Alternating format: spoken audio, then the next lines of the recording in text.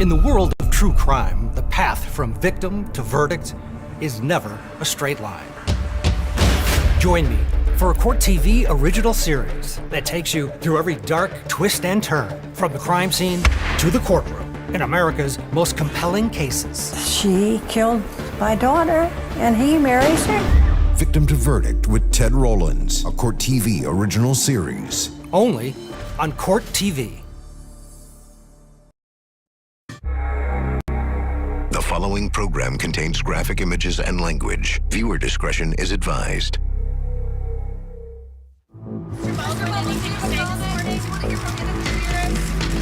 Santa Fe 911, what's the location of your emergency? We need an ambulance out at Bonanza Creek Ranch right now. We've got 2 people shot on a movie set. 2 people accidentally shot by a prop gun. For that specific shot, it was literally supposed to be the gun being pulled out sideways. He was in communication with Miss Hutchins, and then he drew it again, and it went off. Deep breath, Helena. Oh, she said, I can't feel my legs. Alec Baldwin was the actor on set that pulled the trigger. Just because it's an accident doesn't mean that it's not criminal. She was my friend. She was my friend. I'm the armor. Or at least I was. One more.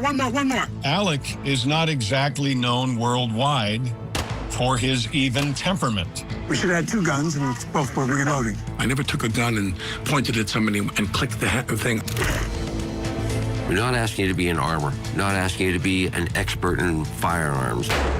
Just asking you to be safe and use common sense. I kind of paced back and forth, wringing my hands, thinking, what do I do? There is no way for the court to right this wrong.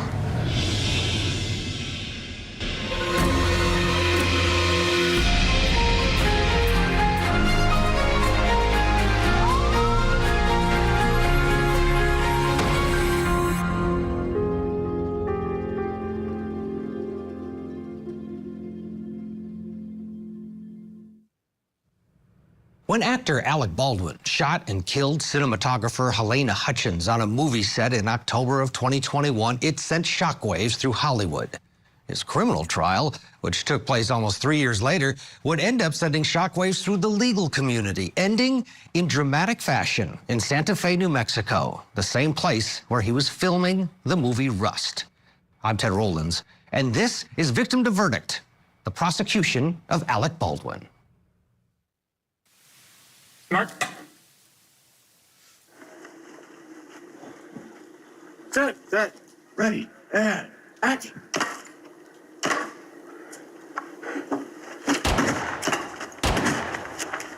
In October of 2021, the movie Rust was in full production.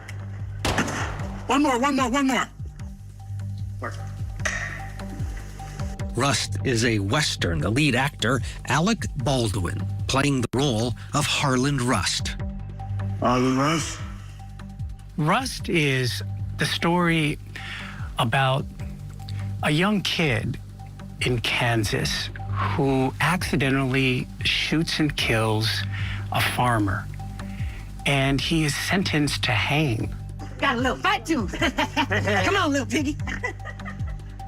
The story goes on that his grandfather finds his grandson, helps him escape from prison, and they're on the run.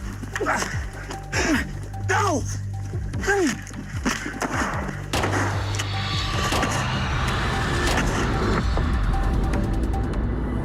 The movie was being filmed on location at the Bonanza Creek Ranch in Santa Fe, New Mexico. New Mexico is a haven for filmmaking. It's been one of the most desirable places for landscapes and the tax incentives, of course, but it's so beautifully picturesque. And the Hollywood community has been coming out here since the 50s. Put your hand on. I want you to turn your hand over. Joel Souza was the writer and director of the movie Rust, and he knew Alec Baldwin from the two of them working together previously on a movie called Crown Vic. Baldwin was a producer on that movie. We talked about doing another project together with him as an actor, and I had a couple of things in mind, one of which I wanted to make a Western, and he thought that sounded interesting, and so he hired me to write the script. It would be up to Joel Souza to find a director of cinematography for the movie. One of the candidates was a 42-year-old woman by the name of Halyna Hutchins. In the back of my mind, I thought, this woman's going to win an Oscar someday for Best Cinematographer. I have DPs that I work with, and I think this guy's good and she's good and things like that. But then there's a few that you see that, like, this person has talent. This person has what it takes to succeed. And I saw that in Halyna. She was a woman who was just in love with movies and movie making. She grew up on a Soviet military base where there wasn't much to do but watch movies. So she fell in love with movies at a young age, came over here, was really making a name for herself as a cinematographer. Between her work and her, her background, I think she was kind of a no-brainer to me. I asked the producers to, told them that's who I wanted. Please don't botch the deal, and because she's great. We met for coffee, and it was about a week and a half or so before she went out to New Mexico for the pre-production work on Rust. Rust was all-consuming for her. This was everything that she was thinking about, and what her entire brain power was, already digging into the shots that she wanted to get and how she wanted the film to look and how excited she was for the project.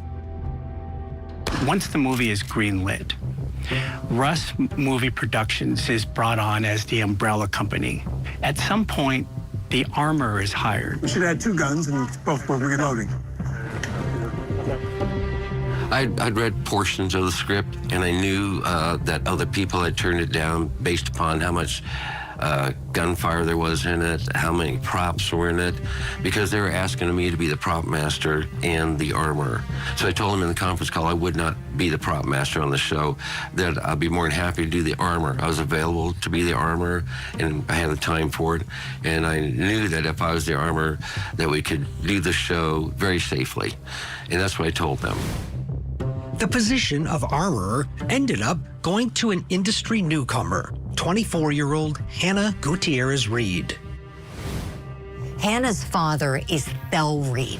He is a Hollywood legend. He's not only an armorer, he's also a stuntman and an exhibition shooter, which is really what made him famous. Another person brought on to the production, someone with decades of experience, was First Assistant Director David Halls. First Assistant Director David Halls is hired.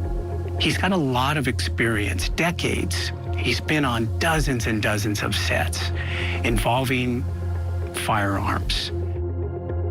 The first AD is like the wedding planner for a movie. And one of the most important jobs that the first AD has is the safety of the cast and the crew and everybody that's there on set. Specifically in this type of situation where you have firearms on set, it's the first AD's responsibility to make sure that all the checks are done. By early October of 2021, production of the film was underway, but there were early signs of trouble on the set. Several members of the crew were already upset with the safety conditions and upset with Hannah Gutierrez-Reed in particular. There had been 2 accidental discharges, one of them involving Alec Baldwin's stunt double. Hannah was prepping the stunt double in the cabin, unannounced to any of us outside the cabin. That firearm was discharged. Coming up. Deep breath, Helena. She said, I can't feel my legs. It felt like somebody had taken a baseball bat to my shoulder. I got one of the little alerts on my phone. I was like, oh, crap, that's the film that Helena's on.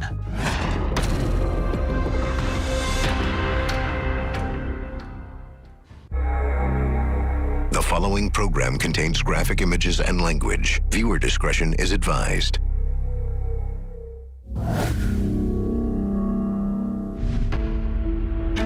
On October 21st, 2021, the movie Rust had been in production for a few weeks at the Bonanza Creek Ranch just outside Santa Fe, New Mexico.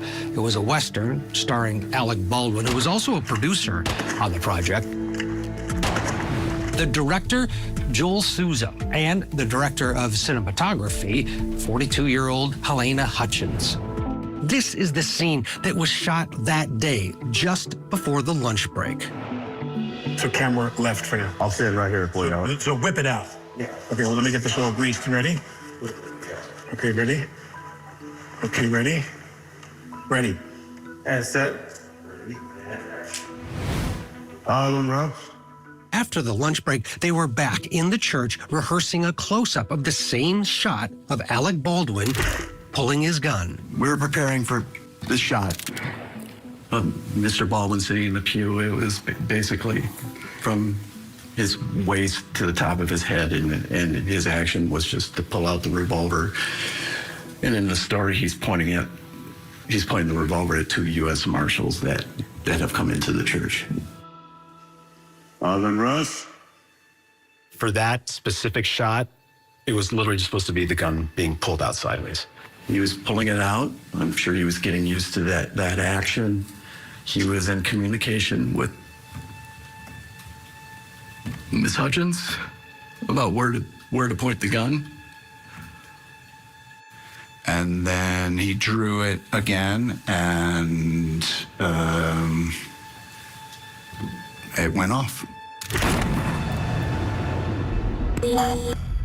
Santa Fe 911, what's the location of your emergency? We need an ambulance out at Bonanza Creek Ranch right now. We've got 2 people shot. One of them be shot accidentally. Did you advise them that to put all the weapons away? Coming it in wasn't actually with them, but they sounded like they had a medic on scene and were trying to do that portion of it.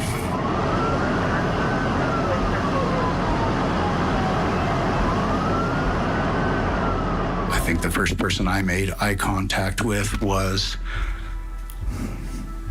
Halyna, who was clearly injured. She was starting to go flush, and I think holding her right side. She said, I can't feel my legs.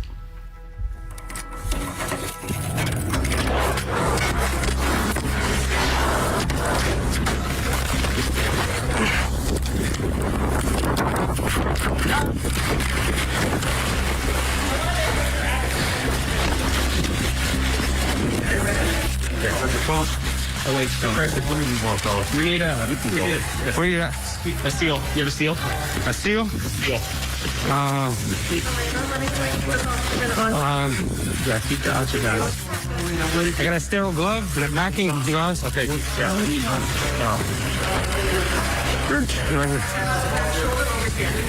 Are you there? Over there. Over there? Okay. Yep. Yeah. My hand is on it. Talking?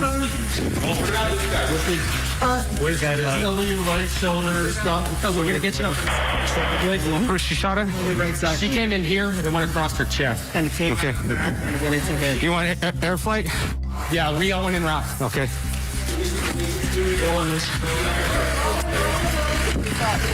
32 Santa Fe. One female shot in the chest. Male shot in the stomach.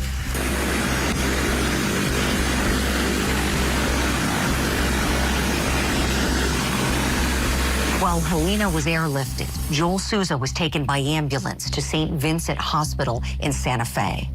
He was conscious the entire time while also talking with a sheriff's deputy, trying to tell him what happened.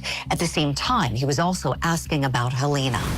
And it felt like somebody kicked me in the shoulder, and then I was down on my ass, and then I looked over and see the cinematographer, Helena Hutchins, with blood coming out of her back.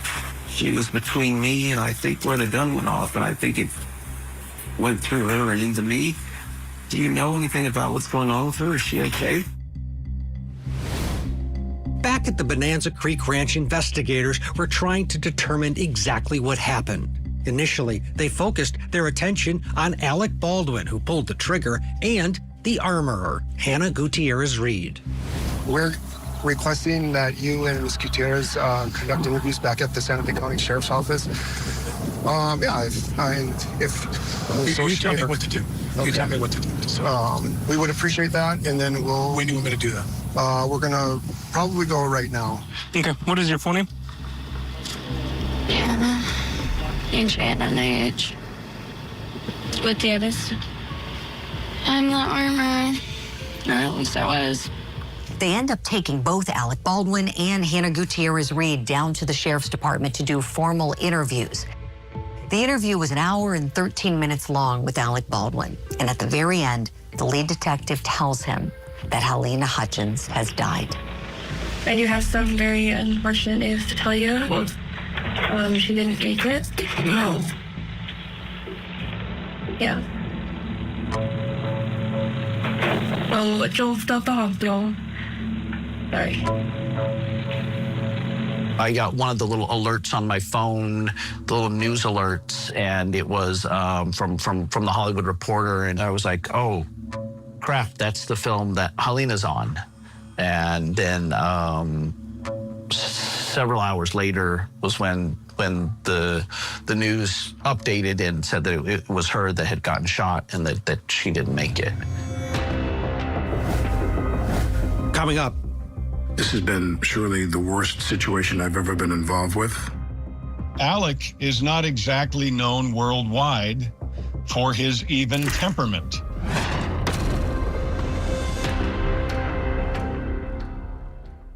We want to understand the mindset behind your actions in this case. Tell me, why are you here? She needed payback. Payback with her life? Very funny, really. I'm laughing. You see me, I laugh. I don't want any of this. Are you not prepared today to take responsibility for any of your crimes? Interview with a Killer, a Court TV original series. Premieres next Sunday, 8/7 Central, only on Court TV.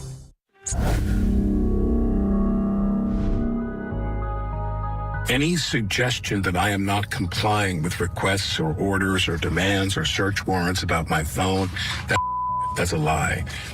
The October 2021 shooting death of cinematographer Helena Hutchins on the set of Rust sent shockwaves through Hollywood and set off a media firestorm focused on the man who pulled the trigger, actor Alec Baldwin. Again, thank you to everybody who offered me support online. To those people who offered me the opposite of support, I understand. I understand where you're coming from. There were many people in Hollywood who were publicly critical of Alec Baldwin and his handling of the weapon on set, including fellow actor George Clooney, who appeared on Marc Maron's podcast, WTF. Every single time I'm handed a gun on a set, every time, Mark, they hand me a gun, I look at it, I open it, I show it to the person I'm pointing it to. We show it to the crew. Every single take, you hand it back to the armor when you're done. You do it again. Maybe Alec did that. Hopefully he did do that. The 800-pound gorilla in the room is that Alec is not exactly known worldwide for his even temperament. That has got to play in this investigation. At this point, Alec Baldwin, who was originally saying that he couldn't comment because of the investigation, decides then to do an interview with ABC News and George Stephanopoulos. He defends himself, saying that he never pulled the trigger, and he also responds to the critics like George Clooney, who said that he should have checked the gun. Well, there were a lot of people who felt it necessary to contribute some comment to the situation, which really didn't help the situation at all. You have if your protocol is you checking the gun every time, well, good for you. Good for you. What I was taught by someone years ago was we don't want the actor to be the last line of defense against a catastrophic breach of safety with the gun. For him to blanket statement say, you don't want an actor to be in charge of doing this. Well, we're not putting you in charge of doing that. We're just saying you need to make sure and be well aware of what is in this gun that is in your hands, that you're going to be pointing at people. Whether or not Alec Baldwin should have checked the gun is up for debate. What isn't is the fact that 5 other live rounds were found on set mixed in with dummy rounds. Investigators pushed the armorer, 24-year-old Hannah Gutierrez-Reed, for answers. Why would there be live ammo on the set? I have no idea.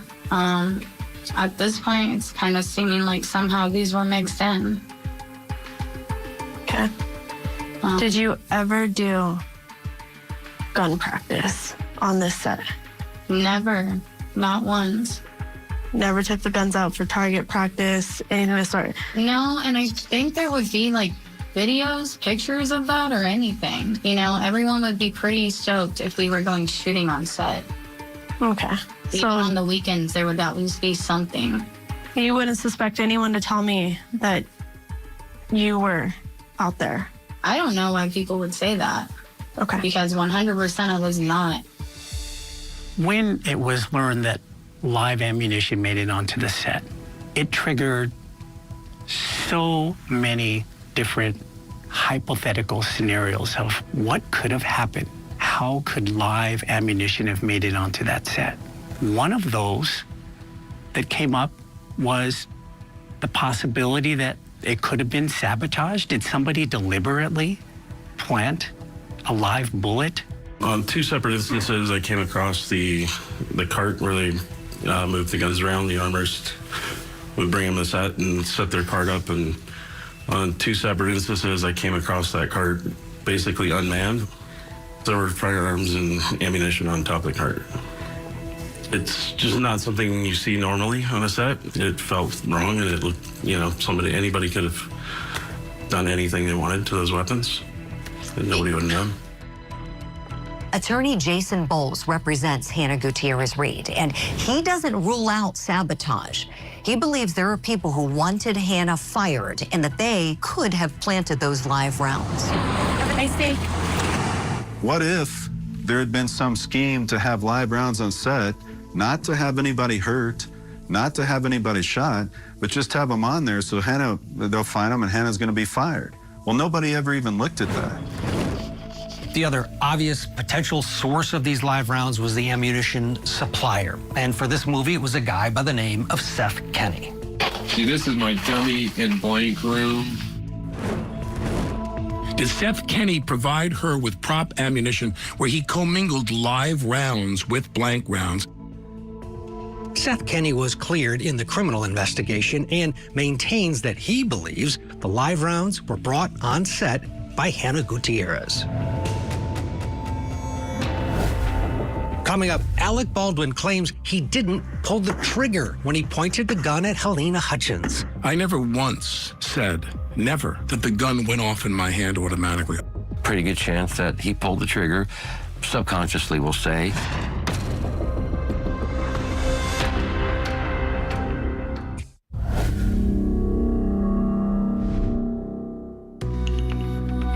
I want to ensure the victims, their families, and the public that we are conducting a thorough and objective investigation.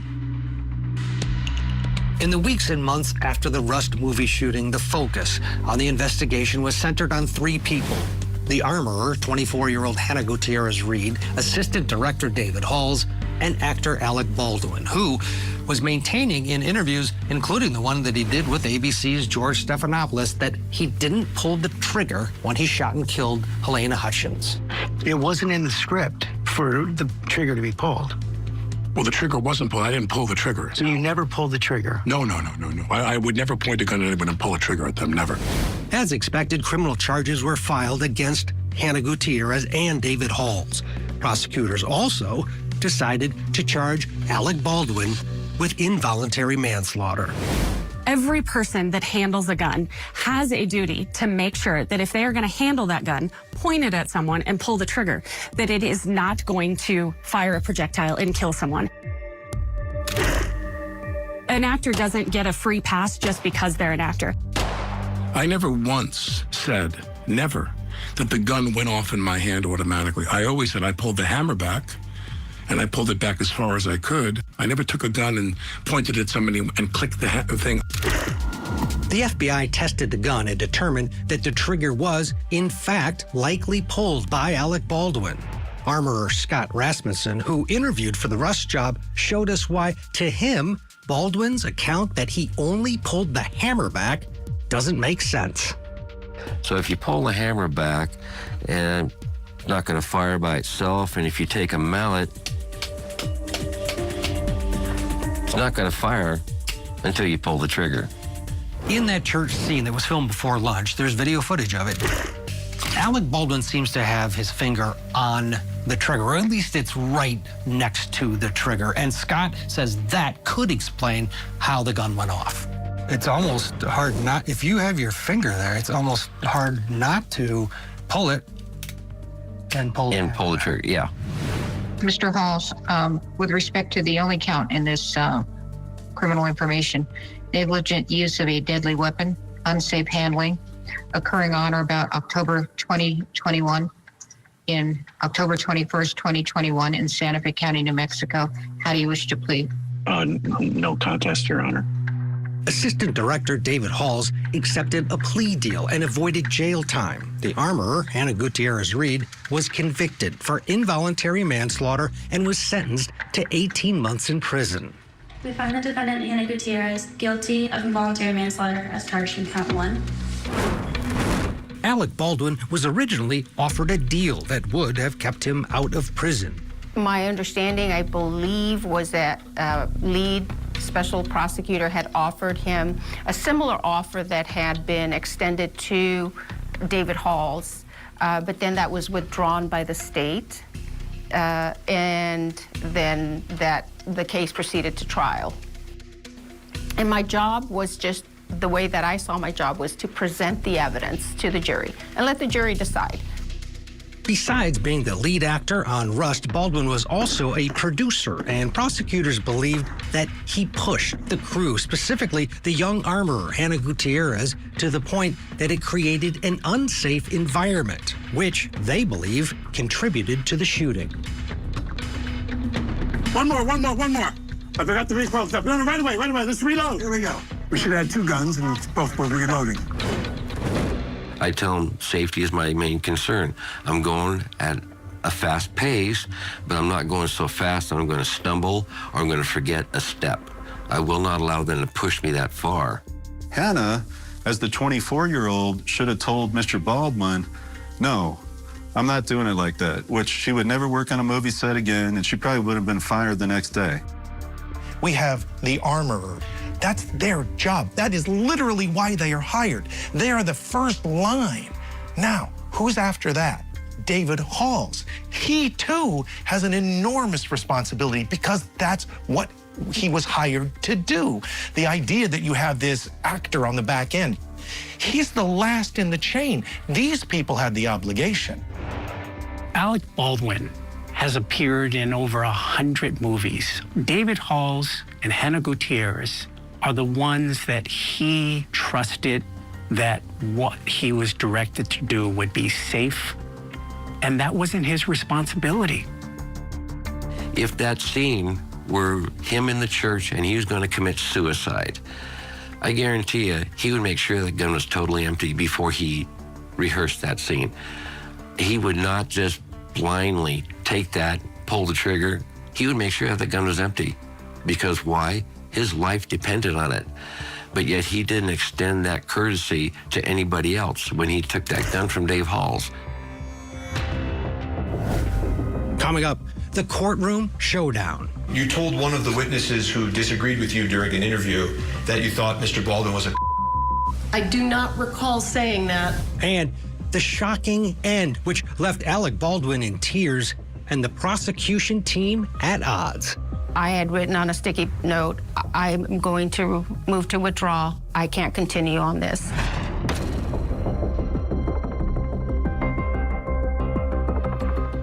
We want to understand the mindset behind your actions in this case. Tell me, why are you here? She needed payback. Payback with her life? Very funny, really. I'm laughing. You see me, I laugh. I don't want any of this. Are you not prepared today to take responsibility for any of your crimes? Interview with a Killer, a Court TV original series. Premieres next Sunday, 8/7 Central, only on Court TV. Mr. Baldwin, anything to say this morning? Do you want to hear from him at the Sierras? In July of 2024, with the world watching, Alec Baldwin went on trial in Santa Fe, New Mexico. Mrs. Baldwin, anything to say? Baldwin was charged with involuntary manslaughter after he shot and killed cinematographer Halyna Hutchins on the set of the movie Rust. Special prosecutor Carrie Morrissey and attorney Erlinda Johnson were handling the case for the state of New Mexico.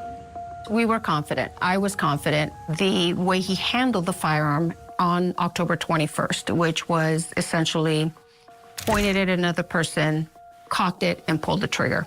So, which violated firearm safety rules of treating a firearm as though it's always loaded. It doesn't matter if it's a movie set. You are going to conclude and be convinced beyond a reasonable doubt that the only true and just verdict in this case, so that true justice can be served, is a verdict of guilty to involuntary manslaughter. Alec Baldwin had a team of attorneys led by Alex Spiro and Luke Nikas. This was an unspeakable tragedy, but Alec Baldwin committed no crime. He was an actor acting, playing the role of Harlan Rust. An actor playing a character can act in ways that are lethal, that just aren't lethal on a movie set. These cardinal rules, they're not cardinal rules on a movie set. And I don't have to tell you much more about this because you've all seen gunfights in movies.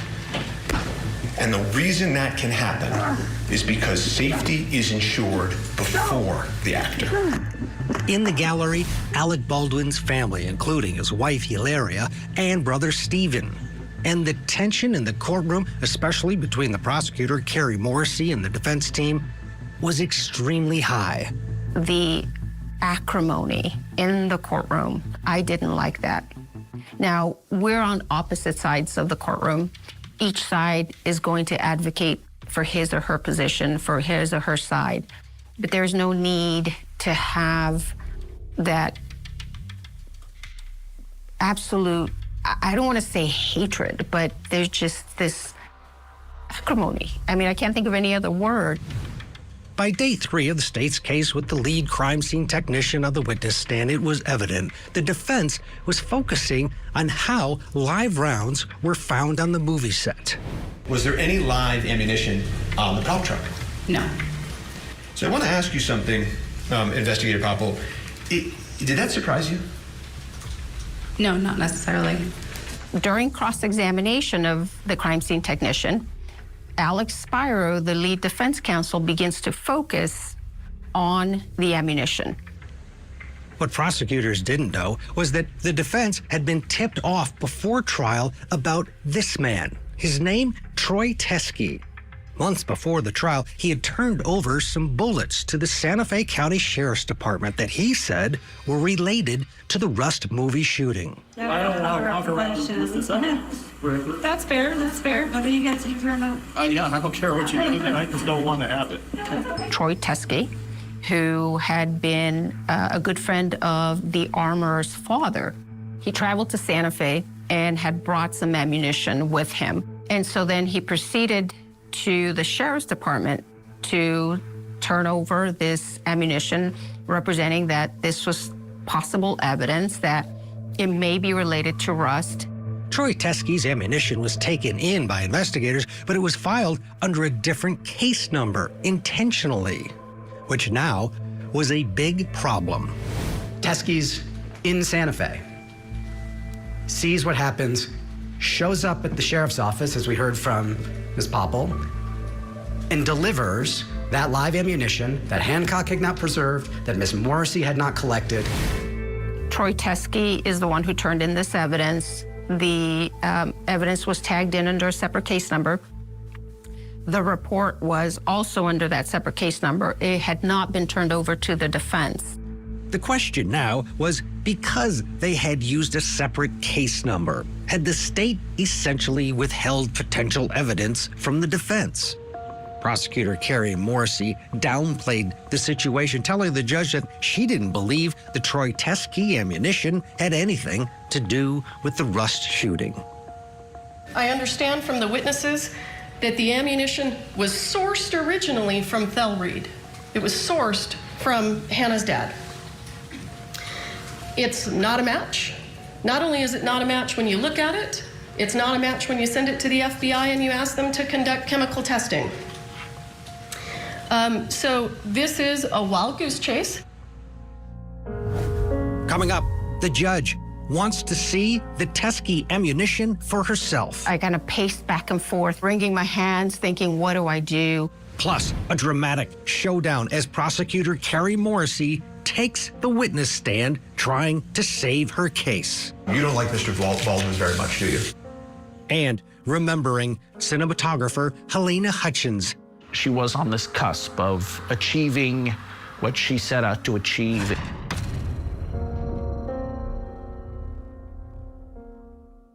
Tell me what happened that night. Interview with a Killer. Exclusive trailer starts now. We really want to understand the mindset and motivations behind your actions in this case. One shot. What was it? You gonna believe what you gonna believe. No. This is all fake. This is false. I don't want any of this. How are we doing, guys? We're set. We're good? Okay. You've agreed to sit with me for an hour and truthfully answer my questions. Tell me, why are you here? Killed my wife, I guess. You make it sound like you're the victim here. Exactly. She needed payback for what she did. Payback with her life? You meet someone and they make you angry and you shoot them. To be saying that was a made-up story? You don't remember what her dead body looked like? Did it occur that you had just gone from troubled teen to teenage murder? Are you not prepared today to take responsibility for any of your crimes?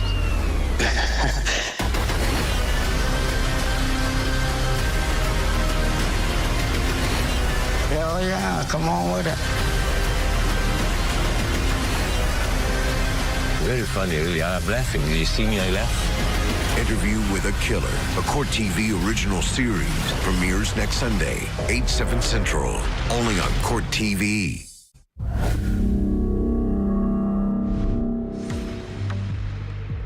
By the end of the first week of trial, the prosecution's case against actor Alec Baldwin was in jeopardy.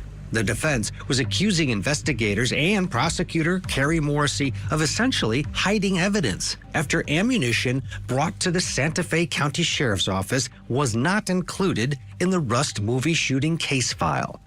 Prosecutor Morrissey claimed the ammunition was irrelevant, but Judge Mary Marlowe Summer wanted to see it for herself, ordering that the ammunition be brought in so that she could see one way or another if it resembled the bullet that killed cinematographer Helena Hutchins.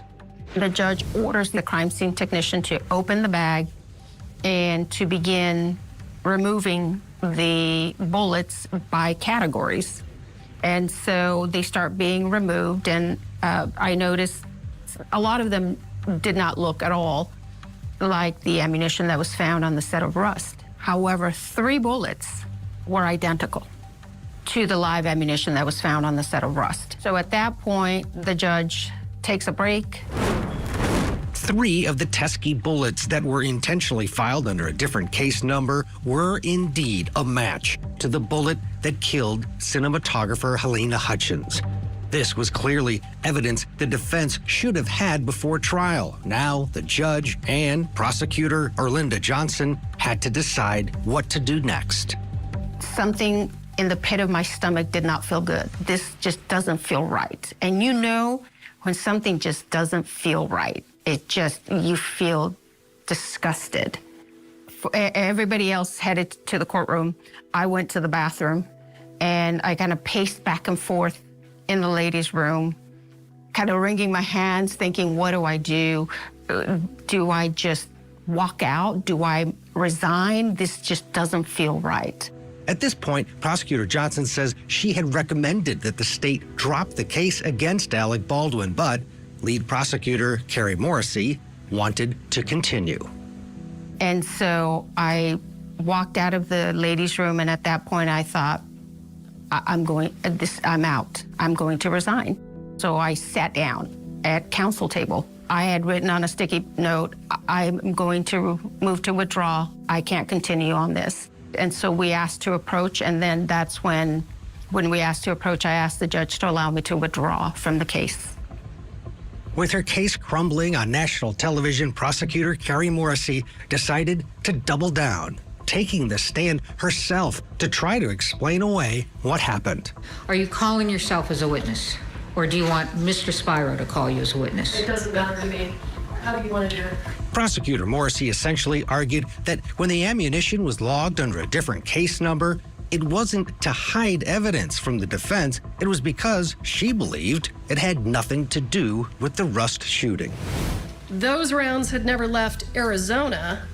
The filming of Rust was in the state of New Mexico. So ammunition that is in the state of Arizona that has never left Arizona did not strike me that it had significant evidentiary value.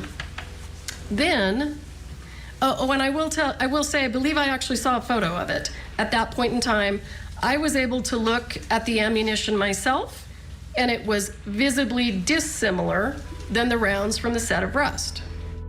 As a former prosecutor, I think about what it is to stand in a courtroom and believe what it is that you're arguing. But what happens when in the midst of that, as the entire world watches, you start to realize that it's dissolving underneath you, and she needs out. The problem is there's nowhere for her to go. And so she starts to simply lose it on national television. Then the gloves came off. Baldwin's attorney, Alec Spiro, went on the attack.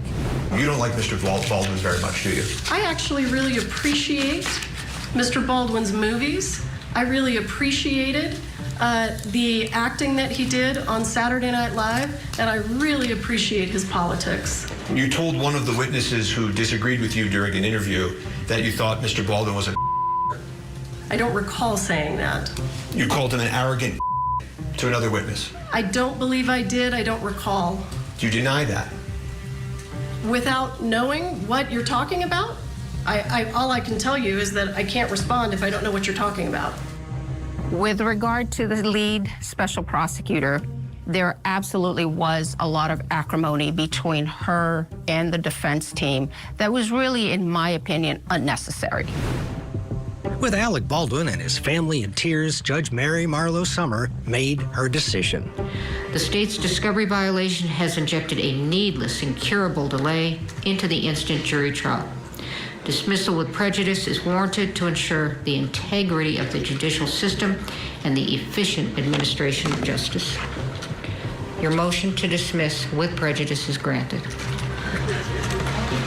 Alec Baldwin was free to go. The judge ruled he could not be retried. This case was over.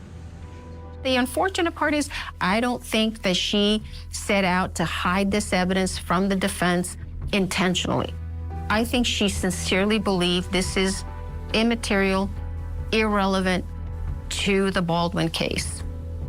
But I don't believe that that was a wise decision. No, we didn't. We did everything humanly possible to bring justice to Helena and to her family, and we're proud of the work that we did. Again, we disagree with the court's decision, but we have to respect it.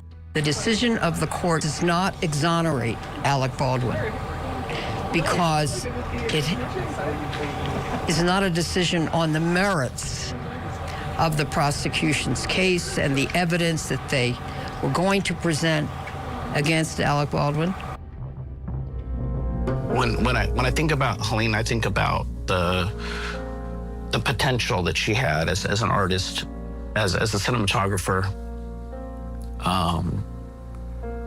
I knew that she was going to go on to do great things. She had already accomplished really great things, and I knew that that trajectory of hers was going to continue to go up. We lost a friend, and she was a wife and a mother and a daughter and a sister. Someone very special to everybody in our personal lives. I just hope that during all this, it doesn't get lost. The fantastic person that Helena was. Nobody goes in to this expecting that they're gonna die or get seriously injured on set. If anything good comes out of the tragedy of Helena's death, it's that we can phase out the use of real weapons on set so that this never happens again. The movie Rust was eventually finished. Helena Hutchins' husband was named an executive producer, allowing the family to receive some of the net proceeds from the film. As for Alec Baldwin, because of the judge's ruling, he can never be retried in this case unless a court of appeals reverses the judge's decision. I'm Ted Rowlands. Thank you for watching Victim to Verdict.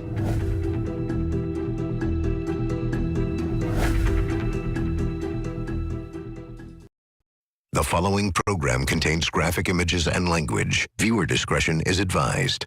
911, what's the address of the emergency?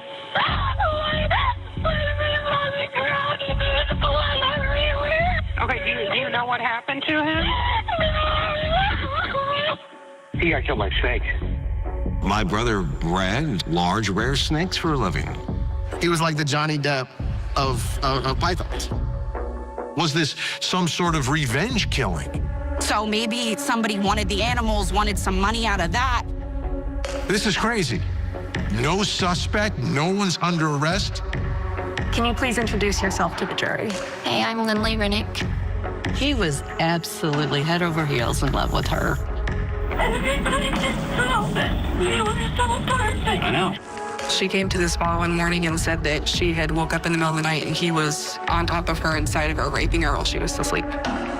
They wanted to try to find somebody to shoot him. The defendant, Lindley Rennick, shot her husband, Ben, 8 times.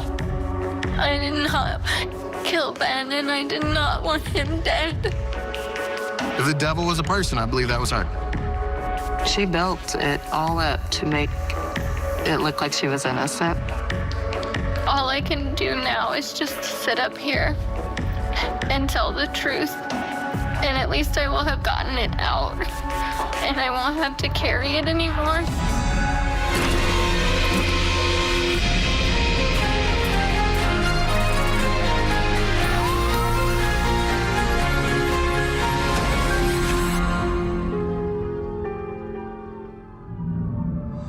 When 29-year-old Ben Rennick was murdered in 2017, first responders thought he may have been killed by one of his snakes. He was a world-renowned snake breeder with a wife and 2 young children. It would take years before the cold-blooded killer would be brought to justice. And as the investigation unfolded, dark secrets would spill out, revealing a brutal story of betrayal. I'm Ted Rowlands. And this is Victim to Verdict, Murder on a Snake Farm.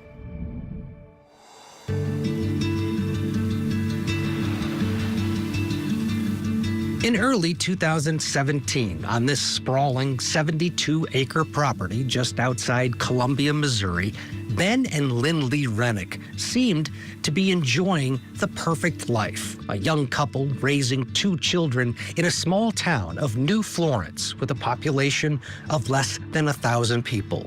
In addition, both Ben and Lynn Lee were working their dream jobs. Lynn Lee owned a local spa in town, while Ben ran his own company, Rennick Reptiles.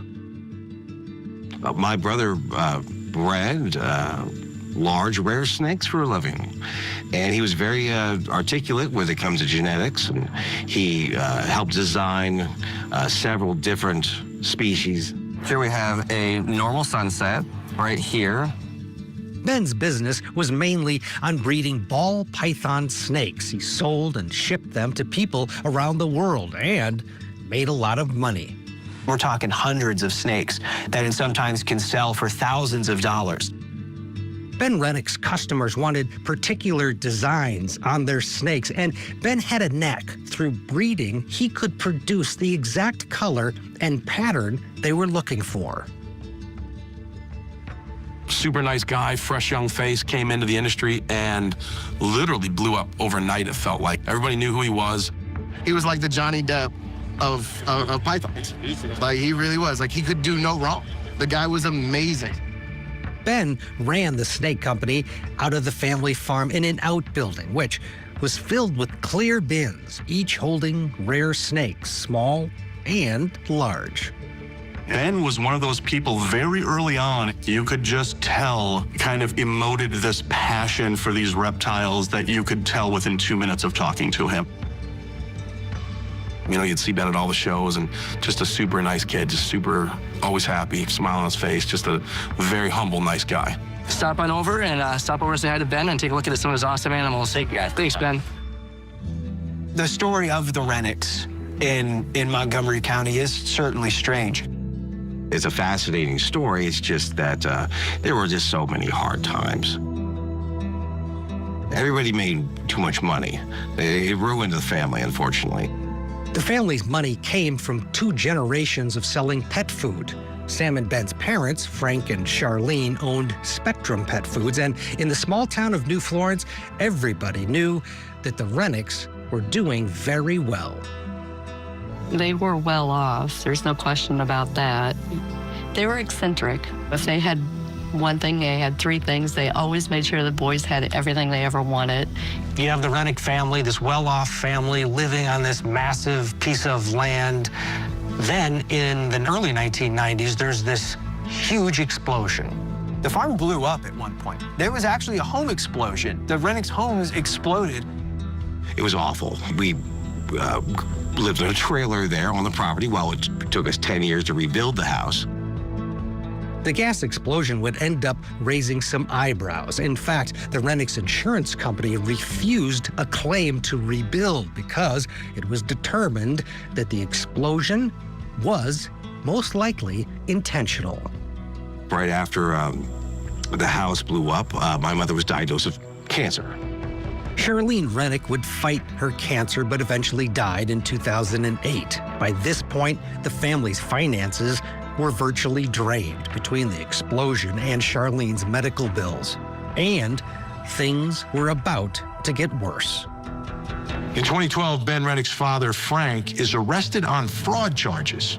Yeah, he unfortunately took a lot of investor money and used it for purposes that were not for the business.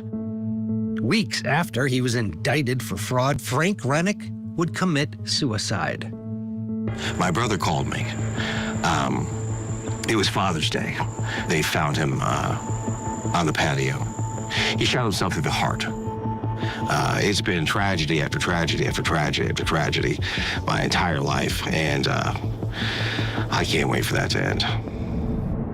Coming up, more tragedy for the surviving brothers, Sam and Ben. And then Lindley took me back in and directed me to where the body was. He was on his belly, and I flipped him over. His skull was crushed. I thought it was a snake, and I came out of there covered in blood. Plus, a murder mystery in the snake house. There was no answers. Maybe somebody knew how much the animals were worth, so maybe somebody wanted the animals, wanted some money out of that. The following program contains graphic images and language. Viewer discretion is advised.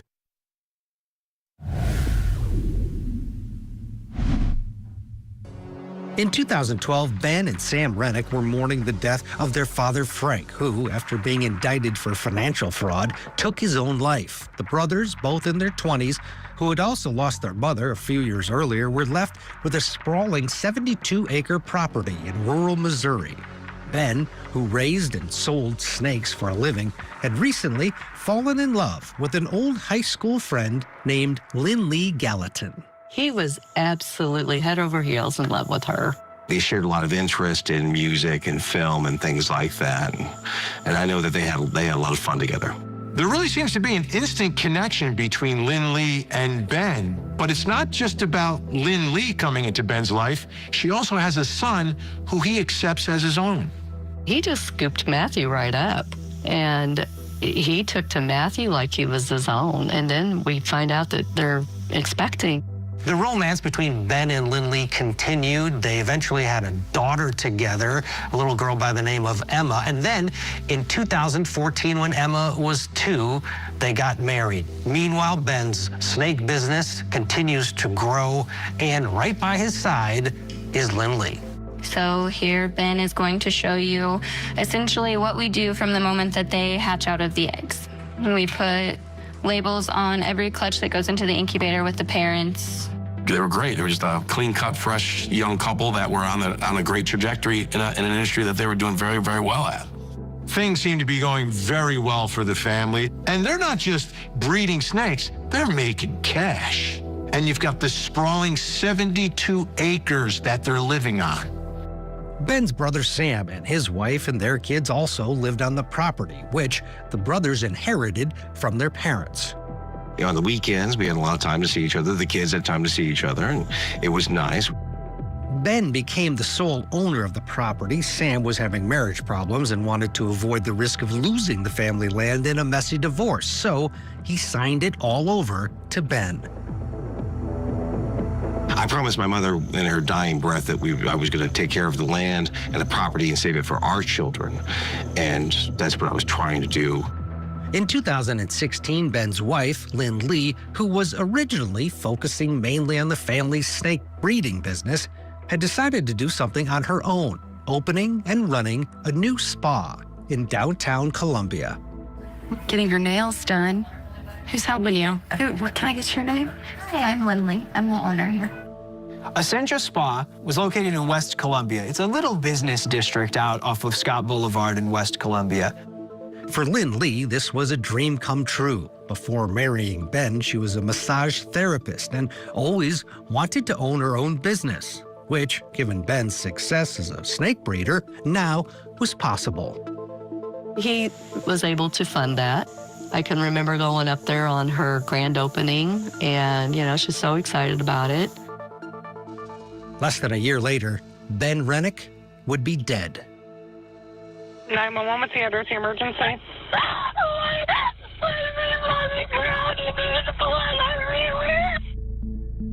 Ben Rennick is found dead on the floor of his warehouse where he keeps all these snakes. Incredible tragedy. Oh, God. I got home with my kids there in the car, and I went to go check on him, and I saw him on the ground. Okay, do you know what happened to him?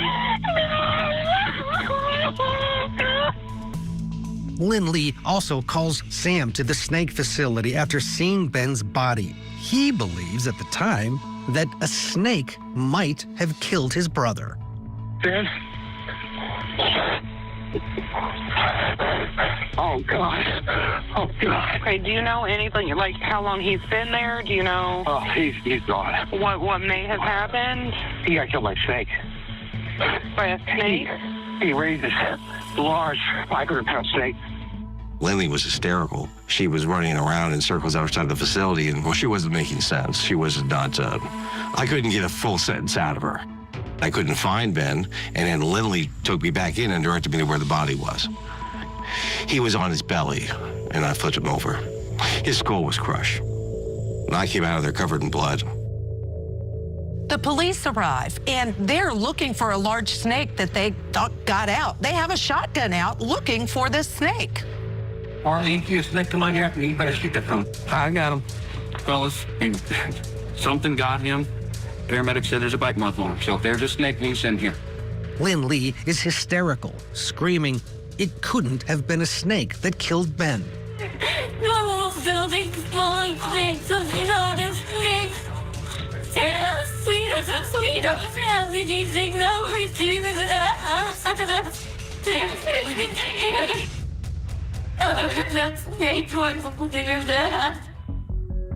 It was several hours later that the medical examiner had walked outside to catch a breath of air, and I had gone up to him and I asked him what happened, and he let me know that it was in fact not a snake, but he was a victim of a gunshot wound, multiple gunshot wounds. Ben's body was found at the far end of the snake facility. He was shot 8 times in the back and in the head, and the gunshot wound to the head was at close range. Ben was found with a contact gun wound to his head. That means the muzzle was literally against the head when he was shot. Maybe it was a break-in, maybe somebody trolling around rural properties, trying to maybe steal farm equipment, and something escalates beyond what it was supposed to be. Everything is reeling through our minds like, okay, somebody was there for the snakes, or they were looking for drugs, or they were looking for money, and they surprised Ben. Ben surprised them. It had to be something like that. News of Ben's murder quickly spreads to the reptile and snake community. The mystery of who killed Ben is on everyone's mind, and those that knew Ben began to question everything. The first question that we asked was, how many snakes were missing? Because your first thought is he was murdered because somebody came to steal his snakes. For investigators, their first thoughts are to look at the people who are closest to Ben Rennick and whoever was there when his body was discovered. So that's Lynn Lee and his brother Sam. I was immediately forthcoming with everything with the police. I gave them the shirt off my back, literally. I took a polygraph. I did every single thing I could possibly do. Another possibility was the family's history. Ben's father, Frank, had spent years conning people out of money in what investigators claimed was a Ponzi scheme. The family was wondering whether or not this murder was somehow connected to Frank's past, his legal troubles. Was this some sort of revenge killing? They'd never come after the boys before, so why would they now?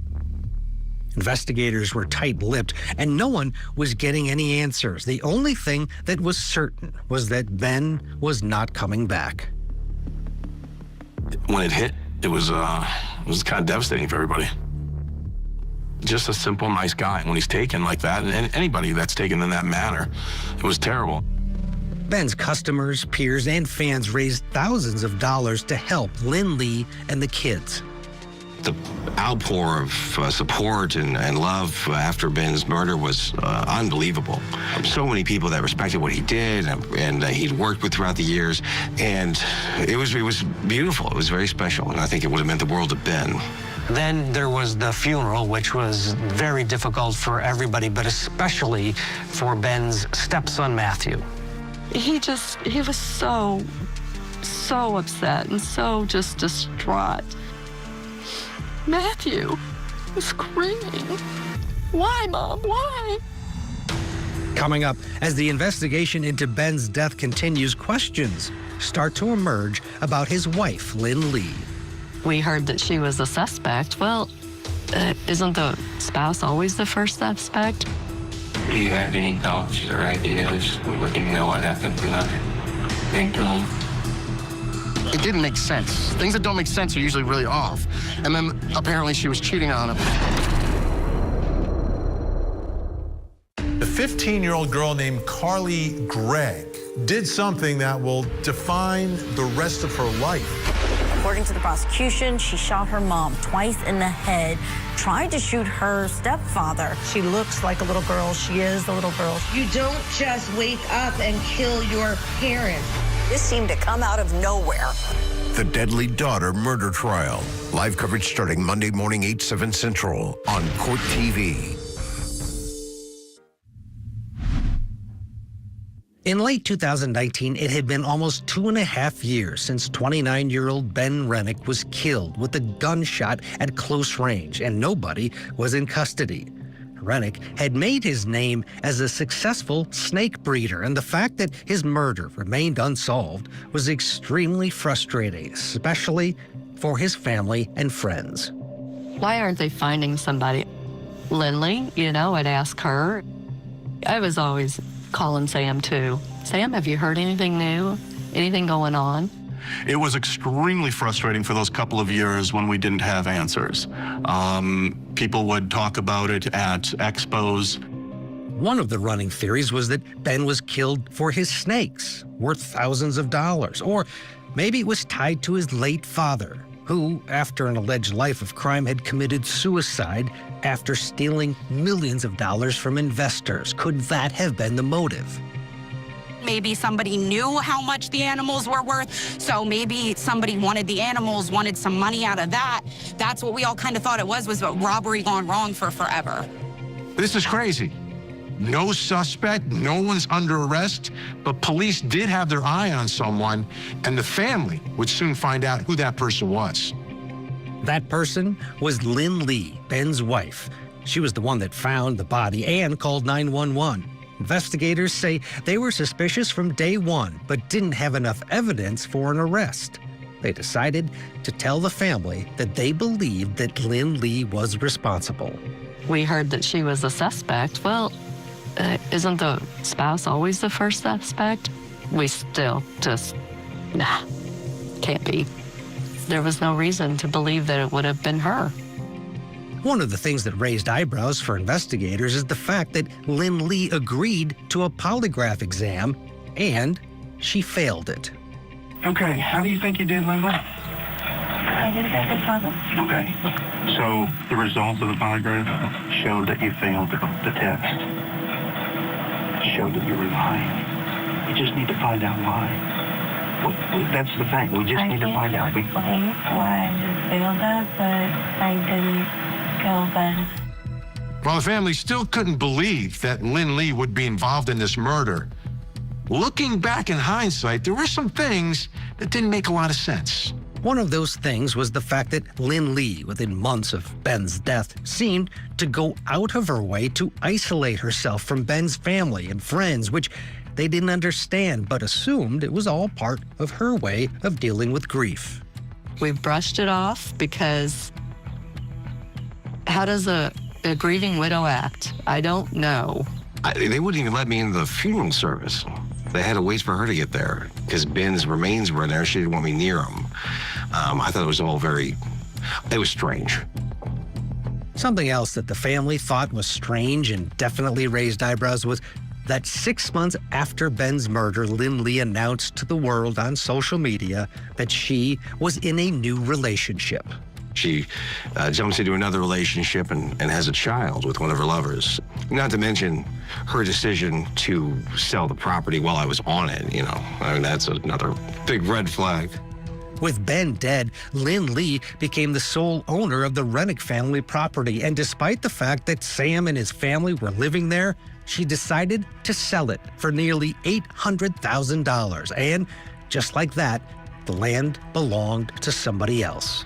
It didn't make sense. Things that don't make sense are usually really off. And then apparently she was cheating on him. It turns out when Ben died, she was having an affair, and apparently it wasn't her first. Lynn Lee had several affairs during the marriage. When it came out that Lynn Lee was cheating on Ben, people could not believe it. I didn't know that the marriage was in any kind of jeopardy. Couldn't have, in my wildest dreams, imagined that she would be having an affair, not to mention multiple affairs. That would have been unthinkable at the time. Ben did not know. I don't think Ben would have stayed in the marriage if he'd known. It's unclear whether or not Ben knew his wife was having an affair during their marriage. Detectives found out about it early in the investigation, which added to their suspicion around Lindley's possible involvement. Did you think the same way? Yeah. We've been very violently. I'm never going to leave my wife. We'll let the kid be dead. We're going to leave our husband. Coming up, a major break in the case, which would send investigators in multiple directions. They wanted to try to find somebody to shoot him. And Lindley comes up with a completely different story. And then I heard shots ring out, and I screamed, and I ran outside. Lindley Rennick has had multiple affairs, and she's failed her polygraph exam, but they still don't have enough evidence to make an arrest. Police need a break in the case. This case is going nowhere.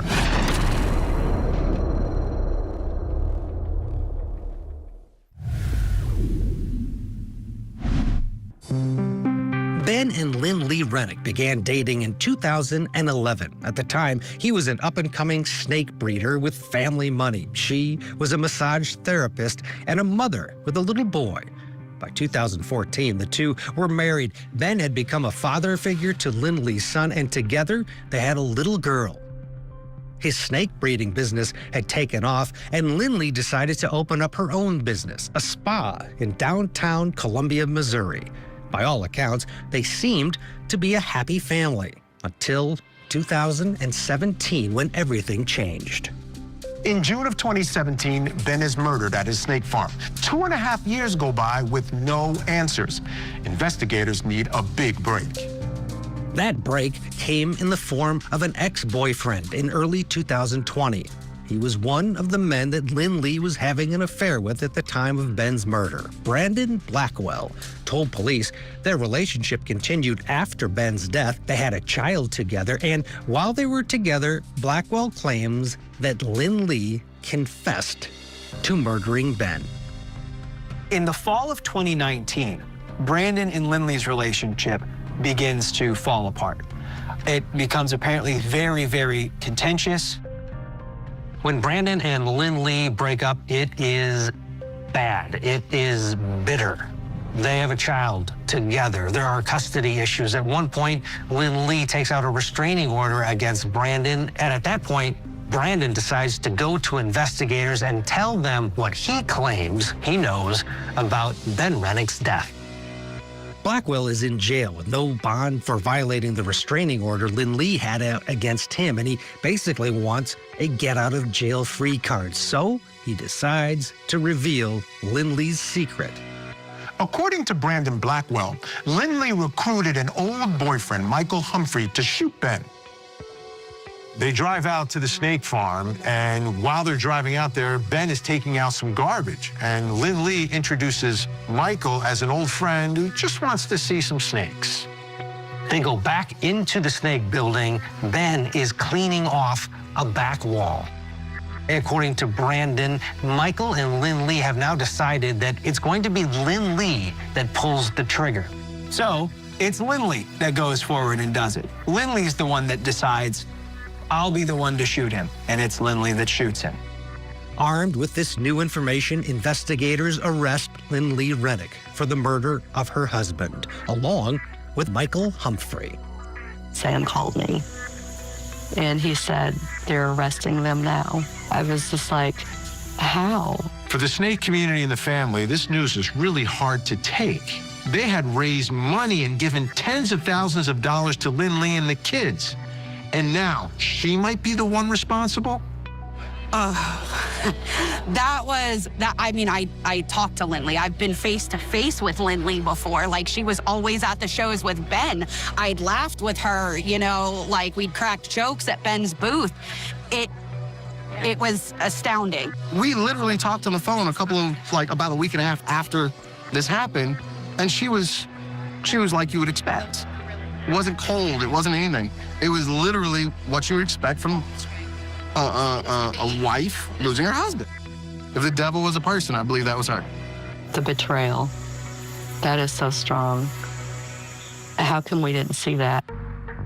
In the weeks after Ben's murder in 2017, investigators knew Lynn Lee was involved. They interviewed her multiple times, but they just couldn't get anything out of her.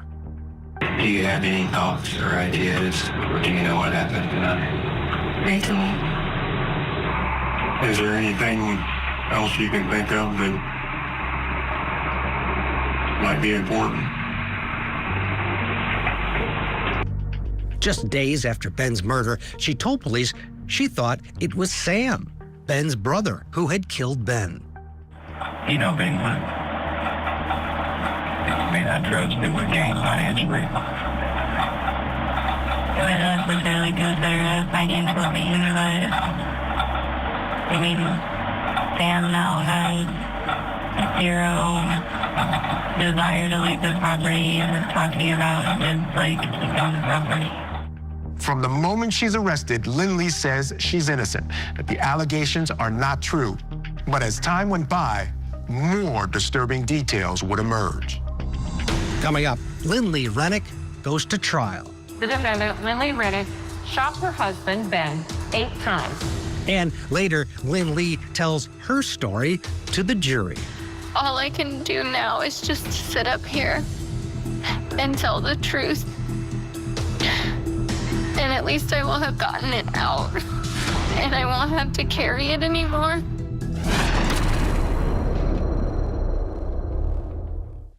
The matriarch of the Adelson family gets arrested.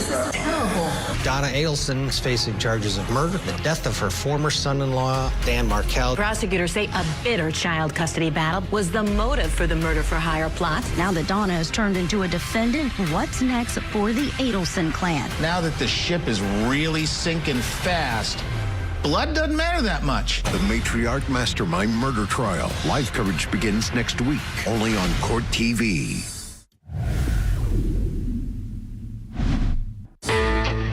Lynn Lee Rennick and her ex-boyfriend were both charged with Ben Rennick's murder. And investigators were also looking at somebody else who was involved, Ashley Shaw.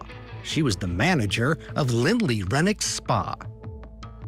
Lynn Lee and one of her employees, Ashley Shaw, came up with this scheme to poison Ben by making a protein drink laced with Percocet. It didn't work and really just made Ben very sick.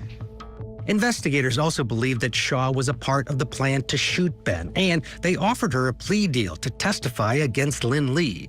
A year later, Lynn Lee's co-defendant Michael Humphrey would go to trial first. He claimed he knew nothing about a plot to murder Ben and only went with Lynn Lee to the snake farm to help her leave her husband. The jury didn't buy it and convicted him of murder. He ended up making a deal with the state that required him to come back to court and testify against Lynn Lee. At this point, Michael Humphrey is convicted of first-degree murder. But if he cooperates, prosecutors are going to knock it down to second degree, in which case he'll be eligible for parole. Then on December 6, 2021, 3.5 years after Ben Rennick was shot and killed in his snake facility, his wife, Lynn Lee Rennick, went on trial. The defendant, Lynn Lee Rennick, shot her husband, Ben, 8 times. Prosecutors told jurors that Lynn Lee had multiple affairs during her marriage with Ben and that she wanted him dead, so much so that she tried to poison him and then, when that failed, ended up shooting him. Lynn Lee is running a spa. This spa is losing money. So Ben and Lynn Lee are arguing over it. So Lynn Lee, who's also the sole beneficiary of the $1 million life insurance policy on Ben Rennick, decides she's going to kill him. I think it was a trifecta of assets that and her affairs that led to this decision being made by her to do this. Ben would have gotten divorced and probably gotten the kids and probably not left her with much of anything. And I think she was very aware of that. Lynn Lee's defense attorney told the jury a very different story. Yes, she was having affairs, but only because she needed the love that she wasn't getting from Ben. In fact, he would tell jurors that Lynn Lee was planning on leaving Ben because of the way he was treating her. and begins touching her and begins doing things against her will while she's asleep. Lindley starts coming to Essentia Spa with bruises on her arms. And she discusses these problems with Ashley Shaw. As part of her deal with the state, Ashley Shaw had to testify against Lindley. She came to the spa one morning and said that she had woke up in the middle of the night and he was on top of her, inside of her, raping her while she was asleep. Ben was not that kind of a person. He would have never raped somebody in the middle of the night. That would have never happened. It was all lies. Ashley Shaw confesses to the jury her role in the poisoning and then shooting of Ben. She said that he had resources to take her kids away. She said that she didn't really think of any other option and that she asked if I could help her with murdering him. I provided her with some pills and she blended them up in a blender and put them in a protein shake for him to drink. She called me and said that he was very sick all night, threw up, but he was still alive. She still wanted him killed. Ashley, who avoided prison time by testifying, admitted on the stand to helping plan and cover up Ben's murder. She helped pick Michael Humphrey, she said, as an accomplice because he had a criminal record, and she gave Lindley that shower after Ben was shot, which was an attempt to get rid of evidence. She told the jury she kept the secret for years, but the defense claimed that she was actually twisting the story, and to set the record straight, Lindley was called to the witness stand. Can you please introduce yourself to the jury? Hey, I'm Lindley Rennick. Did you kill Ben? I did not. Did you help Michael Humphrey kill Ben? I did not. Did you ever want Ben dead? I never wanted Ben dead. During her hours on the witness stand, Lindley would tell the jury that the only thing she wanted was a divorce, and how when she went to tell Ben with her friend Michael Humphrey, Ben somehow just ended up dead. As we were getting out of the car, Ben was walking out of the facility and he had some bags of trash. And I just panicked and I was like, oh, this is Michael. He's an old friend of mine. Like, he's really interested in snakes. And I took the trash bags from Ben and then walked down to the dumpsters that we had. And Ben and Michael went on inside the facility. I walked up right behind Michael. I'm sorry. And then Michael turned around and I saw a gun in his hands, and then I heard shots ring out, and I screamed, and I ran outside. And then I heard more shots go off, and everything just went numb. And then Michael running out of the facility and pushing me towards the car and telling me, we have to go, Lindley, get in the car. We have to go now. Lindley would tell the jury that Michael drove her to Ashley Shaw at the spa, where Ashley made Lindley take a shower. Lindley claimed that she didn't know why Ashley was telling her to take a shower, and that she was in such a state of shock that all she could do was hang on to whatever her friend was telling her. Ashley told me, everything's okay, Lindley. You were here, you never left, and everything's okay. Lindley also tried to explain away a number of things to the jury, including her multiple affairs while being married to Ben. You had been completely keeping the affairs from him. Yes. Her initial denial that she knew anything about what happened that day he was murdered, and even threw in some disturbing allegations of sexual abuse. Did these instances of Ben touching you or having sex with you without your consent while you were sleeping, did it happen more than once? Yes. She built it all up.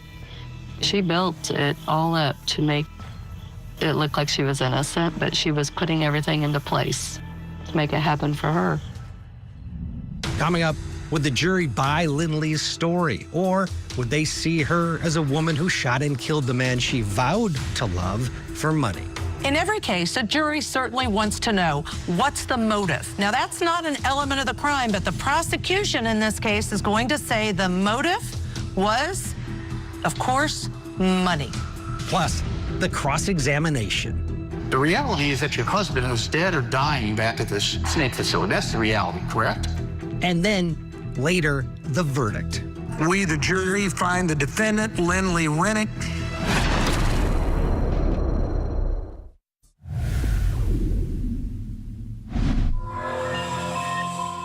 Lindley Reddick got on the stand and told the jury that even though she lied for years about knowing nothing about her husband Ben's murder in rural Missouri, that this time she was finally telling the truth. Are you lying to this jury? I'm not. I did not kill Ben, and I did not want him dead. Originally, Lindley lied to investigators about finding her husband dead on the floor of his snake facility. But between the murder and trial, she changed her story and now was admitting that she was actually there when Ben was shot. When it came time for cross-examination, prosecutor Kevin Zellner immediately went on the attack. Instead of telling the police Michael Humphrey, you tell him Sam Reddick. Yes. You throw the scent off of Michael Humphrey, correct? Yes. And now, those men sitting in the back that were seeking justice, who you lied to about the true killer, you now want these 12 people to believe you, correct? Yes. I bet you do. Lindley says she just wanted a divorce, that she brought her ex, Michael Humphrey, there for emotional support, and that when Ben was shot, she was in denial until she walked into the snake building an hour and a half after being there with Michael Humphrey. I walked into the facility, and I was just walking through.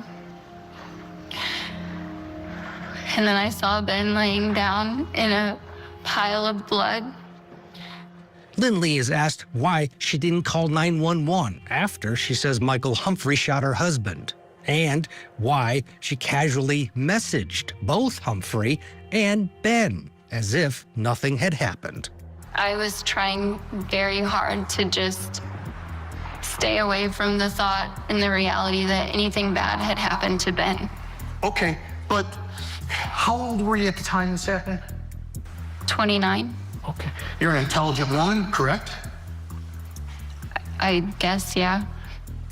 The reality was that your husband at that moment in time was dead or dying back at that snake facility, correct? Yes. You never called 911, did you? After I got back, yes, but in that moment, no. At 5:25, you text Mike, correct? Yes. Why don't, instead of texting your husband about the babysitter, why don't you just pick up the phone at that point in time and call him? I don't know. Well, the answer to that is, isn't it because you abused Dad? No. Okay. She was asked why she never told anybody the story of Michael Humphrey shooting Ben until she was arrested. You were interviewed by law enforcement a number of times, correct? Yes. And you lied to them every time. Yes. You knew who the real killer was, and you told the police, not Michael Humphrey, but they ought to investigate Sam, correct? Yes. Man, what kind of cold heart lies within you? Deep down in that heart of yours, and in that brain of yours, you know who killed him, correct? Yes. The state's theory was that Lynn Lee and Ashley convinced Michael Humphrey to kill Ben, but that Humphrey backed out at the last minute and that Lynn Lee ended up firing the gun herself. And they had Ashley Shaw to back up their theory. What does she tell you? She said that Michael got too nervous or didn't want to do it, and so he handed her the gun and she actually killed him. Who had $1 million life insurance policy on their head? Ben. Okay. And who was the sole beneficiary of that life insurance policy should he be killed on June 8th of 2017? I believe me. Michael Humphrey took the stand as part of his deal with the state. She showed up at my driveway. She had a girl named Ashley with her. They wanted to try to find somebody to shoot him. According to Michael Humphrey, Lynn Lee asked him multiple times to kill her husband. He claimed even when she told him she'd make it worth his while, he said no. But he did agree to go with her when she confronted Ben. I was looking at a whole lot of snakes. And then I heard a shot come out. She was at the end of the corridor, or whatever you want to call it, posed up like this with the gun. It was a few seconds. She comes out the door, starts screaming at me to drive, basically. The jury got the case on December 8th, 2021, and after deliberating for more than 12 hours, they came back with a verdict. We, the jury, find the defendant, Lindley Rennick, guilty of murder in the second degree. Lindley Rennick guilty of armed criminal action. The jury recommended only 13 years for the murder charge and 3 more for the armed criminal action. Lindley was visibly relieved in the courtroom after hearing her sentence. To this day, I truly believe that Lindley Rennick was the one that pulled the trigger, unloading 8 bullets into the back of my brother. She led me directly to my brother's body and then put on a show, an act, a display that will forever haunt me for the rest of my days. I beg the common person to watch the trial again and ask themselves if my brother's life was worth only 16 years. And then it was time for the judge to speak. He clearly seemed very uneasy with the jury's decision to sentence Lindley to just 16 years. Somehow they got confused. In my view, taking you out of the equation, his brother would still be alive. At one minute, you want a divorce and to get Mr. Humphrey mad enough to kill, I don't know, it doesn't matter if he killed. You were the one that put him up to it. You're awful lucky, ma'am. You're gonna get out in your 40s, and my 40s weren't too bad. I just hope you don't kill again. Did she ever believe that she was ever going to get away with it? Did she think that life would just go on forever?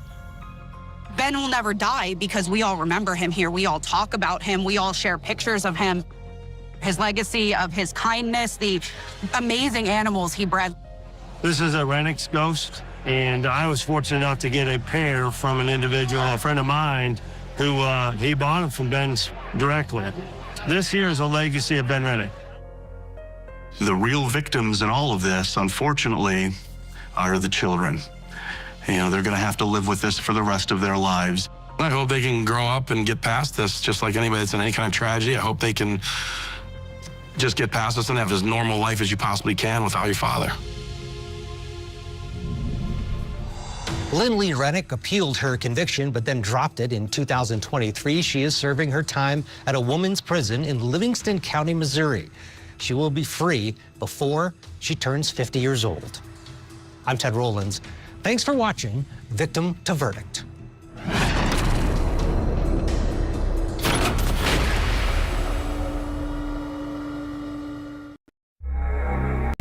The following program contains graphic images and language. Viewer discretion is advised. Ahmaud Arbery was chased, hunted down, and ultimately executed. I told him stop, stop, stop until he hit me. I had nothing to do. I just nothing else I can do.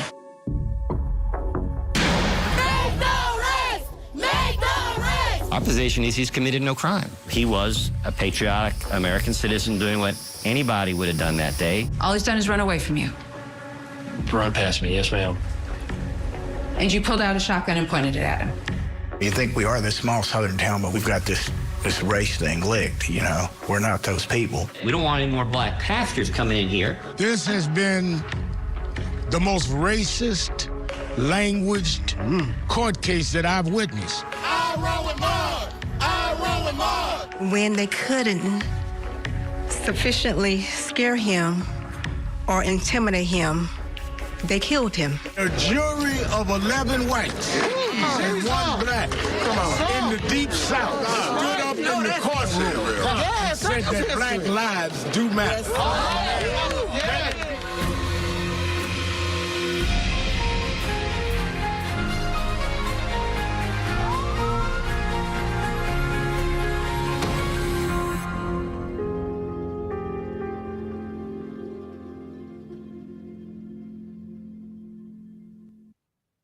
His name was Ahmaud Arbery, and his murder was called by some a modern-day lynching.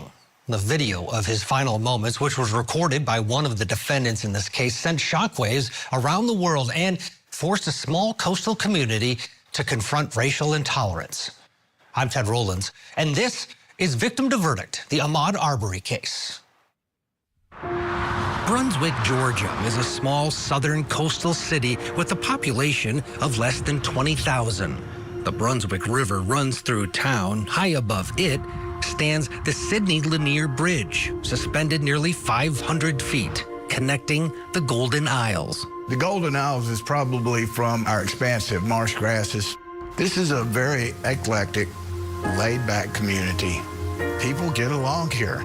5 miles away in Glynn County, nestled up to a much smaller waterway, the Little Satilla River, is Satilla Shores, a quiet and serene subdivision lined with Spanish moss and live oaks. It's like a multi-class neighborhood, so there's like, retired people, they're like young couples. Mostly white, not entirely white, middle-class neighborhood, really quiet neighborhood. A lot of people's houses back up to the marsh. They've got, boats and docks. Satilla Shores has a street that's a loop that goes all of the way around. The homes that are along it, you can start in one place and then end up in the same place if you're driving along it.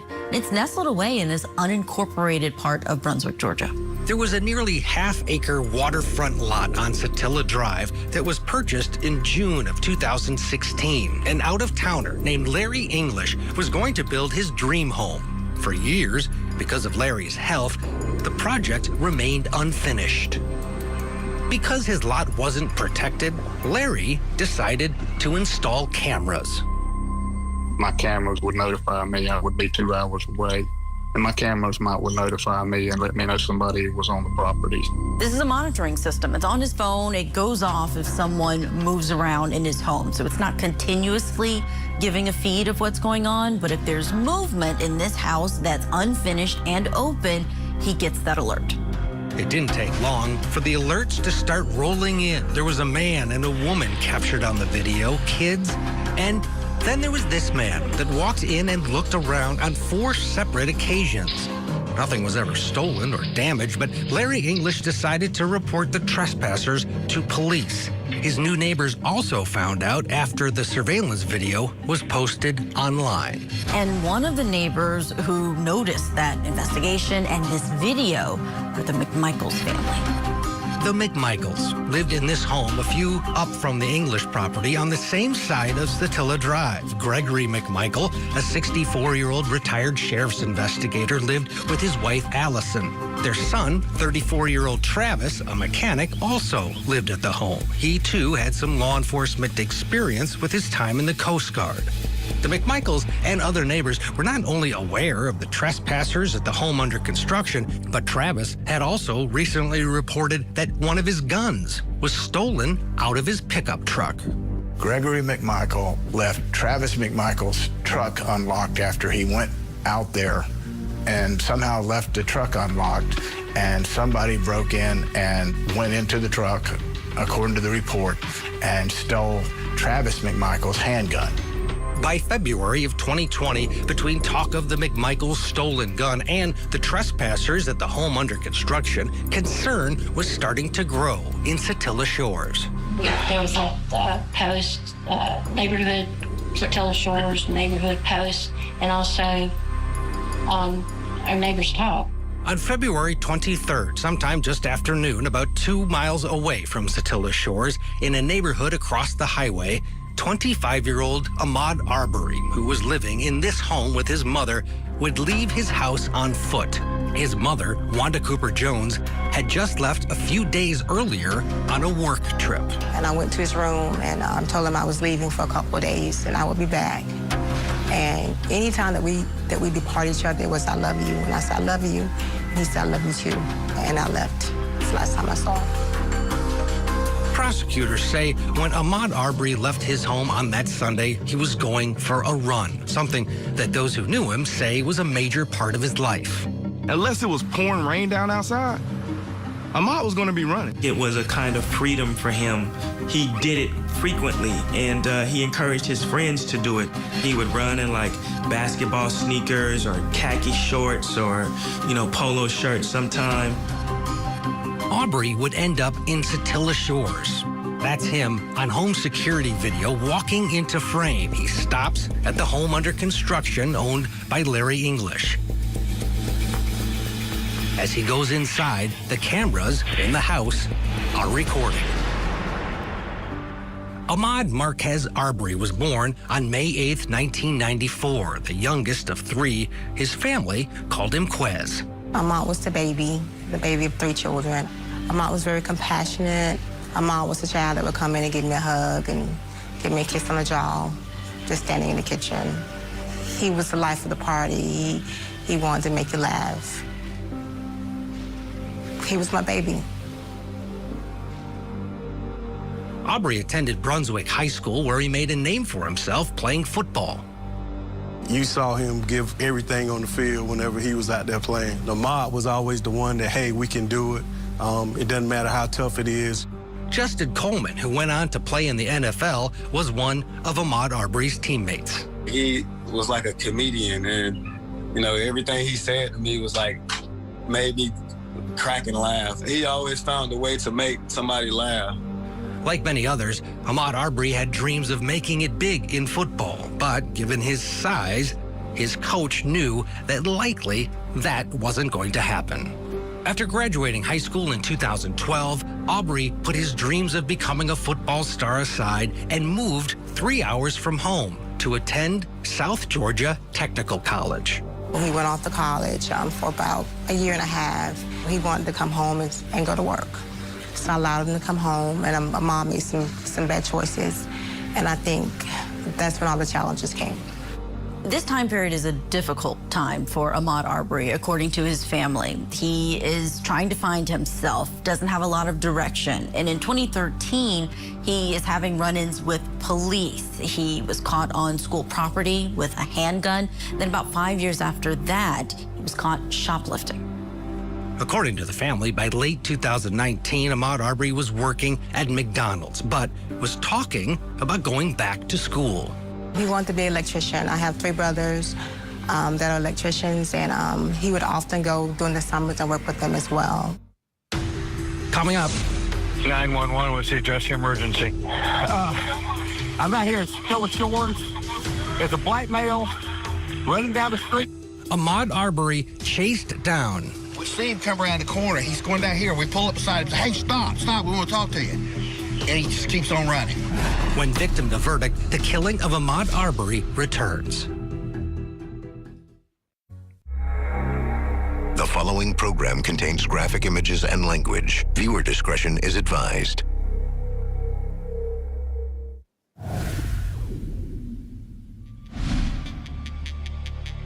On the day that he was shot and killed, 25-year-old Ahmaud Arbery can be seen on surveillance video walking up Satilla Drive in Glynn County, Georgia. He's walking, not jogging, which some people believe is important. He then enters a home that's under construction. It's a house that neighbors knew well because it had remained unfinished for years, and the owner, Larry English, had expressed concern about trespassers. Arbery spends about 4 minutes in the house, not taking or damaging anything. He had no burglary tools, no burglary bag, no burglary mask. He had a T-shirt and shorts on. I see a guy walking in curious about a construction site, looking around and leaving. Trespassing, as far as I know, is not a capital offense. Ahmaud Arbery goes inside the house. That's an open house. It's under construction. There's no outside garage door. He can walk in multiple ways. Family always interprets that as, yes, he was going back to become an electrician, going back to school to become an electrician. And if you look, he's just sort of following the wiring. And you know, I don't know if that's what he was doing or not. Arbery leaves the house and starts running up Satilla Drive, likely unaware that a man across the street, standing behind a tree, has been watching him and has called 911. And you said someone's breaking into it right now? No, it's almost open. It's under construction. And he's been caught on the camera a bunch before at night. Kind of an ongoing thing out here. Okay, what is he doing? He's running down the street. Okay, that's fine. I'll get them out there. I just need to know what he was doing wrong. She finally says, I just need you to tell me, what is he doing wrong? I just need to know what he was doing wrong. Was he just on the premises and not supposed to be? And the man couldn't tell her. To this day, We don't know. Arbery runs up Satilla Drive. It's hard to see, but the surveillance video shows him pass the McMichaels' house. Then, a few moments later, a white pickup truck is seen pulling out of the McMichaels' driveway. Gregory McMichael, retired investigator with the Brunswick Judicial Circuit District Attorney's Office, is out front working on his boat, and he sees Ahmaud run past.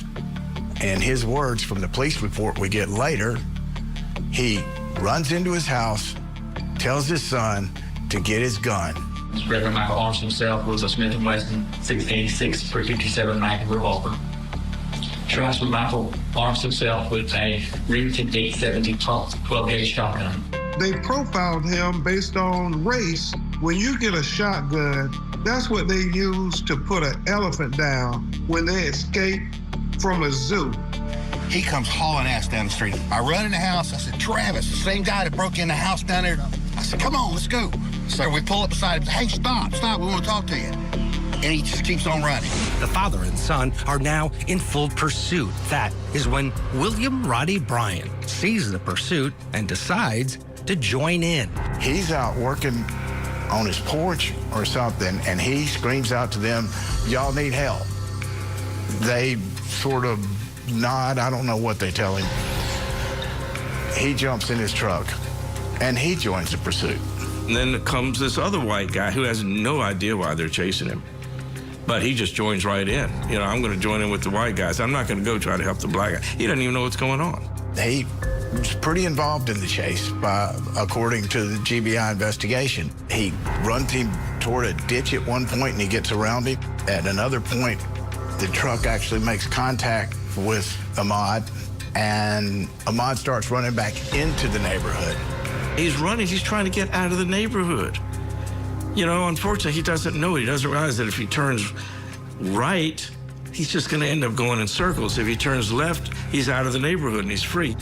Ahmaud Arbery is running back down Holmes Road, away from Roddy Bryant and towards the McMichaels. He's been running from the men for almost 4 minutes. It's now that Greg McMichaels decides to call 911. Hello? 911, what's the address of your emergency? I'm out here at Satilla Shores. There's a black male running down the street. Where at Satilla Shores? I don't know what street we're on. Roddy Bryant has his cell phone out and is recording as Arbery runs towards the McMichaels. Travis is outside the driver's side door with his shotgun. Greg is in the back of the truck, still talking to the 911 operator. Stop right there! Stop! Greg! Sir, hello, sir. Sir, where you at? Hello? Slowing down the video, we see Ahmaud Arbery approach the McMichaels truck and decide to veer to the right to the passenger side, avoiding Travis, who's standing outside the driver's door with his shotgun. As Arbery comes around the front of the truck, he seems to lunge at Travis McMichael and his shotgun as the first shot is fired. Greg McMichael is standing in the back of the pickup. He drops his phone and grabs his gun. Arbery and Travis continue to fight over the shotgun as the second shot is fired out of frame. Then the third and final shot. Ahmaud Arbery staggers for a few steps before falling to the ground. Ahmaud, for whatever reasons, charges straight at Travis McMichael, who has a shotgun in his hand, and starts trying to pull it away. Ahmaud Arbery just tries to push the gun away from him that's facing him. He thought it was quick enough and strong enough that if this high-powered shotgun is right at his face, that he could push it away. Coming up, the body camera. Should we been chasing him? I don't know. Yeah. Then frustration for the family as the investigation stalls. And I said, I just want to remind you that I'm not going anywhere. When victim to verdict, the killing of Ahmaud Arbery returns. Sarah Boone is charged with second-degree murder after her boyfriend suffocated inside of a suitcase. Sarah, I can't breathe. I thought he was okay. The Suitcase Murder Trial. Live coverage starting Monday morning, 8/7 Central on Court TV. You saying you can't recall what happened that night? If you were me, would you believe you?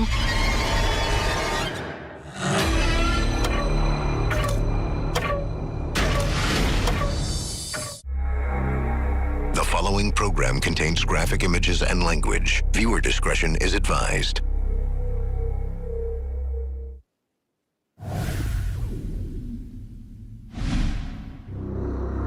It's just after 1:15 on February 23rd, 2020. Just 10 minutes ago, Ahmaud Arbery was inside the home under construction. Now, he's laying on his stomach dying in the street. The first Glenn County police officer arrives on scene almost immediately. I rolled right up on him, man. I heard the gunshot. Arbery is moving his leg and clearly takes a breath, but nobody is administering first aid. Ahmaud's on the ground, essentially bleeding out. You've seen this video? He's still alive.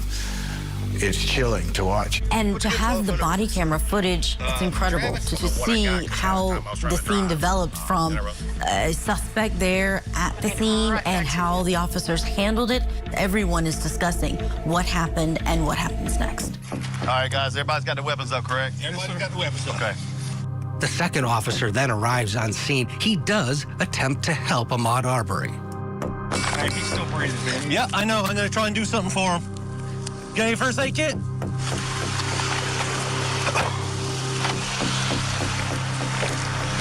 I ain't got no first aid kit for none of that.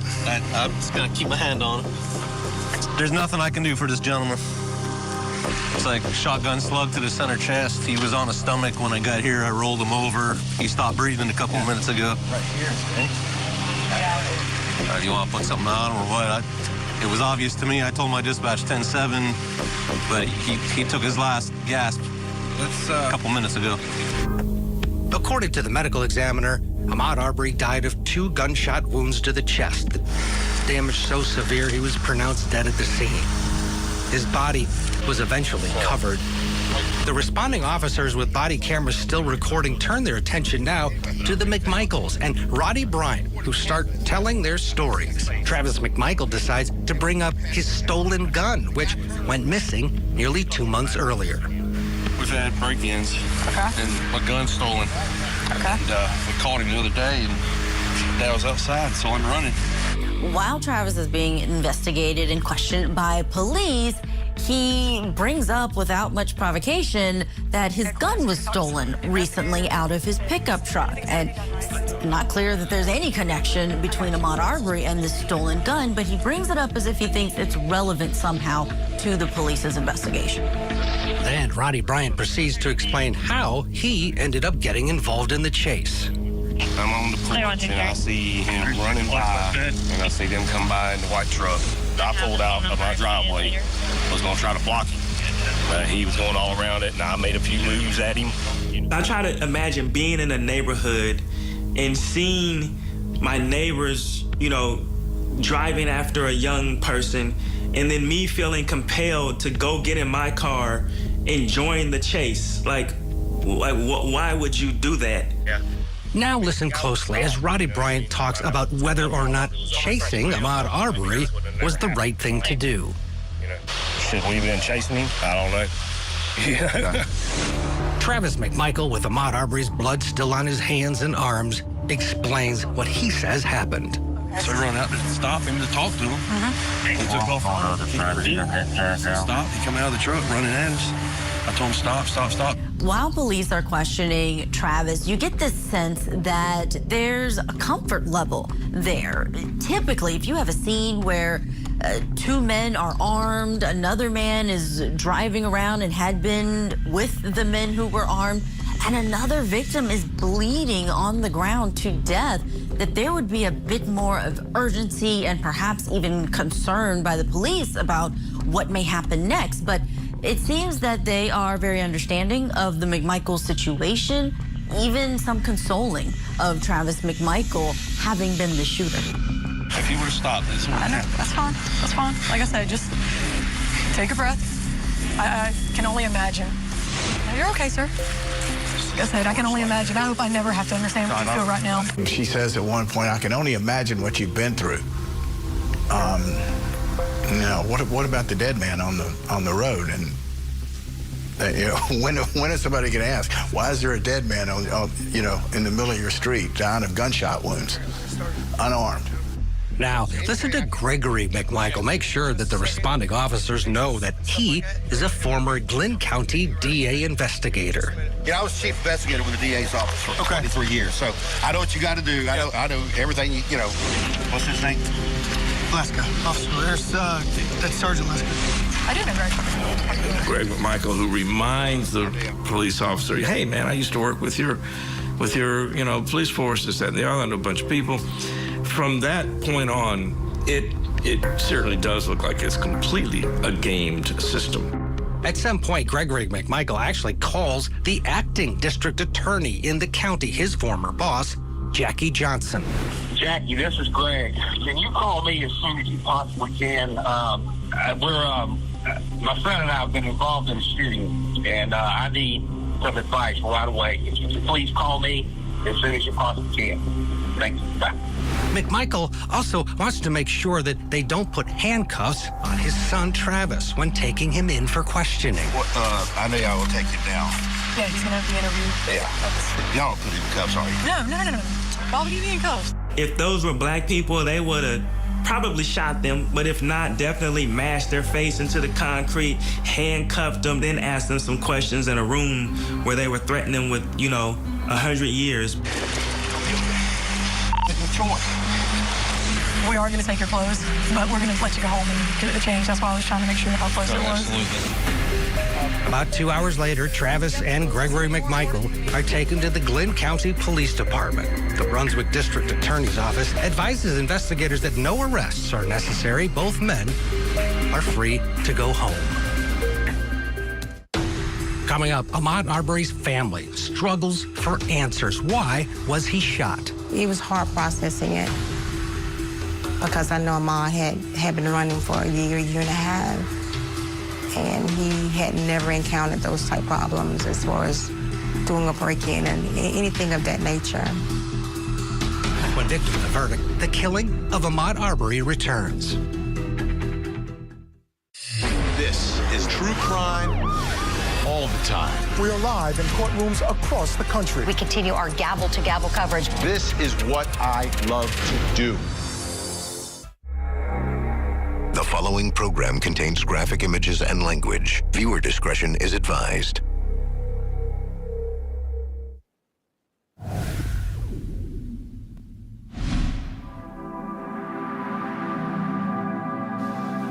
We laid Ahmaud to rest that Saturday.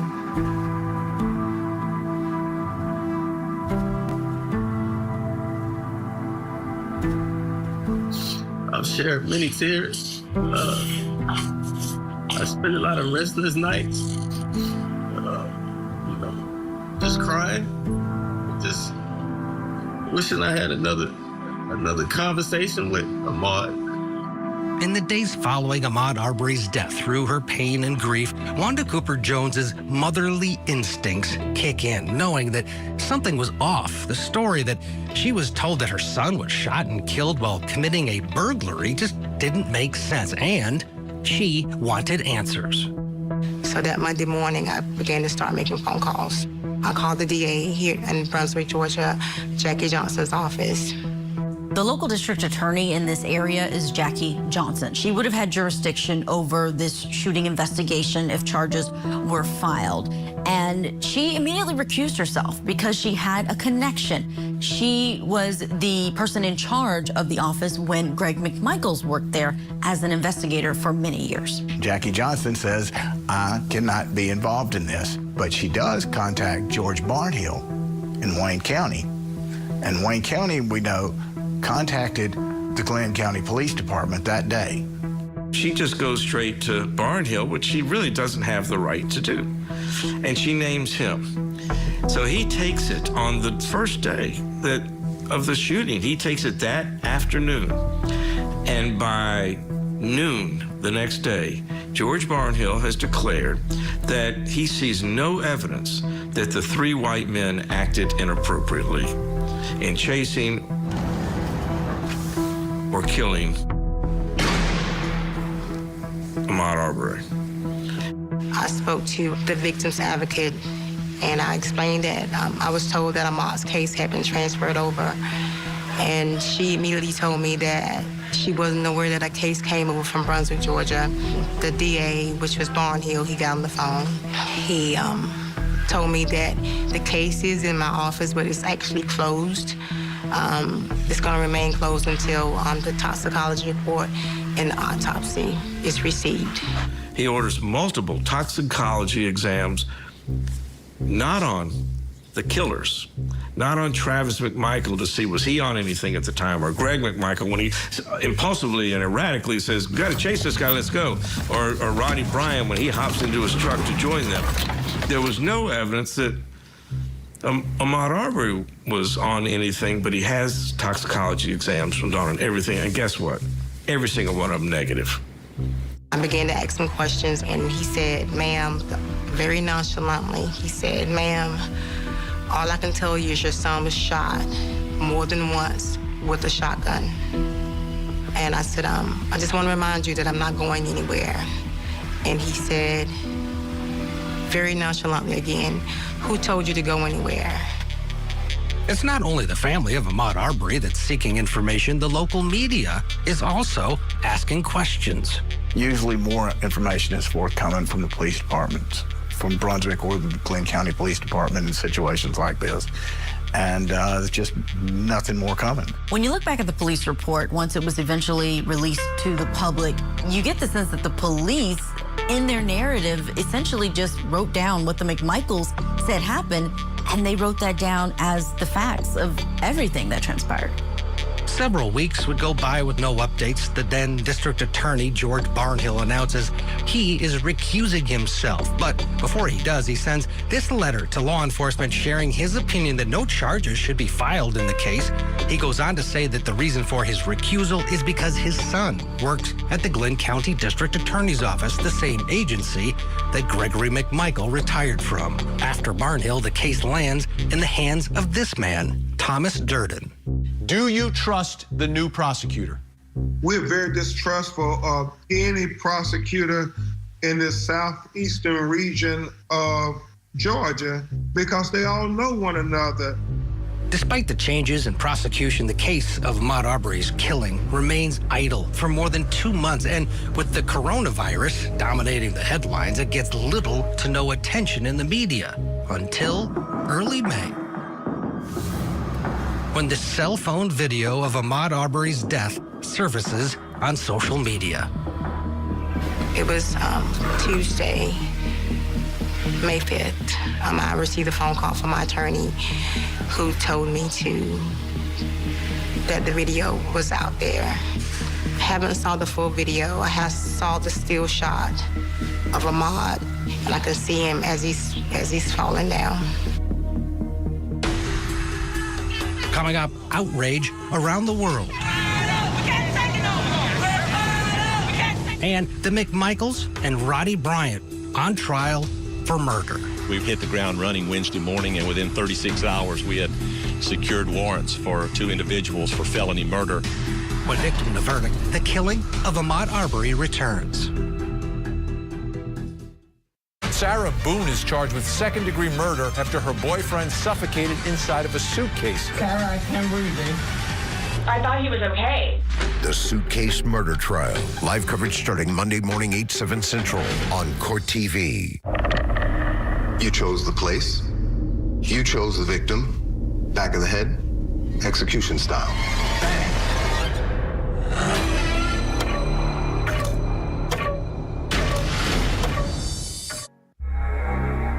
The following program contains graphic images and language. Viewer discretion is advised.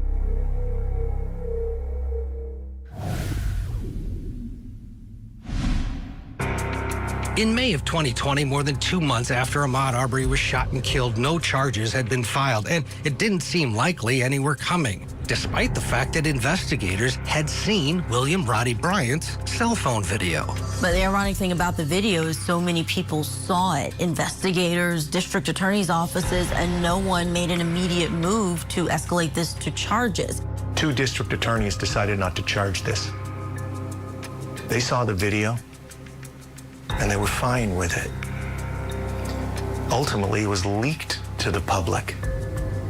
And it was only leaked to the public that actually changed everything. The video is going viral tonight. Everyone is talking about it. My man was just jogging. He was just jogging.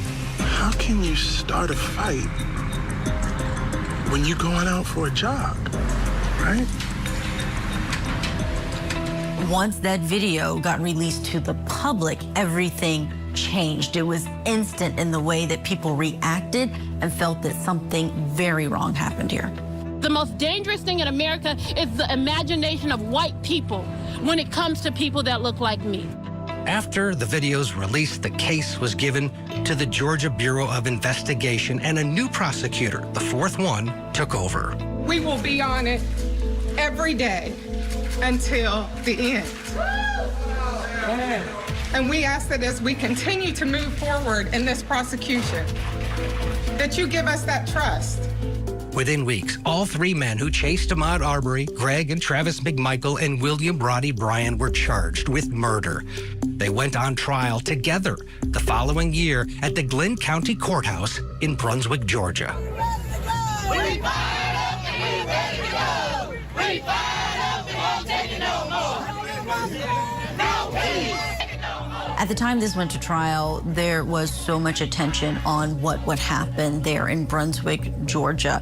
There were advocacy groups who bussed people in from different places so that they could be present to witness what happened. They wanted to make sure that there was accountability for how this trial unfolded. A high-profile trial changes everything. It's sort of like an athlete on steroids. It's stronger, it's bigger, it's faster, it's more difficult. Everything about it changes. But in this case, all three of these defendants did everything they did based on assumptions. Not on facts, not on evidence, on assumptions. And they made decisions in their driveways based on those assumptions that took a young man's life. On the first day of trial, there was a sense of anticipation. It was intensity inside of that courtroom. The gallery was packed. Wanda Cooper Jones had intentionally avoided seeing the video that had become viral, was everywhere on social media. Anytime she'd seen even the beginning frame of it, she would look away. But on that first day of trial, she saw the video for the first time. You could hear her reaction to it. She was audibly crying and then had to leave. The three defendants each had their own attorneys who each had a different narrative. For Travis McMichael, the shooter, it was self-defense. It's tragic that Ahmaud Arbery lost his life. But at that point, Travis McMichael is acting in self-defense. While race was part of the dialogue outside of the courthouse, it wasn't allowed inside the courtroom, even though investigators found evidence of racism connected to both Travis McMichael and Roddy Bryan. Someone sends him a video or a picture, he makes the comment that would only be better if they'd have blown that N-words or that blown that N-words hell. I had to sit through the pretrial hearing where we heard these awful things. We also saw text messages from Travis McMichael saying he enjoyed being away from people on his boat because there were no, quote, N-words on it. It's the kind of thing that inflamed the public, and the prosecution didn't use it in the trial. And the sense you got from the prosecution was they didn't need it. The jury also never heard what William Roddy Bryan claimed Travis McMichael said after shooting Ahmaud Arbery. Mr. Bryan said that after the shooting took place, before police arrival, while Mr. Arbery was on the ground, that he heard Travis McMichael make the statement. And the more horrifying thing might be that he was actually still alive, and that those would be the last two words that he heard. N-word. To learn that after my son laid there in the streets dead, he continued to use the word that he used. Despite he had killed him, he was dead. Very, very heartbreaking. Coming up, Travis McMichael takes the stand. Do you want to testify? I do. Why? I want to give my side of the story. And the jury's verdict. Madam Foreperson, I understand you have reached a verdict as to each defendant. We have.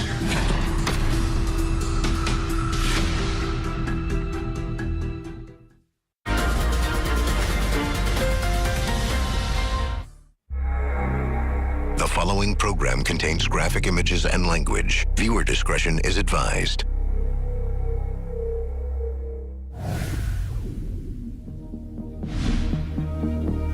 Greg McMichael, his son Travis, and William Roddy Bryant face murder charges for allegedly chasing down and killing 25-year-old Ahmaud Arbery. The trial in Glynn County, Georgia, attracted people from around the country and several high-profile African-American pastors, including Jesse Jackson and Al Sharpton.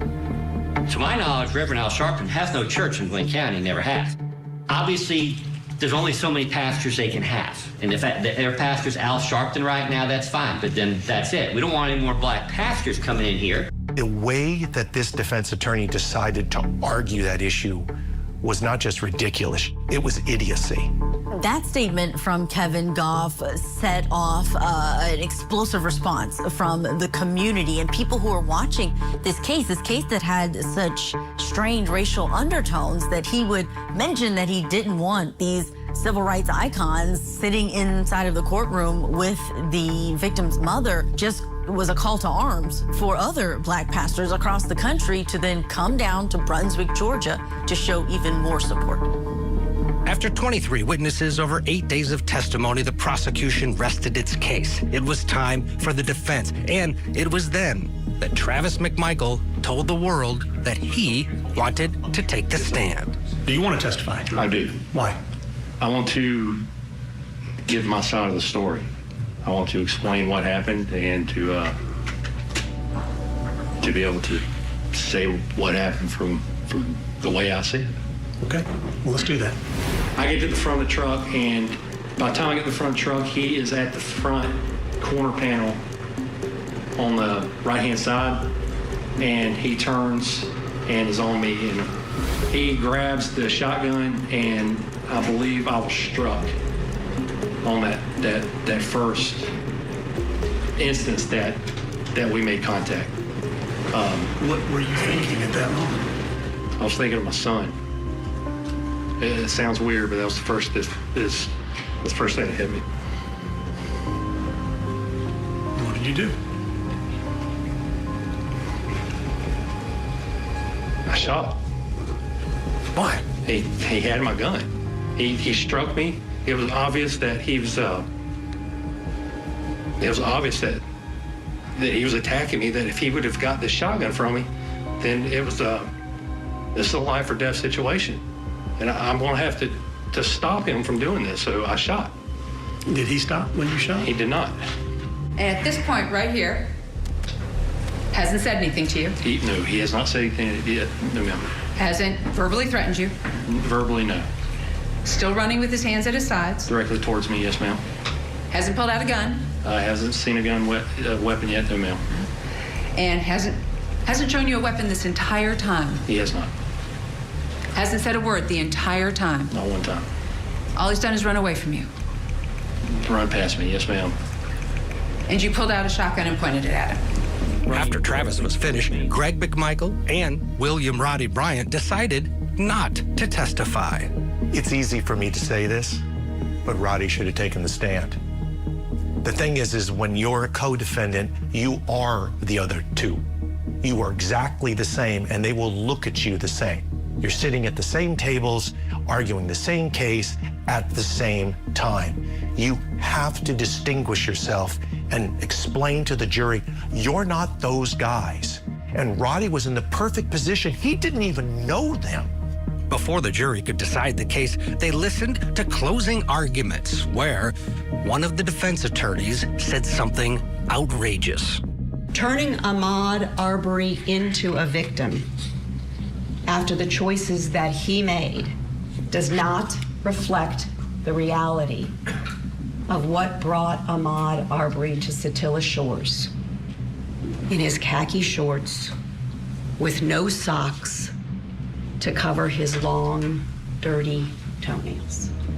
During the closing arguments, when Laura Hogue makes this comment, there's almost this screeching halt that happens for everyone else who's watching the trial. It was something that had a visceral response from people in the public because her insinuation that he was in some way dirty, as if to belittle the victim, just had a really horrible effect on those who were listening and felt that that was not a way that you speak about a victim. When you start attacking a dead young man, you're on very shaky ground. The jury took just over 11 hours over 2 days to come to a verdict.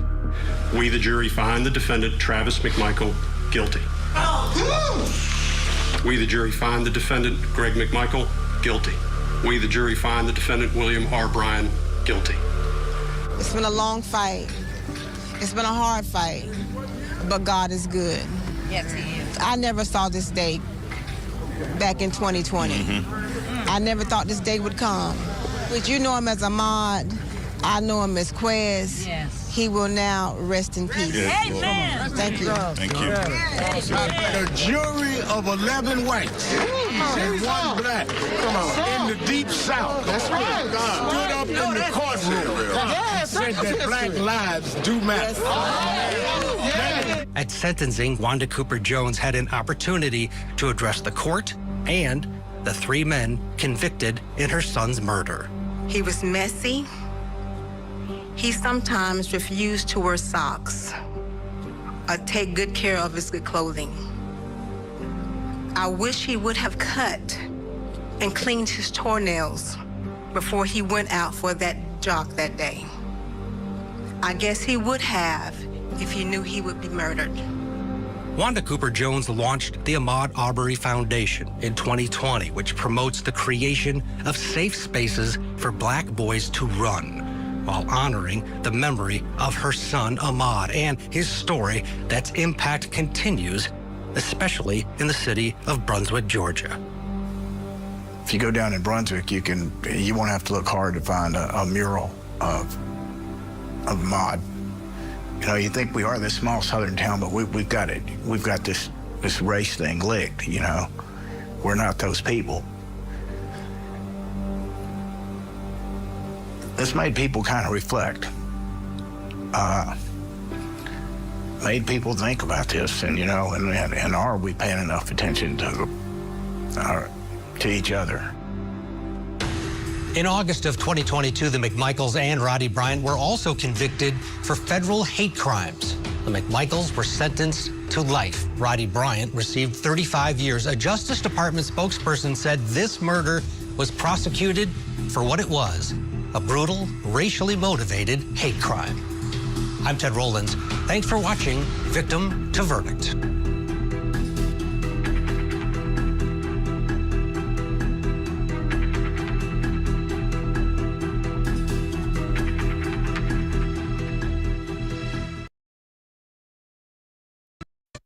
The clown pulled out a gun and shot her twice in the face. Some very excited young people came running out saying something on the order of, they've shot Joey's mother.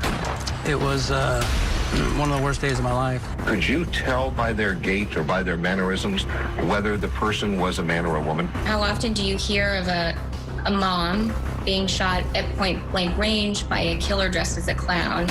A clown with balloons and flowers and a gun?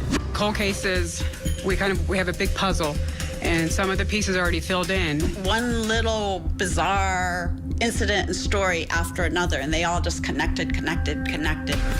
Marlene was outstanding. Do anything for anybody. Miss Sheila Keene Warren has been indicted for first-degree murder with a firearm. I do know enough about this case that she's innocent.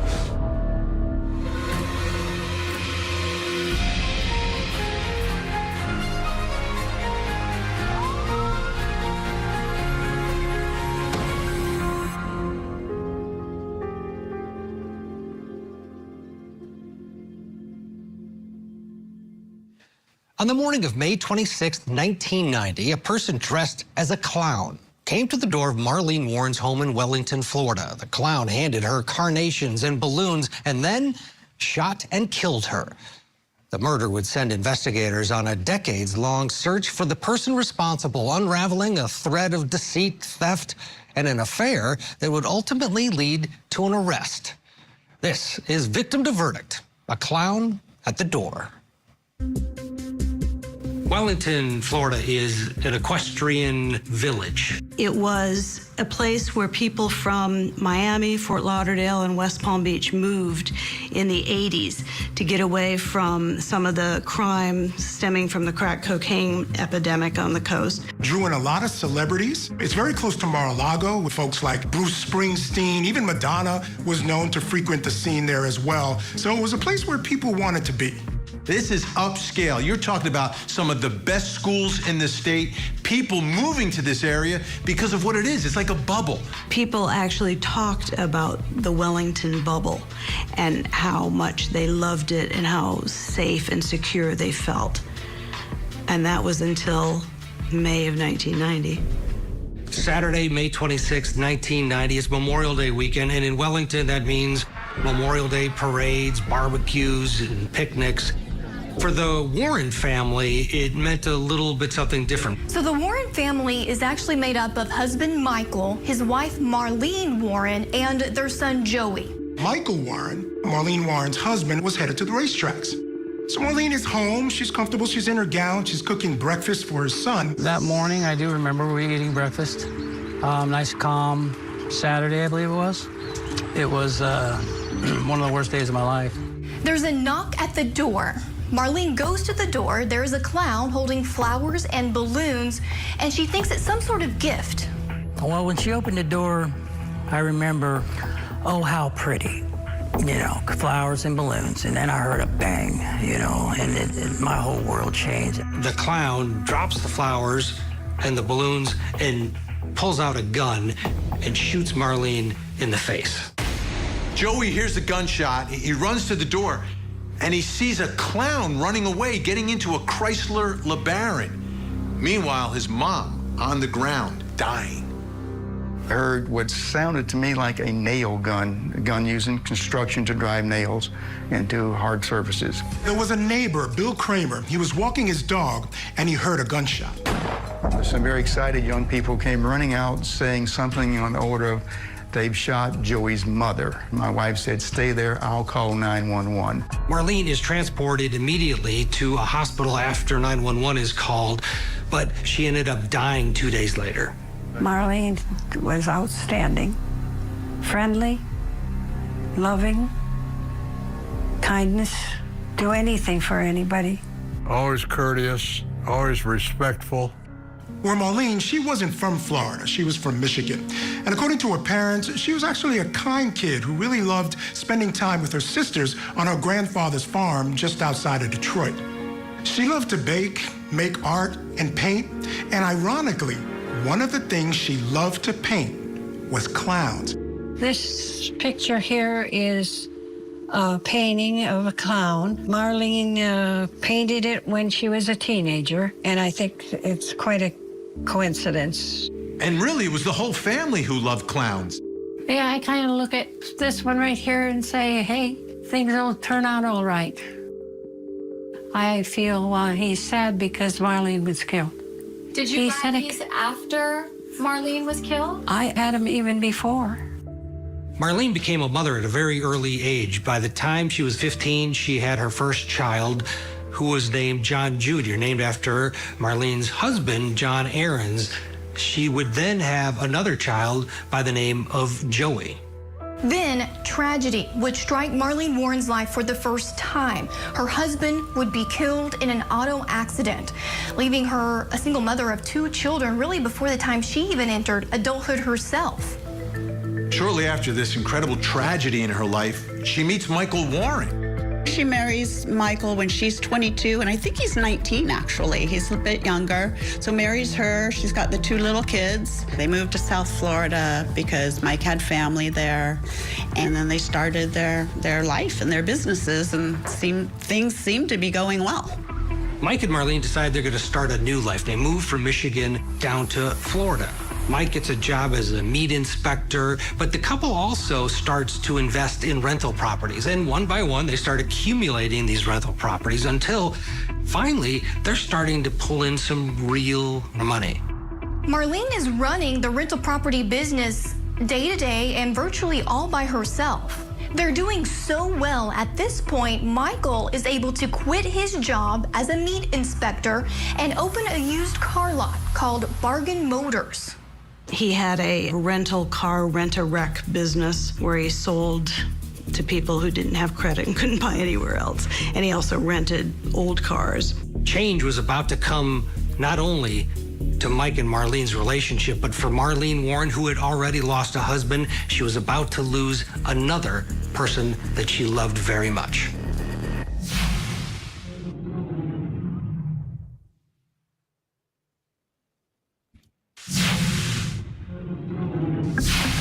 It's the late 1980s in South Florida, and Michael and Marlene Warren are raising 2 children together. They own more than 20 rental properties and a used car lot. To the outside world, they seem to be living the perfect life.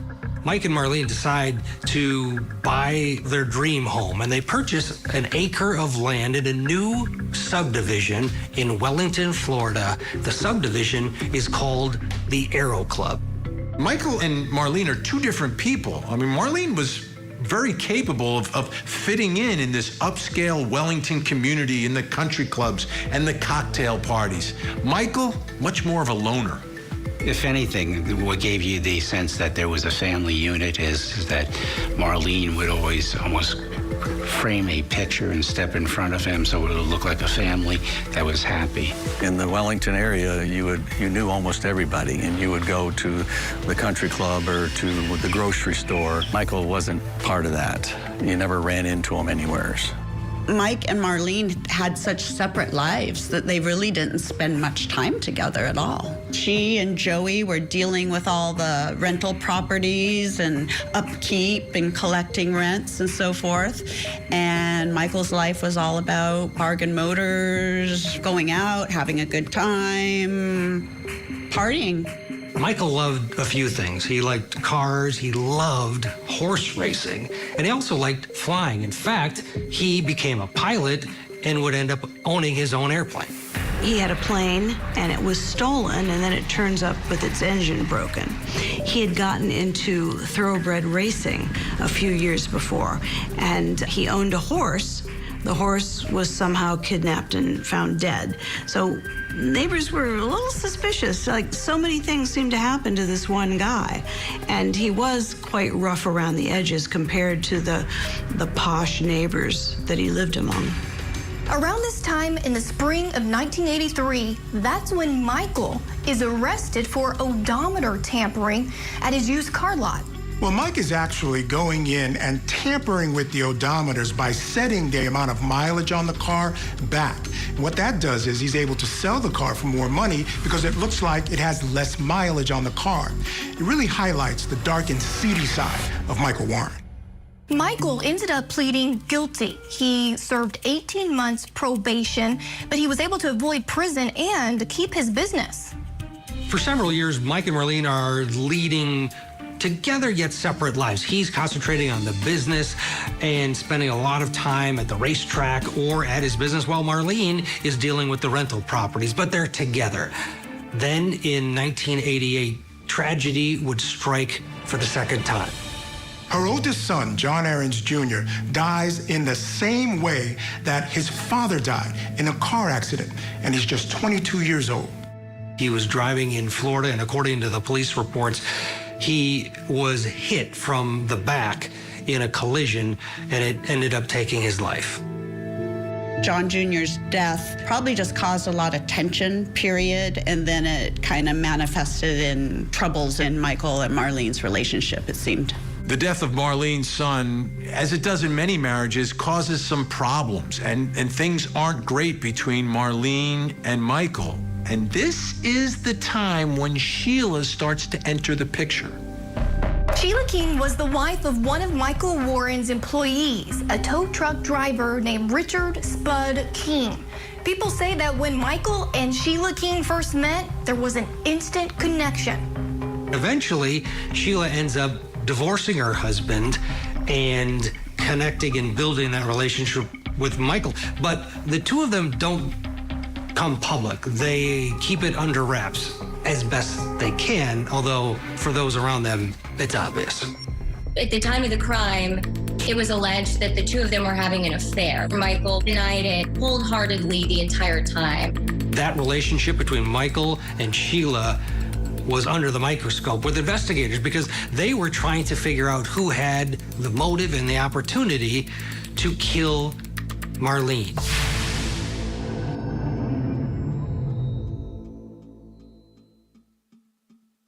Sarah Boone is charged with second-degree murder after her boyfriend suffocated inside of a suitcase. He's in the suitcase still. There are multiple domestic violence incidents. You two hitting each other. Sarah. That's my name. The word up. He told you, Sarah, I can't breathe. George Torres locked inside of a suitcase, begging for help. I thought he was okay. The Suitcase Murder Trial. Live coverage starting October 7th on Court TV. That morning, I do remember we were eating breakfast. Nice, calm Saturday, I believe it was.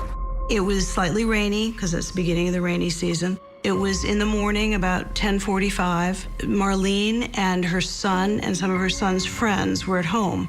There was a knock on the door. Marlene opened it, and she saw a clown standing there. So Marlene thinks that someone is delivering balloons and flowers to her. Think about what's going through her mind when all that changes and she realizes this clown has a gun. They hear a shot or maybe popping balloons. But right before that, they hear Marlene react and say, "Oh, how nice." There's a basket of flowers and 2 balloons, one with Snow White on it. Joey looks and sees somebody dressed like a clown walking away. He was distraught over the fact that all he could identify was that the clown had brown eyes because the entire identity was covered up head to toe. My whole world changed. That was the worst day of my life. The description that Joey gave police was a bit of a problem. Now, while he would later tell them that he thought the clown was someone with a slight build, initially, he told police that it was someone with broad shoulders and big hands. Now, this, of course, threw the investigation off a little bit because police were looking for someone that fit the description of a man. A woman is literally cooking breakfast for her kids, opens the front door, and is shot to death by a clown. People wanted answers, and people started locking their doors. Joey's the only eyewitness, but he does see the clown get into the getaway car. It's a white Chrysler LeBaron, and that description, extremely important. The day before Marlene Warren's funeral, a white Chrysler LeBaron is found in the parking lot of a Winn-Dixie. And inside that LeBaron, they found orange curly fibers and long brown hair. Michael Warren, of course, is an initial suspect. He's not there. He's at the racetrack when the murder took place. So they started to focus on his girlfriend, Sheila Keene. And the more they look, the more evidence starts to stack up against her. The woman we know as Sheila Keene is also known as Sheila Sheltra. That's her maiden name, and she has a bit of a criminal history dating back to growing up in Central Florida.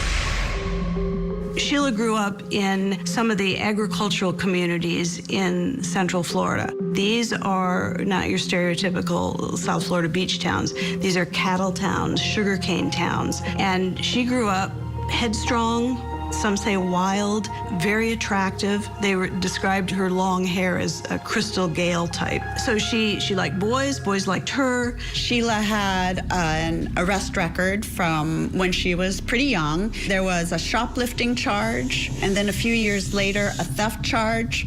You can see from the mug shot, it didn't seem to bother Sheila that she had been busted by police. So you think about what's going through her head. Why are you smiling in this mug shot? According to people that knew her, Sheila Keene was, at a very early age, associating herself with some bad people and specifically some older men.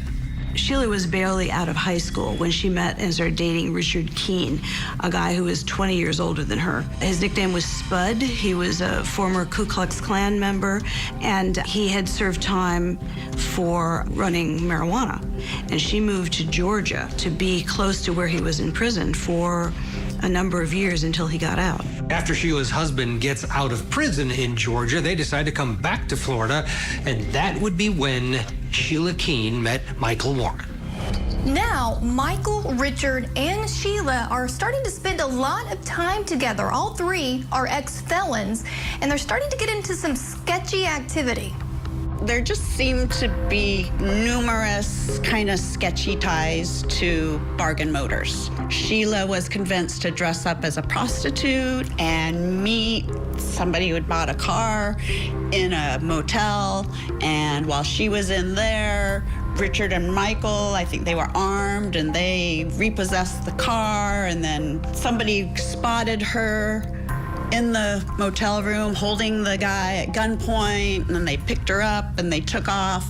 Eventually, the three become two as Michael and Sheila start to get closer and closer.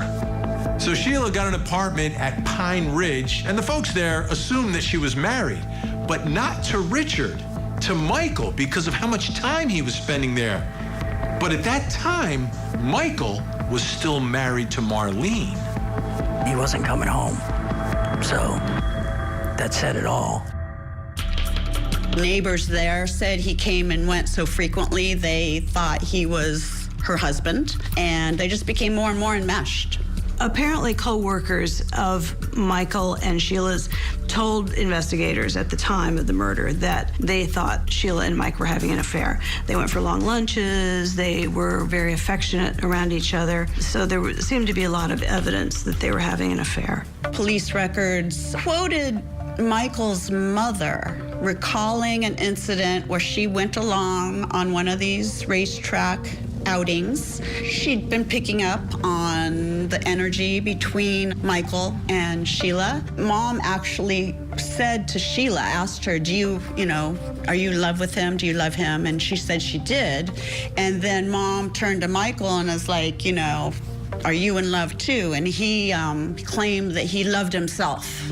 One of Michael's employees at the car dealership told investigators that when Michael and Marlene would have a fight, he would come in raging and offer to pay somebody $10,000 if they would kill his wife. Others remarked that he once said, I'll make somebody a rich man who'll never have to work again if he gets rid of that woman.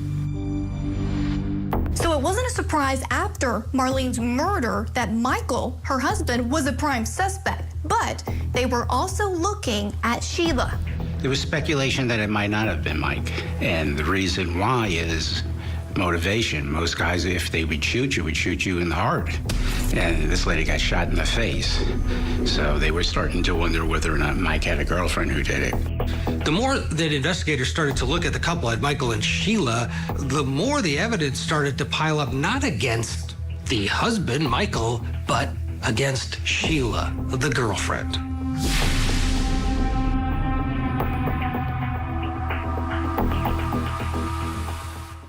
TV. When Marlene Warren was murdered at her front door by a person dressed as a clown in 1990, the shooter left in a white Chrysler LeBaron. For investigators, finding that car was priority number one. Just before the murders, there's a couple that rents a car from Payless Rent-A-Car, and they're trying to return the vehicle, and they get confused. Couple had rented a white Chrysler LeBaron from Payless Cars, another lot nearby, and when it was time to return it, they were looking up the number, I guess, in the phone book, and they got confused between ads and saw Michael's Bargain Motors ad that may have been a bit deceiving. The ad that Michael Warren took out was absolutely deceiving. If you look at the ad, it looks like an ad for Payless, and the number there is Michael Warren's number. And they called that number to figure out how to go about dropping off their rental car. Somebody at Michael's car lot said, oh, just leave it outside the gate, put the keys in the windshield wipers, and it'll be fine. Well, the car was subsequently stolen. So the couple does that, and that car turns out to be the Chrysler LeBaron. Investigators found the Chrysler LeBaron in a Winn-Dixie parking lot about 5 miles away from where the murder occurred.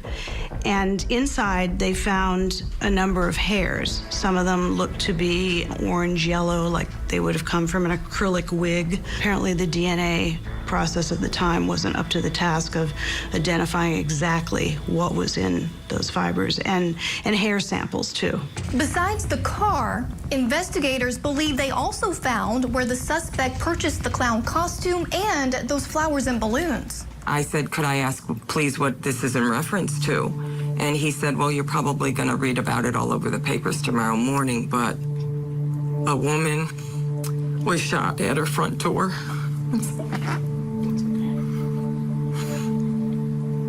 By a person dressed in a clown costume wearing flowers and balloons, and he shot her in the face. And my heart dropped. A couple of days before the murder, two women who work at Spotlight Capizio Costume Shop say someone came in to purchase a clown costume. She said, I need to buy a costume, and I said, can you come back tomorrow? We're closed. And now I really need to get a costume tonight.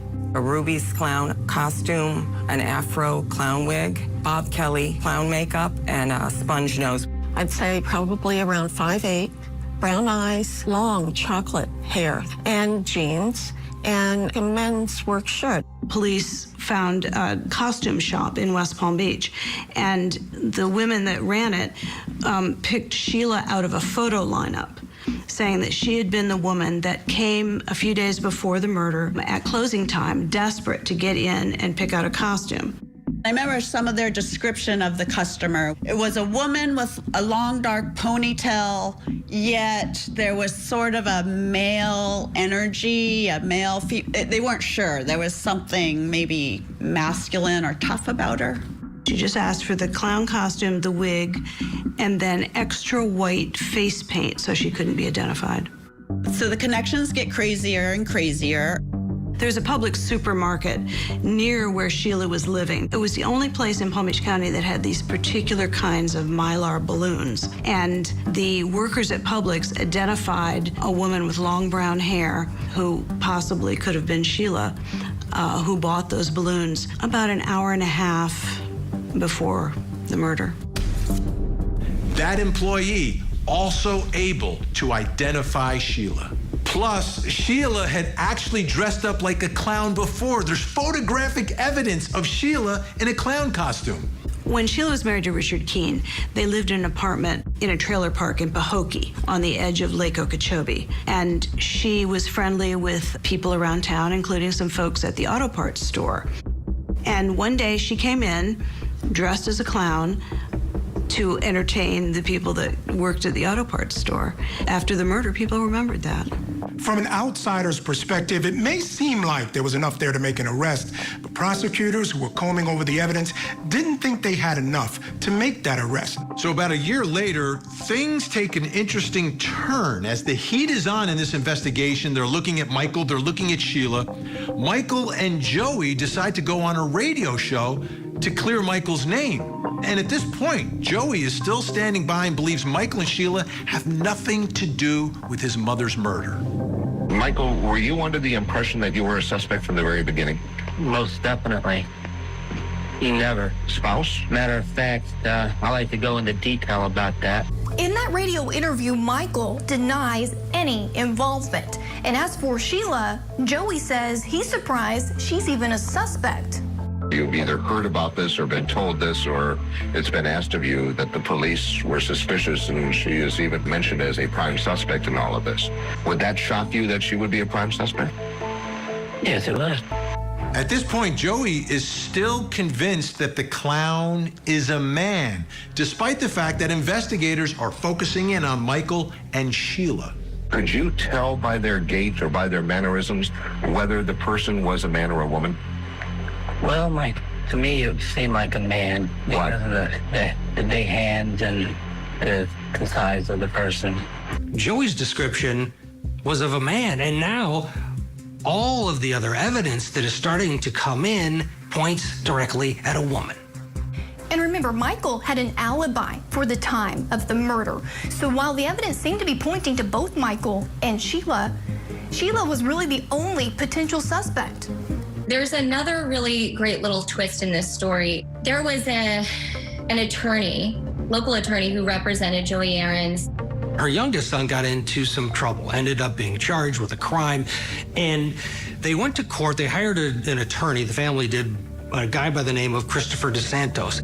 Joey was a young man, probably about 18 at the time, who was referred to me by an office mate I shared office space with, and he was charged with attempted murder, as I recall. He was basically hanging around with a gang of kids, and one of them ended up doing something unexpected, and he was there, so he got charged with it. There's an interaction that takes place after a hearing at the courthouse between DeSantos, the lawyer, and Michael Warren, which is unbelievable.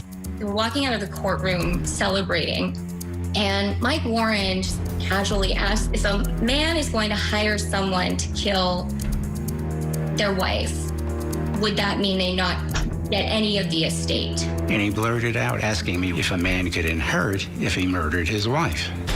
And my first emotional reaction was I was a little bit stunned. I kind of handled it as though it were a cocktail party question. If you murdered your wife, the law said you couldn't inherit. But for example, if it were manslaughter that you could inherit, or if somebody else had murdered your wife, you could inherit. Then Attorney DeSantos would say something he would later regret. For example, if you wore a clown suit, it wasn't intended to advise them to wear a clown suit or anything like that, but the point was that if you can't prove identity, the perpetrator, you can't get a conviction. Right after I said it, I said, oh God, I'm sorry I made that statement. And based on what I had found out later on about him, I certainly wouldn't have made the statement. That is unreal. It seems, and this is what I would argue, this lawyer gave him a recipe for murder. As all of this is coming out, it would also come to light that Marlene was telling people she was scared of her husband right before her murder. And Marlene's parents say, months, weeks, days before she was killed, she was saying how she wanted to divorce Mike Warren, but she was afraid that he was going to kill her.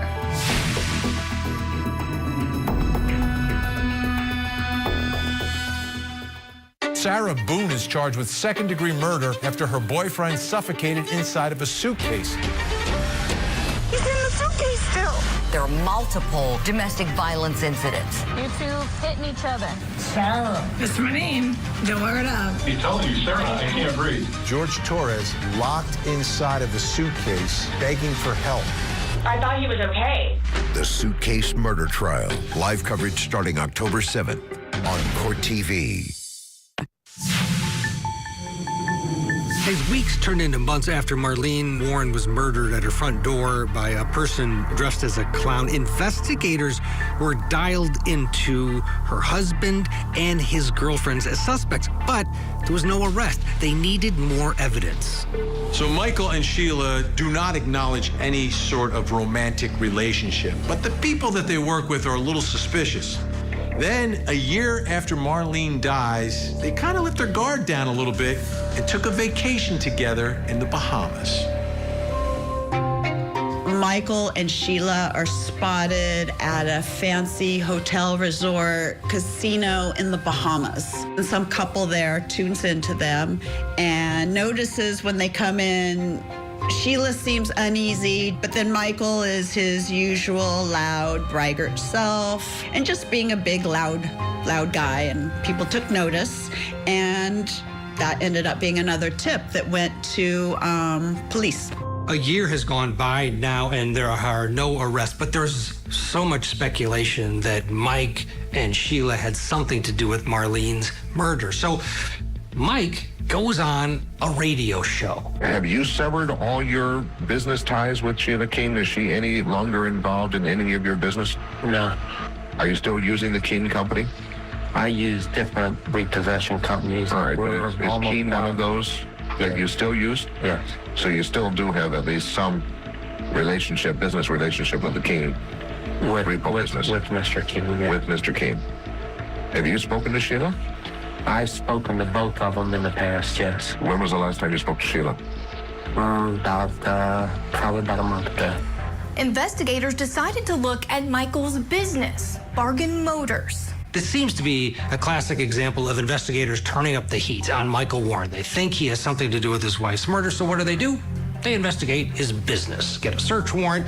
Next thing you know, he is under arrest. Initially, the investigators were focused on Michael and Sheila, but they had no evidence. So they started surveilling his place of business, his rental car company and car lot. And eventually they got subpoenas and they went through all his records. Now, Michael had been arrested for odometer tampering years before. And lo and behold, they found he'd been doing the same thing at this car lot. They go in with a search warrant and raid the place and take away tons of boxes of paperwork. Eventually charge Michael with odometer tampering, like 20 racketeering charges, and a laundry list. The problem was that while investigators were able to put Michael away for a little while, there was nothing of significant value to connect him or Sheila to the murder. Michael Warren is found guilty on a number of charges: racketeering, odometer fraud, theft. Bottom line is, he ends up getting sentenced to 9 years in prison. For a few years, the investigation really seems to be going cold. But then, there's a potential break in the case. A son of an employee at Bargain Motors contacts police saying he has information linking Michael Warren to his wife's murder. Have you ever heard of a deathbed confession? My father told me everything that happened before he died. This individual's son came forward and said that my father told me that you'll find all of the answers if you pull up a vehicle that is in the water, and he showed him exactly where to look. I knew where the car was. I knew who planned it. I knew where the gun was at. He told me that car would get me anything I ever wanted from Mike Warren. So this is big. Investigators believe that inside the vehicle underwater is the murder weapon and the clown costume used in Marlene's murder. So the police sent divers down and they looked and looked and looked. And sure enough, they found the vehicle. The problem is they didn't find anything of value inside the vehicle. At some point, detectives dove and found a car.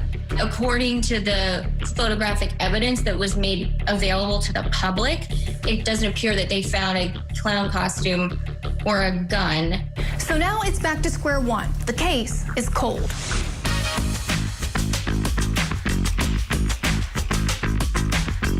In 2002, Michael Warren and Sheila Keene head to Las Vegas to get married. And at this point, the investigation into Marlene Warren's death has really come to a halt. Sheila Keene Warren and Michael Warren were married after his prison stint. When Marlene's parents find out that Michael, Marlene's husband, marries Sheila, they are livid because they are convinced that Sheila is the killer clown. I turned angry when I heard Mike had married Sheila, remembering that she killed my daughter and he marries her. You know there's got to be something there. Then in 2013, the case is reopened. But the fact that Michael and Sheila are now married puts Sheila back as a prime suspect. As far as the Palm Beach County Sheriff's Office has disclosed, they got a grant to look at some cold cases, and one of them was the Wellington Clown murder, and were able to take the evidence that they still had from almost 30 years previously, and then the fact that they discovered that she and Michael were married. It was rumored that Sheila Keene and Michael Warren were having an affair. We now have learned since then that they have married, and they are currently married.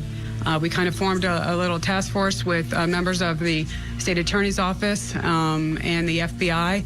And we went back and interviewed numerous witnesses, reviewed the evidence, were able to submit new evidence for DNA analysis, and in doing so, we were able to get the indictment. By this point, Mike and Sheila have reinvented themselves. They've moved to a small town in the Blue Ridge Mountains in Virginia by the name of Abingdon. Sheila has even changed her name to Debbie, and none of the folks in that new town know about their past.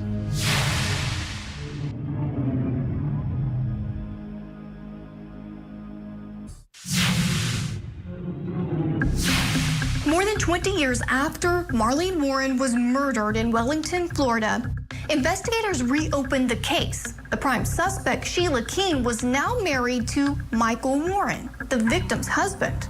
Mike and Sheila have now moved to a town called Abington, Virginia, and this is where their new life is started. They're living, according to neighbors, a great life. People say they get along with everyone. Neighbors even talk about how much they seem to be in love, and people look at them and think, oh, what a great couple. They're very friendly, outgoing, nice. He was a happy, affectionate type person. They would hug you when you'd go see them.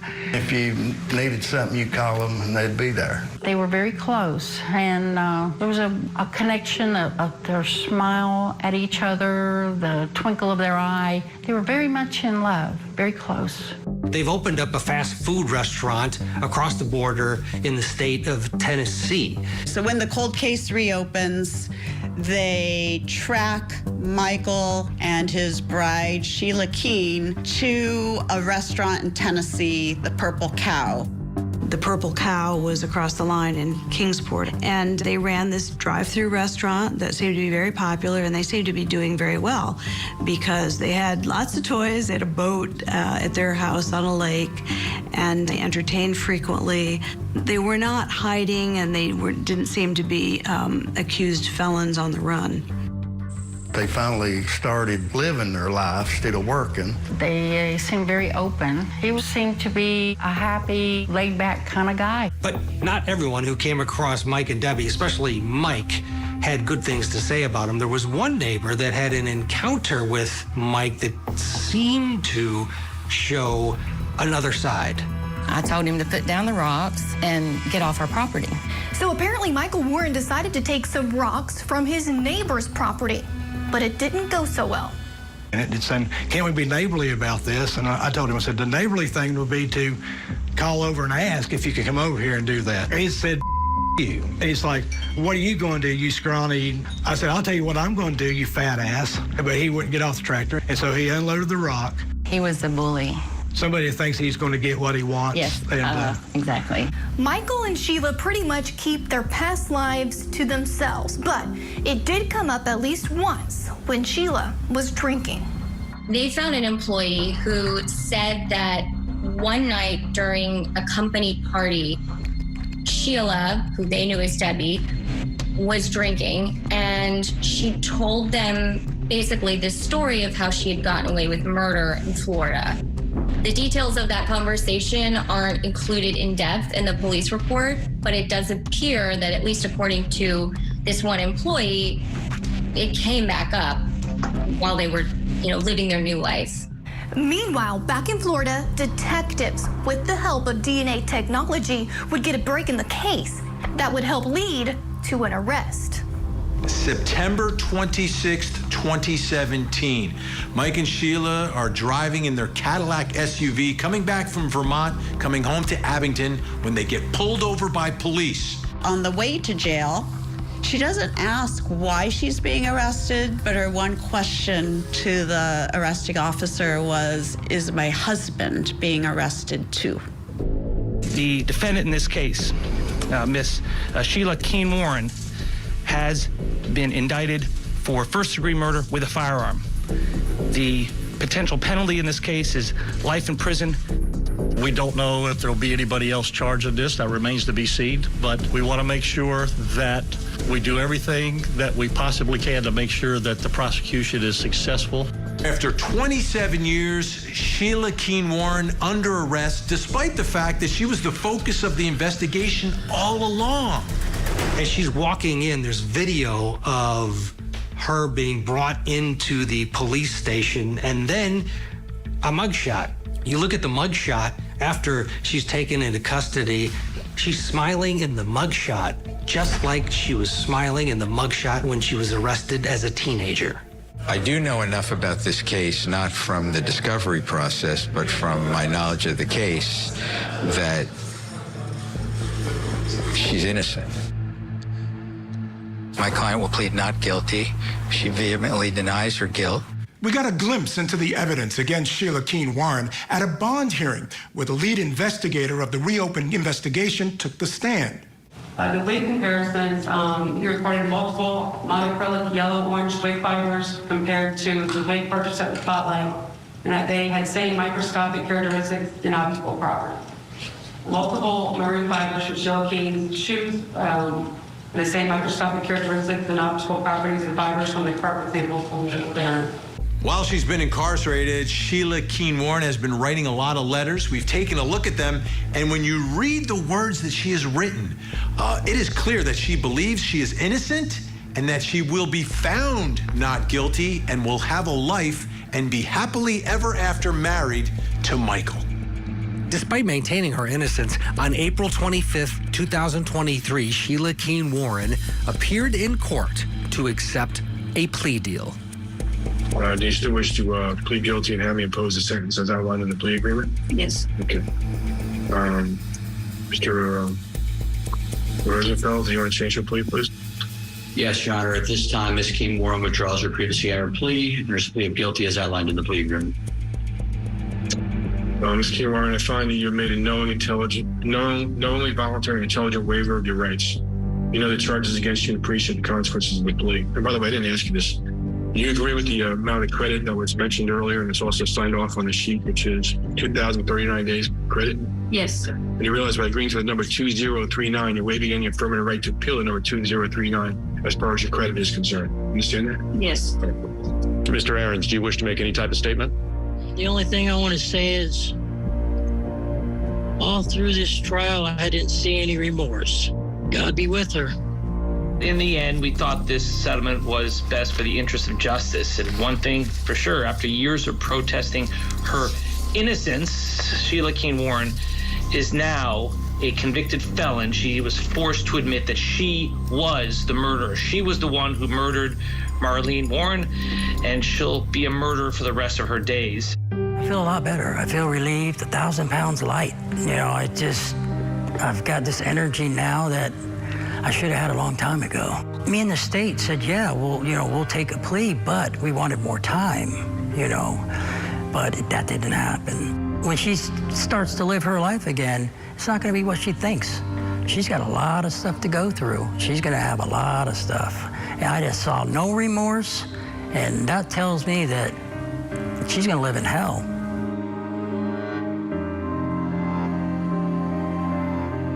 Sheila Keene Warren pled guilty to second-degree murder. Marlene's husband, Michael, was never charged in relation to her death. Sheila was sentenced to 12 years. With time served, Sheila and Michael will be reunited when she's released sometime in the year 2025.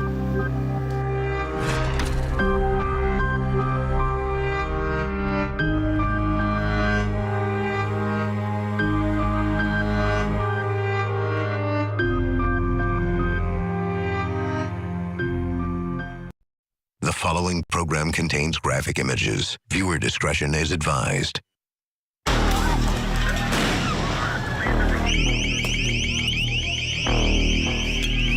am an EMT. If you are injured, come to me. It felt like a showdown was coming to town. People are getting injured, and our job is to protect this business, and part of my job is also help people. At first, I was like, it kind of sounded like a firework. And I was like, oh, no, that's a gun battle. People are getting shot all around us. People Everybody's just getting shot everywhere, guys. Kyle Rittenhouse, according to police, 17-year-old, lives in Antioch, Illinois, which is about 20 miles from Kenosha. Do you want to have a lawyer to circle yes or no? I would like a lawyer, but I'm willing to talk. It's not a matter of who done it. It's just the matter of the intent. What is he looking at? It could range anywhere from reckless injury to reckless homicide and murder. Do you solemnly swear the testimony about to give this matter be the truth, the whole truth, and nothing but the truth, so help you God? Yes. They were unbelievably brave, courageous individuals. That's right, run. It was scary to put him on, but we felt as though we had to. Has the jury reached a verdict as to each count of the information?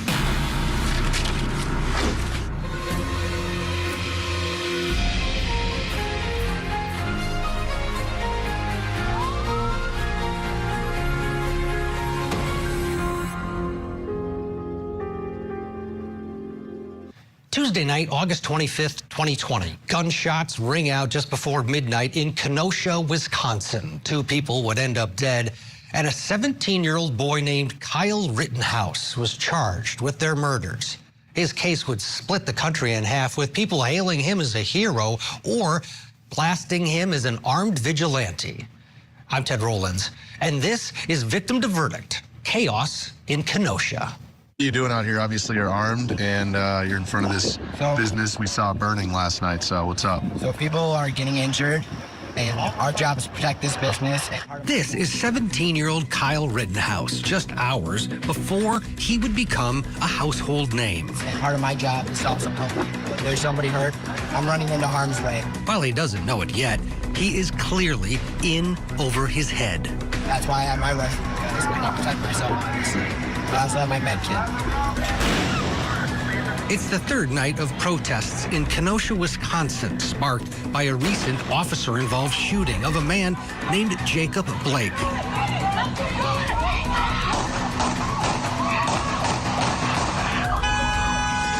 Tensions were already running high in America. George Floyd was killed back in May 25th of 2020. What do you want?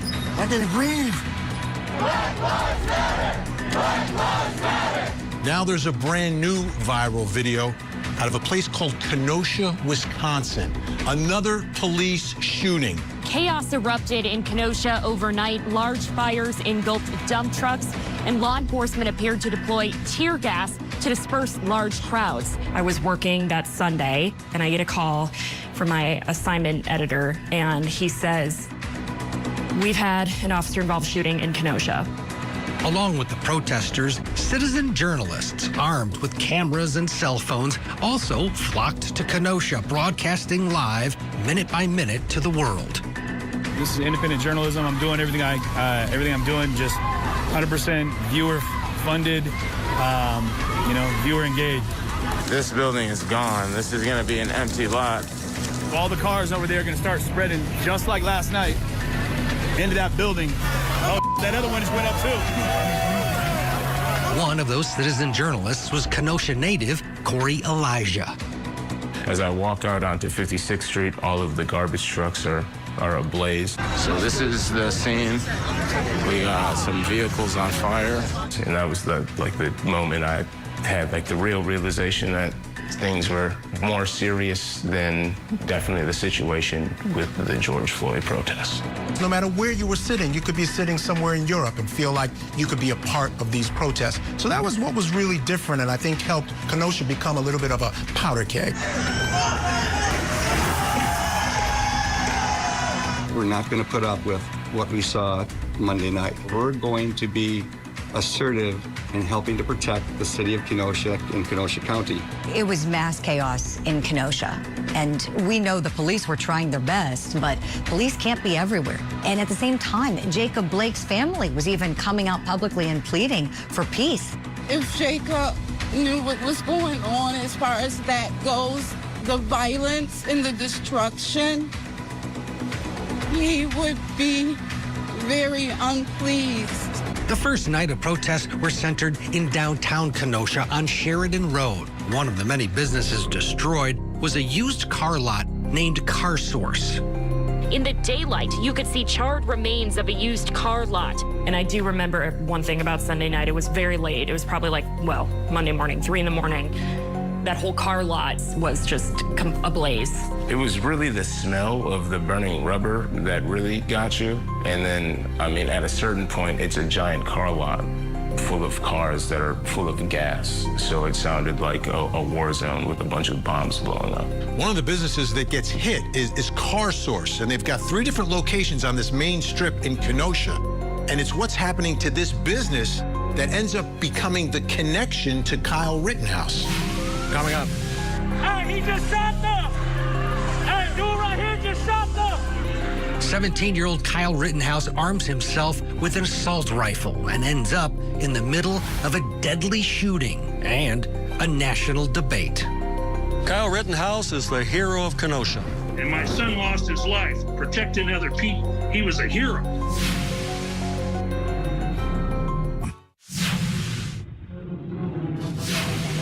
It's Tuesday, August 25th, 2020, the 3rd day of unrest in Kenosha, Wisconsin, after the officer-involved shooting of 29-year-old Jacob Blake. Blake was seriously injured in that shooting, and over the past 2 nights, dozens of businesses were destroyed, burned to the ground, as local authorities tried to regain control. Along with the hundreds of protesters, dozens of citizen journalists are streaming live to the world from Sheridan Road, the epicenter of the first night of protests. Things just got heated. I'm not about to stand. I don't want to fire at all. You get to the 3rd night of this unrest, of these protests, of this riot that is taking place. You've got local police there, obviously. The National Guard comes in. And then you've got some citizens who come in, the Kenosha Guard. It's this loose organization. Somebody had a Facebook page, called it the Kenosha Guard. There were a lot of topics being discussed on that website, and they didn't like what was going on. And I'm here with a bunch of militia.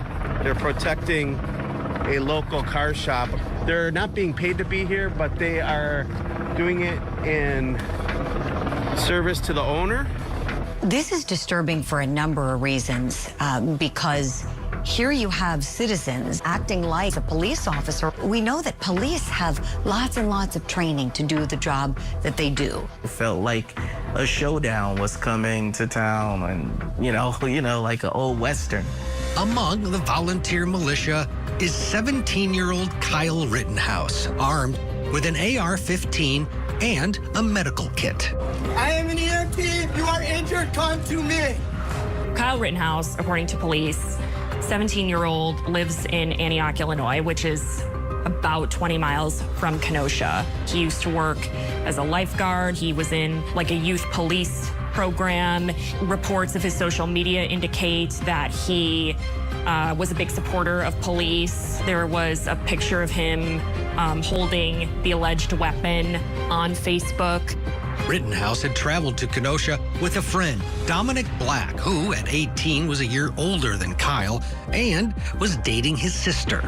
Dominic Black tells police that he was an employee of Car Source and that he and Kyle Rittenhouse kind of answered the call to go protect the other lots that were still at risk of damage in the following nights of protesting. So if people are getting injured, and our job is to protect this business, and part of my job is also help people. If there's somebody hurt, I'm running into harm's way. What's really striking is you look at Kyle Rittenhouse, and he's got like these chubby cheeks, right? And he's kind of a small guy with a big gun. And you wonder, he's not an adult. He's literally a child. He's underage, but he's in the middle of all of this. Seems somewhat out of place. I guess chemical bombs are allegedly being used. I didn't get a idea of what kind of chemical bomb. We're mixing ammonia, gasoline, together, and it's causing an ammonia bomb. And what does that do? It causes irritation to the throat and eyes, and the police are also using tear gas. It's like tear gas? It's worse than tear gas. Meanwhile, a block away, there is another group of citizen militia who end up getting into an argument with protesters in the gas station parking lot.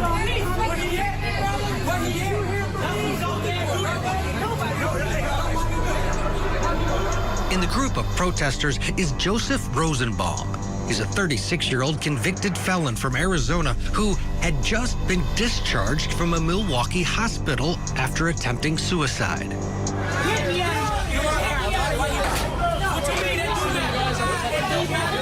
Behind Rosenbaum is Anthony Huber, holding a skateboard in his left hand. He has been protesting for 2 nights and was a friend of Jacob Blake.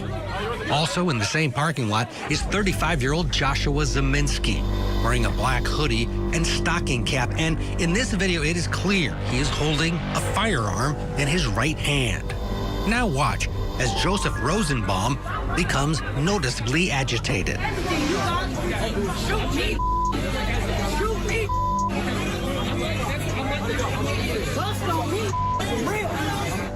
Kyle Rittenhouse spent most of his night at the Car Source parking lot at the corner of 59th and Sheridan. But at some point, he and another volunteer decided to leave and go to another location about 4 blocks away. As Kyle and his partner move down Sheridan, Kyle is asking people if they need medical attention. Does anybody need medical?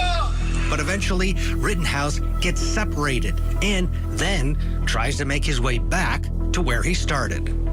At one point, our cameras caught Kyle Rittenhouse walking by, going up to the officers, kind of trying to communicate with them, saying, hey, I work at that business. I'm just here to protect the business, is what he said. And the officers just kind of shoot him away. This road is closed. Do not cross on the Sheridan. Do not come down here. Do not come down here. Do not come down here. Do not come down here. It's been made very clear. Do not come down here.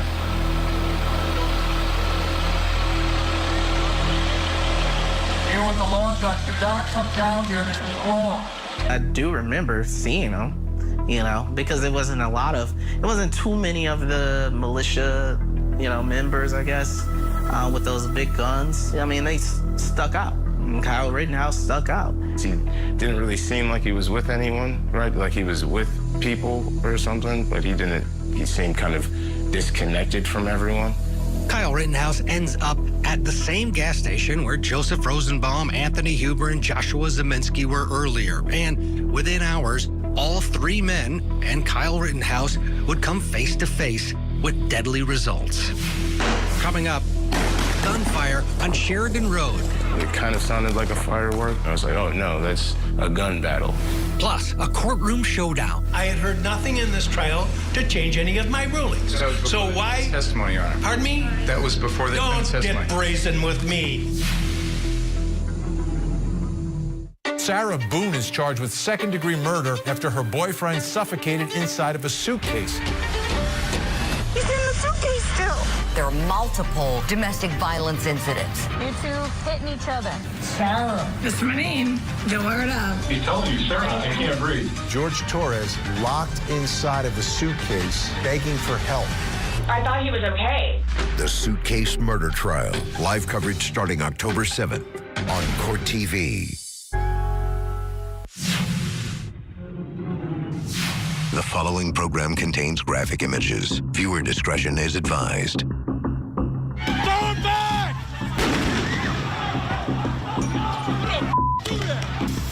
It's 11 p.m. on Tuesday, August 25th, 2020. 17-year-old Kyle Rittenhouse has traveled from his home in Illinois to Kenosha, Wisconsin. He's there, along with dozens of other armed private citizens, to protect local businesses. And it seems that law enforcement appreciates the volunteer militia. You could even see the officers giving them water, almost de facto deputizing them, telling them thank you for being out here. Take a look at the video. That's where I'm right. You need water. We need water. We're throwing one. Thank you. All right, come on, guys. Let's get out of here. Damn. You see police handing out water to Rittenhouse and company for helping, I guess, helping police in the streets of Kenosha. This is not normal. At some point, Kyle Rittenhouse decides to leave the used car lot he's protecting on Sheridan Road and walk to another lot owned by the same business, 4 blocks south. Corey Elijah is a citizen journalist who has been live streaming the protests. Definitely people throwing rocks. Be careful. Elijah, who is on Sheridan Road, sees Rittenhouse run past him carrying a fire extinguisher. Kyle runs past me, Where he's going, I'm not sure. I believe he had a fire extinguisher in his hand or something in his hand, but no one was chasing him at all. So I'm like, all right, well, maybe there's something going on down there. So I just get on my skateboard and, you know, I start streaming and heading down in that direction. So Kyle Rittenhouse eventually gets to the Car Source parking lot. And when he gets there, who else is there? Joseph Rosenbaum and Joshua Zeminski. And you've got Kyle Rittenhouse in the middle of it. As I'm skating up, I see people start jumping on cars and, you know, start beating on cars. And then as I turn to head in that direction, that's when the gunfire lets out from somewhere behind me.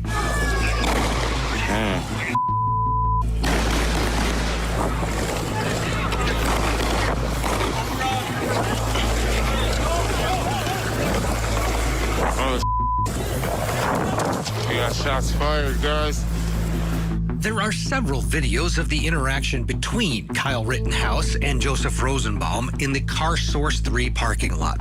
This is a bird's eye view from an FBI plane. It's difficult to see. This is Kyle Rittenhouse. Just behind him is Joseph Rosenbaum. Rosenbaum chases Rittenhouse down before Rittenhouse turns and shoots him. Now, here's the view from across the street, from on the ground. You can see they both move out of frame behind a car before gunshots erupt. This is the third angle. You can see Kyle Rittenhouse before shots are fired, and you see Joseph Rosenbaum. But look closely to the far left, just beyond the lot. There's a flash. Somebody discharges a weapon seconds before Kyle starts shooting. Now, watch this drone video, which is the clearest view of the chase. You can actually see the smoke rising from Kyle's gun. After the shooting, Rittenhouse walks around the black sedan, then seems to look down at Rosenbaum before he takes out his cell phone. What's ironic about that is he said he was there to provide medical aid, but he doesn't provide medical aid to the person that he shot, Joseph Rosenbaum, at that time. Again, he makes a phone call and then leaves the area. While the video of the shooting itself wasn't super clear, the aftermath of the shooting is almost too clear. I mean, you see what happened to Rosenbaum, and you see people trying to help. People, they don't know what to do. Where? Where's the hole? Wait, where are you? Where in his head? In his head! After he shoots Rosenbaum, people start chasing Kyle Rittenhouse down Sheridan Road, and that is when Brendan Gutenschwager starts recording. People were immediately yelling at him, saying, "Get him, grab him, he just shot somebody." Two people are chasing Kyle down. Anthony Huber, who was carrying his skateboard, and Gage Grosskreutz, who was armed with a gun. And he's taking off down the street as several people are following, chasing after him, trying to tackle him down. So they were chasing after him. And at a certain point, he tripped and fell, the man with the gun. And so then as people started to close in on him and surround him, he started firing off at them.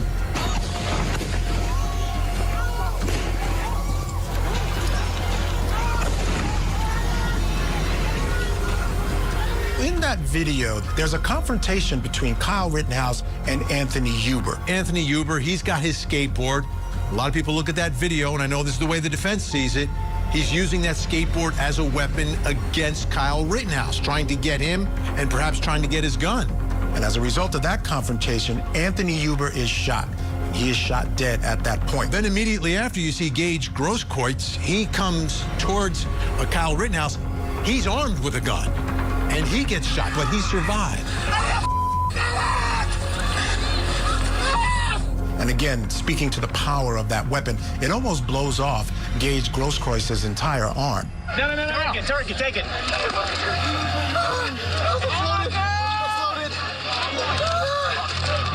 I think about the screams, about the gunshots. I think about everything all the time. I saw Anthony Huber get murdered right in front of me. The shooter just got up and proceeded to walk towards the line of police that were there in the Bearcat and a couple vehicles. And he basically just walked right up to them with the gun still out in front of him. Someone injured straight ahead.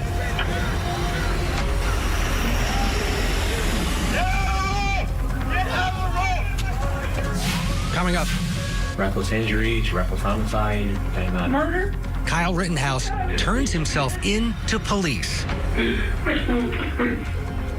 And later, more tears as Kyle breaks down on the witness stand. That's right, run.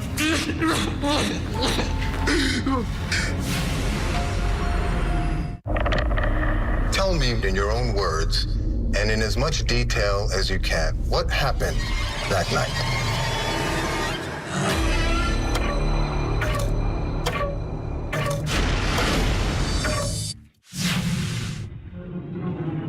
The following program contains graphic images. Viewer discretion is advised. Immediately after the shootings in downtown Kenosha, Wisconsin, Kyle Rittenhouse was able to walk away from the crime scenes, going home to Illinois with his friend Dominic Black. But within hours, Rittenhouse and his mother Wendy showed up at the Antioch, Illinois Police Department.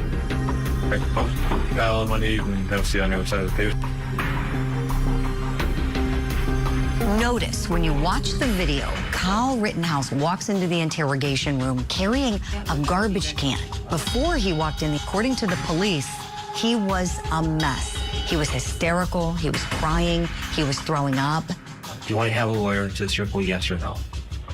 I would like a lawyer, but I'm willing to talk until a lawyer is available. I'll let you know later that We can't do anything because they can't do anything until the lawyer comes. That's all that goes, Kyle. In the beginning of the whole thing, he exercises his Fifth Amendment right by saying, I want a lawyer. So at that point, it's over. But Kyle Rittenhouse did actually speak to Antioch police before actually backing into lawyering up. And his comments weren't recorded, but they did end up in a police report. Kyle told them that he had shot 2 white kids, that he had ended a man's life, and that he also mentioned that he had been beaten with a baseball bat and a skateboard at the time of the incident. A few hours later, the decision is made to charge Kyle Rittenhouse with murder. What is he looking at?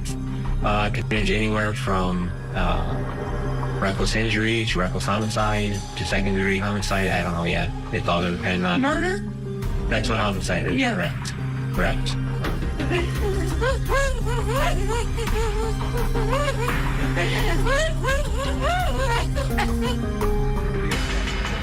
I need you. You got it. Within hours of the shooting, 17-year-old Kyle Rittenhouse became a political lightning rod. As this story explodes around the nation, I mean, people are watching those videos and hearing about what happened, and they are seeing 2 completely different things. I mean, people are dug in on both sides. Free Kyle. Free Kyle. Free Kyle, yeah. My son was a hero, and my son lost his life protecting other people. So many people were talking about this case and arguing about it. Even then President Donald Trump weighed in on the case. They condemn the actions of vigilantes like Kyle Rittenhouse. You saw the same tape as I saw, and he was trying to get away from them. I guess he was in very big trouble. He would have been, he probably would have been killed. In November of 2021, Kyle Rittenhouse went on trial at the Kenosha County Courthouse in Kenosha, Wisconsin. Attorneys Mark Richards and Corey Sharafazi were at his side as the world watched. I knew this case had a lot of potential for publicity. I did feel the Holy Spirit called me today to come here just to pray over this trial. Hopefully today, both families will start to see the shades being pulled back and the light being in front of them, that they would get a victory today. I had no idea it was going to blow up the way it did. We want to begin here in Kenosha, Wisconsin, and day 1 of testimony in the Kyle Rittenhouse trial. Judge Bruce Schrader, Wisconsin's longest tenured circuit court judge, presided over the case and seated a jury in just 1 day. We wanted law and order jurors, people who would be offended by what happened in Kenosha that day and the days before, which is kind of backwards when you're a criminal defense lawyer, but this case was kind of backwards that way. Lead prosecutor Thomas Binger presented the state's opening statement. The defendant, Kyle Rittenhouse, who was 17 years old at the time, had armed himself with an AR-15 style semi-automatic rifle loaded with 30 rounds in the magazine. And using that rifle, he shot and killed Joseph Rosenbaum, an unarmed man. The shot that killed Mr. Rosenbaum was a shot to the back.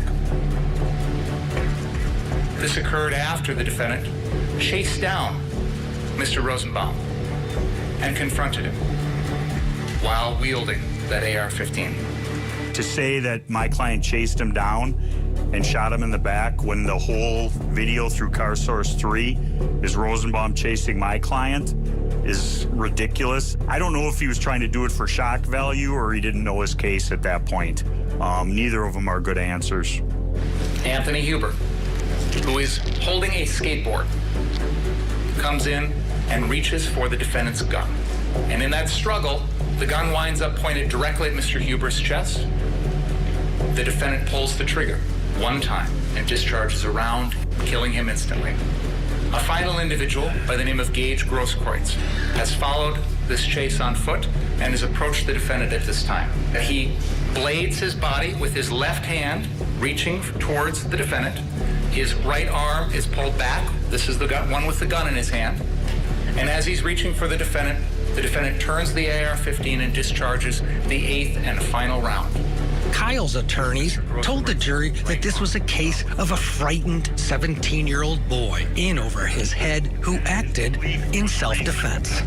You as jurors will end up looking at it from the standpoint of a 17-year-old under the circumstances as they existed on August 25th of 2020.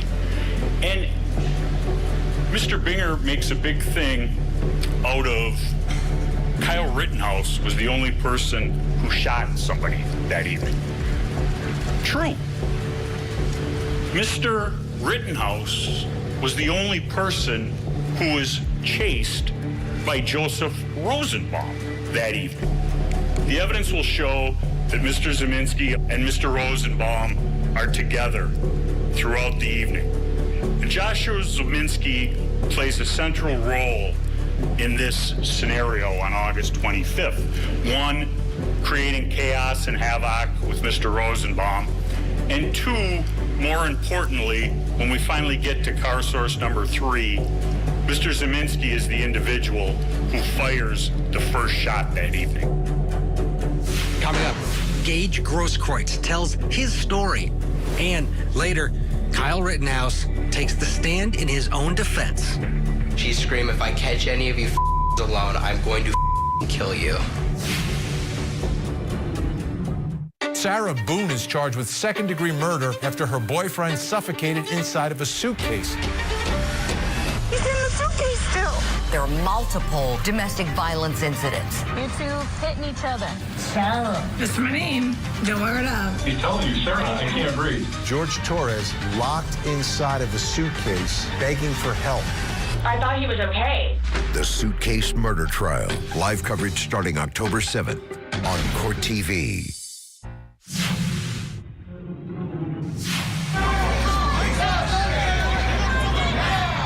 In November of 2021 in Kenosha, Wisconsin, the 3-week trial was underway for Kyle Rittenhouse, and tensions were running high both outside the courthouse. There's no way I'm going to let the Rittenhouse family up there feel unsupported. And inside the courtroom. Wait a minute. You're right. He has the right to testify. He has no obligation to testify. Absolutely not. For the truth of the matter asserted, it's irrelevant. No, it goes to state of mind, Your Honor. State of mind of the defendant. I knew that this case was different when I contacted Attorney Binger to try and keep my client's address secret because of the threats, the death threats, and he wouldn't agree to that. You're an experienced trial attorney, and you're telling me that when the judge says, I'm excluding this, you just to take it upon yourself to put it in because you think that you've found a way around it? Come on. It wasn't going to be common sense and good judgment. It was going to be more of a political case, and that's what it turned into. The state of Wisconsin's first witness was Kyle's friend, Dominic Black, who bought him the gun and was with him that night in Kenosha. He also heard the gunshots ring out. He was freaking out. He was really scared. He was pale, sweating a lot. You could tell he was just scared. He wasn't really talking. He just said he had to do it. It was self-defense. People are trying to hurt him. The state calls Gage Grosskreutz. Arguably, the most important witness for the prosecution was Gage Grosskreutz, who was one of the people that chased down Kyle Rittenhouse the night of the shooting. Hey, what are you doing? You shot somebody? Who shot? Grosskreutz, who was also armed, was the last person shot by Kyle Rittenhouse.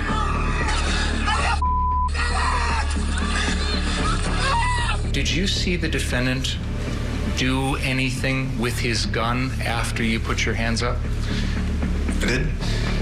After the defendant had pointed his weapon at me and I had put my hands in the air, I inferred that the defendant wasn't accepting my surrender. And so I decided that the best course of action would be to close the distance.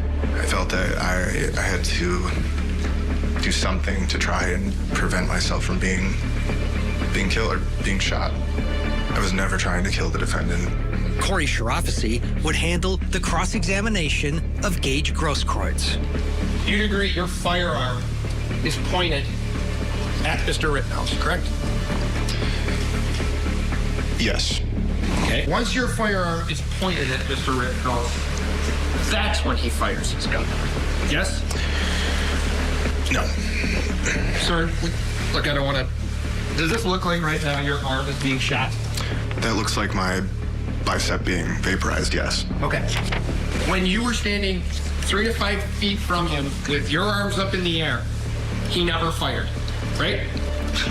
Correct. It wasn't until you pointed your gun at him, advanced on him, with your gun, now your hands down, pointed at him, that he fired, right? Correct. Jurors heard from 21 witnesses over 6 days during the state's case in chief. Then it was time for the defense and for Kyle Rittenhouse to tell his story. Do you solemnly swear the testimony you're about to give in this matter be the truth, the whole truth, and nothing but the truth, so help you God? Yes. You may be seated. We believed he had to testify, explain his state of mind. On August 25th of 2020, did you come to downtown Kenosha to look for trouble? No. Appearing in court is scary. It really is, especially for somebody who has no experience with it. Were you a member of any groups, organized groups? Yes, I was a police explorer for Grays Lake Police Department, and I was a firefighter EMT cadet for Antioch Fire Department. It was scary to put him on, but we felt as though we had to, especially after the mock trials. On the night of the 24th, were you aware of anything going on in Kenosha? I knew there was protests, demonstrations, and riots going on in the later evening. We did 3 mock trials, and one of them was without Kyle testifying. He scored incredibly better with the juries that he testified in front of than the one he didn't. Kyle Rittenhouse testified that his friend, Dominic Black, worked for the company that owned those car lots, Car Source, and that the two of them went to Kenosha that night to protect the lots. When you would leave Car Source 2, what were you doing? When I left, I was with Ryan Balch, and we would go out and ask if anybody needed any first aid assistance, and we would see if there were any fires, and we would put them out. Does anybody need medical? There was, I think, some misguided attempts at the beginning to try and paint him as a patriot, a member of a militia, which he wasn't.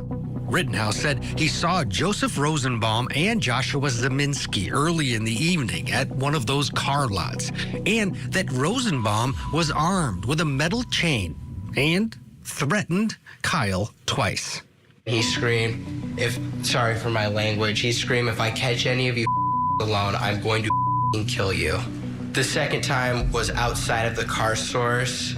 He said, I'm going to cut your hearts out and kill you, N-words. Kyle then described how Dominic Black called him and told him that they needed to go to a different car lot because people were setting cars on fire. And the first person he saw when he got there was Joshua Zeminski. He steps towards me with a pistol in his hand, and as I'm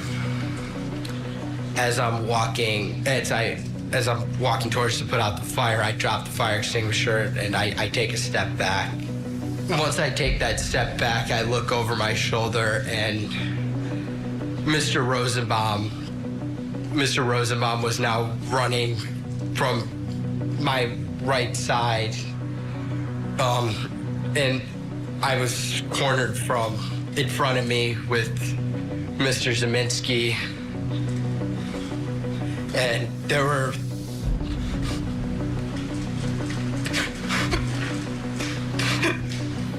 when he took the stand and he started to spin out and he started to shake and he started to have his face scrunch up, I think what they did is, at least to some degree, is they started to understand him differently.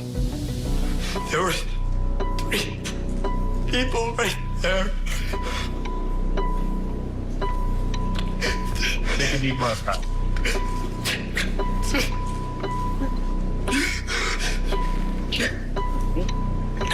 That's where I run. We're gonna just take time for our break anyway. You can just relax for a minute, sir. Coming up, everybody that you shot at that night you intended to kill. I intended to stop the people who were attacking me. Don't get brazen with me. The defendant will rise and face the jury and hearken to its verdicts.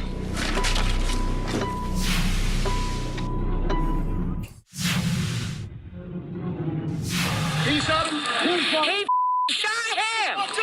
Get him there! In August of the year 2020, 17-year-old Kyle Rittenhouse shot and killed 2 people and injured another during protests on the streets of Kenosha, Wisconsin. 15 months later, Rittenhouse was telling his story to a jury. Mr. Huber runs up. As I'm getting up, he strikes me in the neck with his skateboard a second time. He grabs my gun, and I can feel it pulling away from me, and I can feel the strap starting to come off my body. And what do you do then? I fire 1 shot. Why were you trying to get to the police? Because I didn't do anything wrong. I defended myself. Facing 2 counts of murder, Kyle Rittenhouse spent just over an hour on direct examination. But that, of course, is the easy part. How would he hold up during the cross? Good morning, Mr. Rittenhouse. Good morning. Everybody that you shot at that night you intended to kill, correct? I didn't intend to kill them. I intended to stop the people who were attacking me. By killing them? I did what I had to do to stop the person who was attacking me. By killing them? 2 of them passed away, but I stopped the threat from attacking me. There was a lot of talk in the sense of, I think if a client's going to take the witness stand, you can't give him the answers, but he has to understand what your themes are and what you're trying to get out of them to advance the cause. Do you see Mr. Rosenbaum in this picture? I do. You'd agree with me that there's no video of either one of these threats, correct? I don't know if somebody filmed it that I'm aware of right now. Kyle was a good student. He paid attention. He's not a dumb individual. And it was scary to put him on, but we felt as though we had to. Kyle Rittenhouse would spend the entire day on the witness stand, and prosecutor Thomas Binger didn't seem to shake his story. If you had seen someone running up the street with a gun and the crowd was saying that that person just shot someone, like they were saying about you, you would have taken action to stop them yourself, wouldn't you? No, I wouldn't have. You're running around putting out fires, aren't you? Yes. You took it upon yourself to do the things that you didn't think the police or fire could do, correct? I wouldn't say I took it upon myself, but I was helping people with first aid and putting out fires at businesses. While prosecutor Binger didn't seem to rattle Kyle Rittenhouse during his cross-examination, his questions did seem to infuriate the judge, Judge Schrader. and you'd agree with me that you're not allowed to use deadly force to protect property, correct? Yes. But yet you have previously indicated that you wished you had your AR-15 to protect someone's property, correct? I'm going to ask you to go into the library again for a moment, please. Thomas Binger is asking about a cell phone video from outside a CVS store 2 weeks before the shootings that Judge Schrader had already ruled would not be coming into evidence. It looks like one of them has a weapon. Bro, I wish I had. All right, start shooting rounds at them. First of all, Your Honor, this was the subject of a motion. I'm well aware of that. And the court left the door open. For me, not for you. My understanding of You should have come and asked. Why would you think that that made it okay for you without any advance notice to bring this matter before the jury? This is this judge's courtroom. He knows it. He's never forgotten it. And frankly, he makes sure that nobody else in the room will forget it either. And by the way, Mr. Richards absolutely correctly points out that just hours ago, I said I had heard nothing in this trial to change any of my rulings. So why? Testimony, Your Honor. Pardon me? That was before the defense Don't testimony. get brazen with me. Jurors would hear from 8 defense witnesses over 2 days. The closing arguments began on Monday of the 3rd week of trial. But what you don't do is you don't bring a gun to a fistfight. What the defendant wants you to believe is that because he's the one who brought the gun, he gets to kill. They have to convince you that Joseph Rosenbaum was going to take that gun and use it on the defendant because they know you can't claim self-defense against an unarmed man like this. There is no doubt in this case that the defendant committed these crimes. The question is whether or not you believe that his actions were legally justified. And I submit to you that no reasonable person would have done what the defendant did. And that makes your decision easy. He is guilty of all counts. Mr. Rosenbaum was hell-bent on causing trouble that night. He did what he did, and he started this. Shoot me! Shoot me! There are tragic parts of it, but Kyle Rittenhouse's behavior was protected under the law of the state of Wisconsin. There is no evidence whatsoever that he was an active shooter other than Mr. Binger calling him that. He wasn't shooting.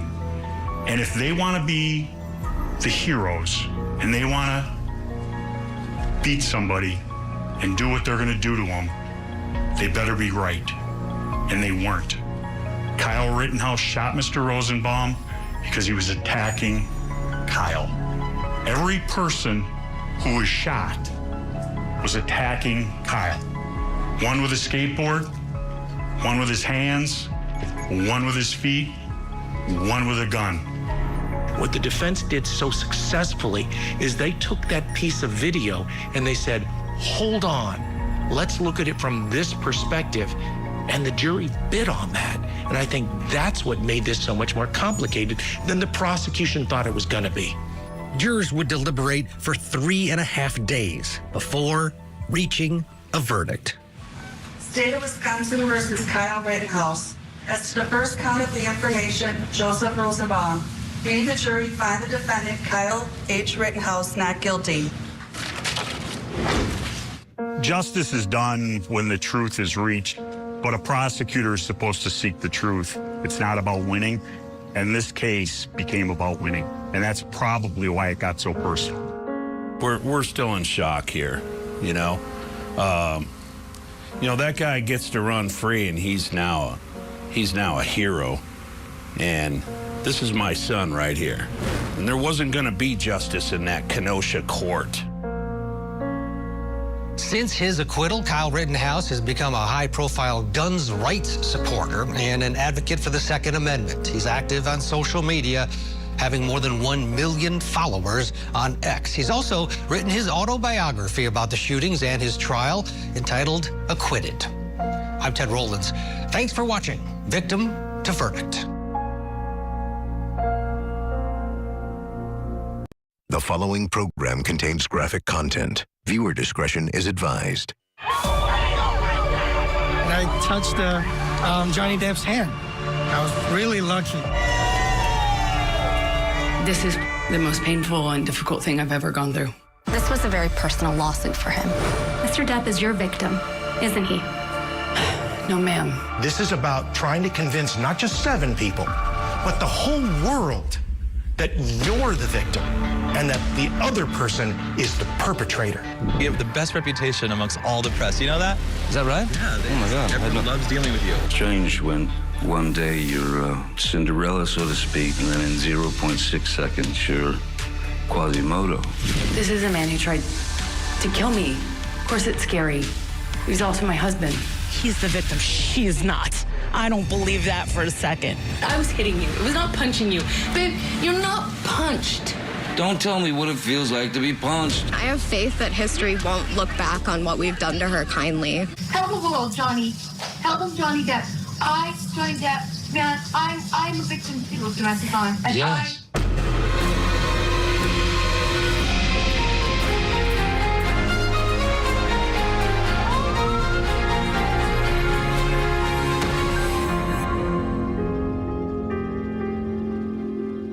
Johnny Depp and Amber Heard's entire 10-year relationship played out in the public eye. What once started as a Hollywood love story quickly turned toxic, which pushed the A-listers from the silver screen to a televised courtroom drama in Fairfax, Virginia. I'm Ted Rowlands. This is Victim to Verdict, Johnny Depp versus Amber Heard. After dropping out of high school at the age of 16, Johnny Depp set off to Los Angeles to pursue a career in music. He would end up hitting it big in Hollywood. At first, as a teen heartthrob, landing roles in movies and television, including the role of Tom Hansen in Fox's 21 Jump Street.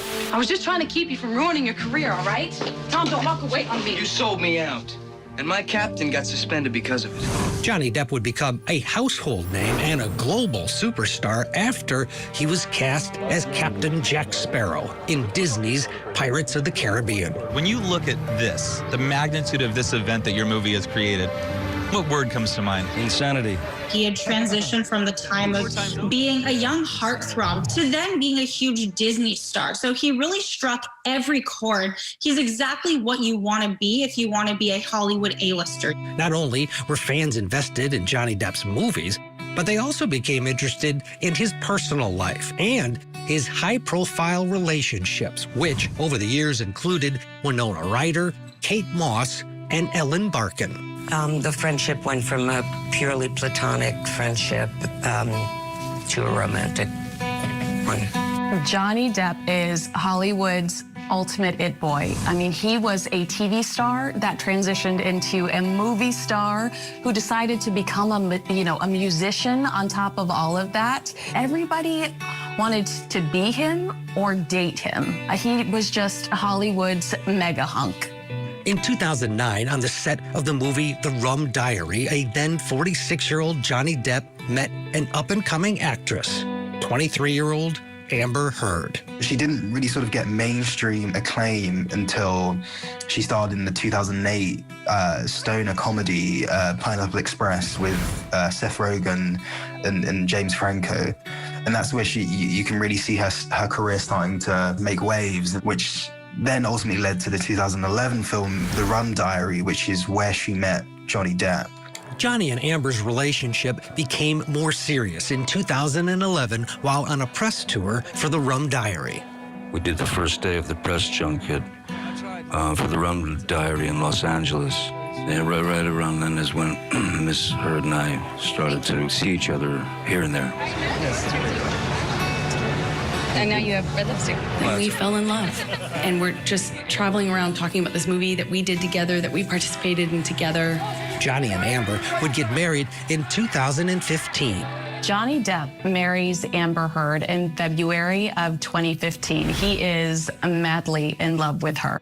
Well, a year later, It's May of 2016 when Amber not only files for divorce, but shows up to a Los Angeles courtroom to get a restraining order against Johnny. Waiting outside the courthouse, the media, including TMZ, they'd been tipped off and told to make sure to capture a bruise on Amber's face. This would be the beginning of the allegations of physical abuse against Johnny Depp. Stop. You guys, she showed a lot of courage. Are you okay, Amber? You look upset.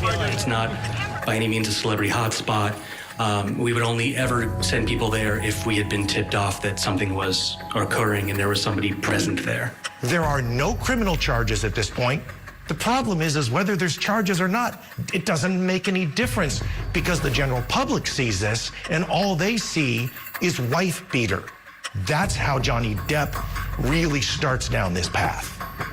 Johnny's career takes an extreme hit after all of this negative PR. I mean, the blogs are all talking about him. He's the bad guy. And while this is happening and he's trying to deal with this with his agents and managers, Amber's career is blowing up. She gets DC's Justice League, Aquaman. She's in this movie that everyone loved called The Danish Girl. So she's really becoming a star in her own right. Coming up, Johnny and Amber face off in court. I've never struck Miss Heard. I have never struck a woman in my life. And this is horrible for me to sit here, relive everything. We figured if he could tell his story, there was really a very small chance he could lose.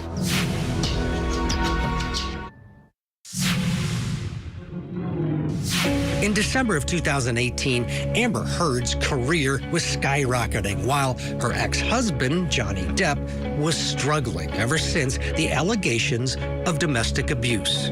Here comes the Me Too movement, which completely implodes the careers of people like Harvey Weinstein, Kevin Spacey, Matt Lauer. I mean, these guys are persona non grata. Somehow, Johnny Depp has escaped this kind of criticism, this cancellation, until Amber Heard publishes an op-ed in the Washington Post accusing someone of domestic violence. So Amber Heard never uses his name.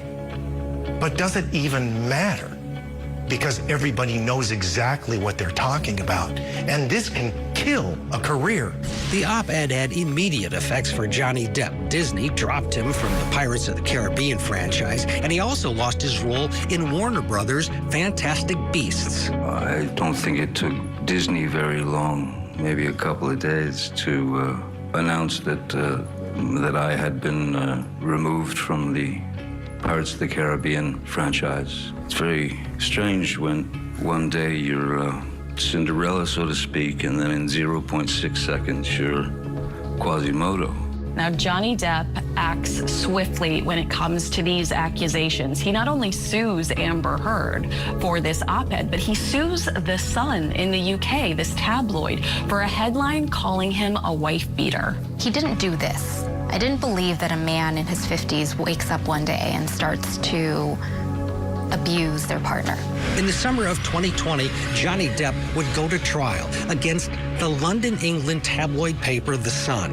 There were no cameras inside the courtroom, but the international media was there, along with loyal Johnny Depp fans. The libel case at this court here in London centred around an article in the UK's biggest tabloid, The Sun newspaper, which claimed that Johnny Depp was, quote, a wife beater. If you follow like Twitter and all the rest of social media, like it's just everywhere. Everyone's talking about it. I feel like people feel like they know Johnny Depp because they have grown up or like seen him all over the screens and stuff, particularly in Pirates of the Caribbean. So I feel like people tend to feel like they have that invested interest in celebrities, even if they don't know them. He has to prove that the Sun newspaper actually printed this and knew that it was false. And that's a very, very difficult bar to reach.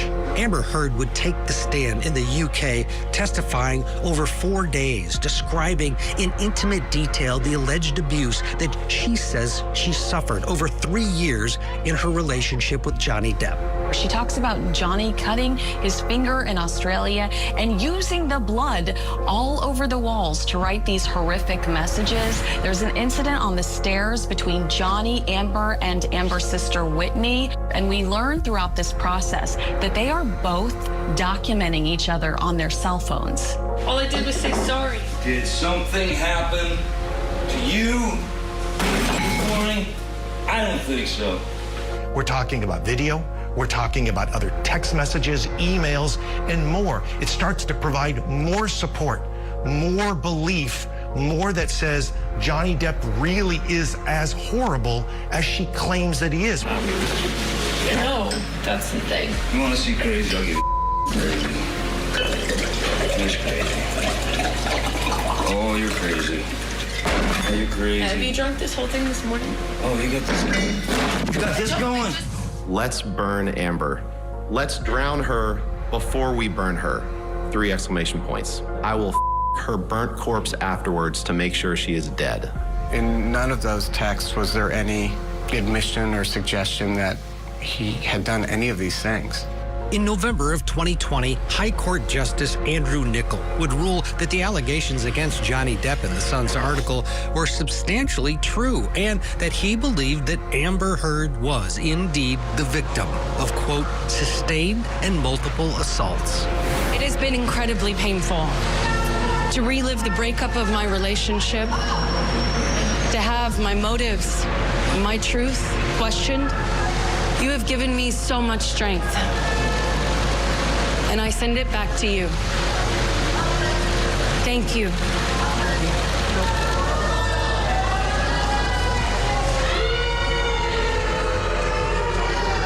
We were very disappointed in the judgment in the UK, but there were reasons why that happened. Coming up, another courtroom showdown. This time, the cameras capture the drama between Johnny and Amber as the world watches. Today is the first opportunity that I've been able to speak about this case. Plus, the spectacle outside the courthouse. We all agreed to a system, and it's these numbers here. The matriarch of the Adelson family gets arrested. Terrible. Donna Adelson is facing charges of murder, the death of her former son-in-law, Dan Markel. Prosecutors say a bitter child custody battle was the motive for the murder-for-hire plot. Now that Donna has turned into a defendant, what's next for the Adelson clan? Now that the ship is really sinking fast, blood doesn't matter that much. The Matriarch Mastermind Murder Trial. Live coverage begins September 17th on Court TV.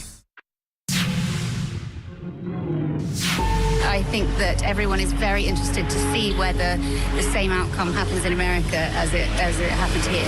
In April of 2022, a year and a half after Johnny Depp lost his trial in the UK, he was back in a courtroom, this time in Virginia, suing his ex-wife, Amber Heard, for defamation. Depp claimed that a Washington Post op-ed in which Heard implied domestic violence had derailed Johnny Depp's acting career. This was really the ultimate showdown. Two people, two completely different versions of what was happening in that relationship. That means one thing: somebody's lying. And this is a civil case, and it's a jury of 7. He has to convince that jury that she's a liar, and it destroyed his career. But let's be clear, they're trying to burn each other to the ground for the general public, so the world sees that this is a lie. Johnny Depp's legal team consisted of Ben Chu, Camille Vasquez, and Jessica Myers. This was a very personal lawsuit for him. You know, he wanted to go directly to the source. And the source of these lies, was Amber Heard.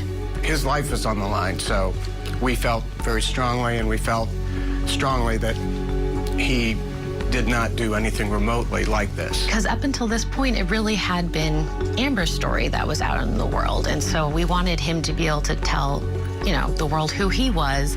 Amber Heard was represented by seasoned civil attorneys Ben Rottenborn and the woman who was by Amber's side in the UK, Elaine Bredehoff. I appreciate the dedication, the hard work, and support of the defense legal team, as well as my U.S. and U.K. lawyers. Now, this case, different than the trial in the U.K. In the U.K., it was Johnny Depp versus the media. Here, it's Johnny Depp versus Amber Heard. Are we ready with opening statements? Yes, Your Honor. All right, go ahead, sir. This is a case about the impact of Amber Heard's words on Johnny Depp. No one had ever in 5 decades accused Johnny Depp of being violent with a woman. Mr. Rottenborn. Mr. Depp's team is going to try to turn this case into a soap opera. If it had been Amber's intention to use this article to detail the abuse that she suffered, believe me, the article would have looked very, very different. The opening statements set the table. And so what you're seeing right now is really the buildup to this massive fight on both sides. And both sides are going to use everything that they've got to take down the other. The first witness to take the stand is Johnny Depp's sister, Christy Dombrowski. She told the jurors about the abuse that she and her brother Johnny suffered at the hands of their mother. We started from the beginning, which was Johnny's sister. Who is Johnny Depp? Who was Johnny Depp before he became the person that we all know as Johnny Depp? Did you ever observe your mother hitting Johnny? Yes. He was a typical little boy where if it hurt, he would cry. For the most part, you just wanted to get away from it. By Christy sharing a little bit about their childhood and Johnny's reaction to the abuse that they both sustained, started to paint a picture of who this person was many years later when he met Miss Heard and they had conflict. We decided that once we left, once we had our own home, that we were never going to repeat ever anything similar in any way to our childhood. This is the definition of a he said, she said. And for the jury, this is how they're going to make their decision. You've got to listen to the testimony of Johnny Depp, listen to the testimony of Amber Heard, and then decide, who do you believe? All right. Your next witness? Your Honor, we call Mr. John C. Depp. We figured if he could tell his story, and for once and for all, after 6 years, he can deny these allegations outright, and he can tell the story and help give the jury a reason why she would make this up. We thought that there was really a very small chance he could lose. Good afternoon, Mr. Depp. Good afternoon. Can you please tell the jury why you're here today? Today is the first opportunity that I've been able to speak about this case in full for the first time. Now, why are you here? My ex-husband is suing me for an op-ed I wrote. I struggle to find the words to describe how painful this is. This is the most painful and difficult thing I've ever gone through, for sure.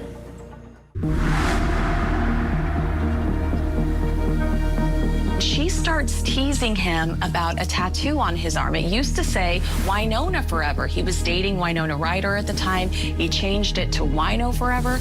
Amber accuses him of slapping her. Slapped me across the face. He said, "You think it's so funny? You think it's funny, bitch? You think you're a funny bitch?" And he slapped me again. It didn't happen. I've never struck Miss Heard. Why would I take such great offense to someone making fun of a tattoo? We start to see stories of abuse.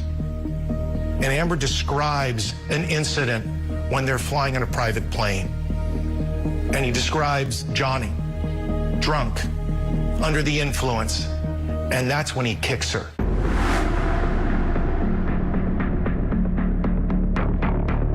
I am walking away from him slowly, and he tells me to hurry the up.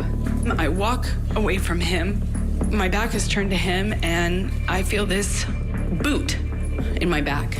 I knew that she was ready for some kind of brawl. She would verbally heckle, hassle.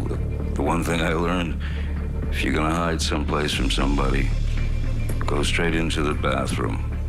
The flight from Boston to Los Angeles, a big, big issue in this case.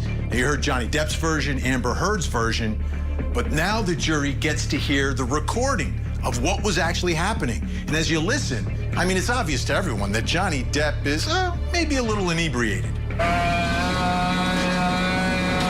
That's your voice making those moaning sounds sound like an animal in pain, right, Mr. Depp? That's exactly what I said before. Yes, that is sounds like a pained animal. Let's go to my 250, voice. please.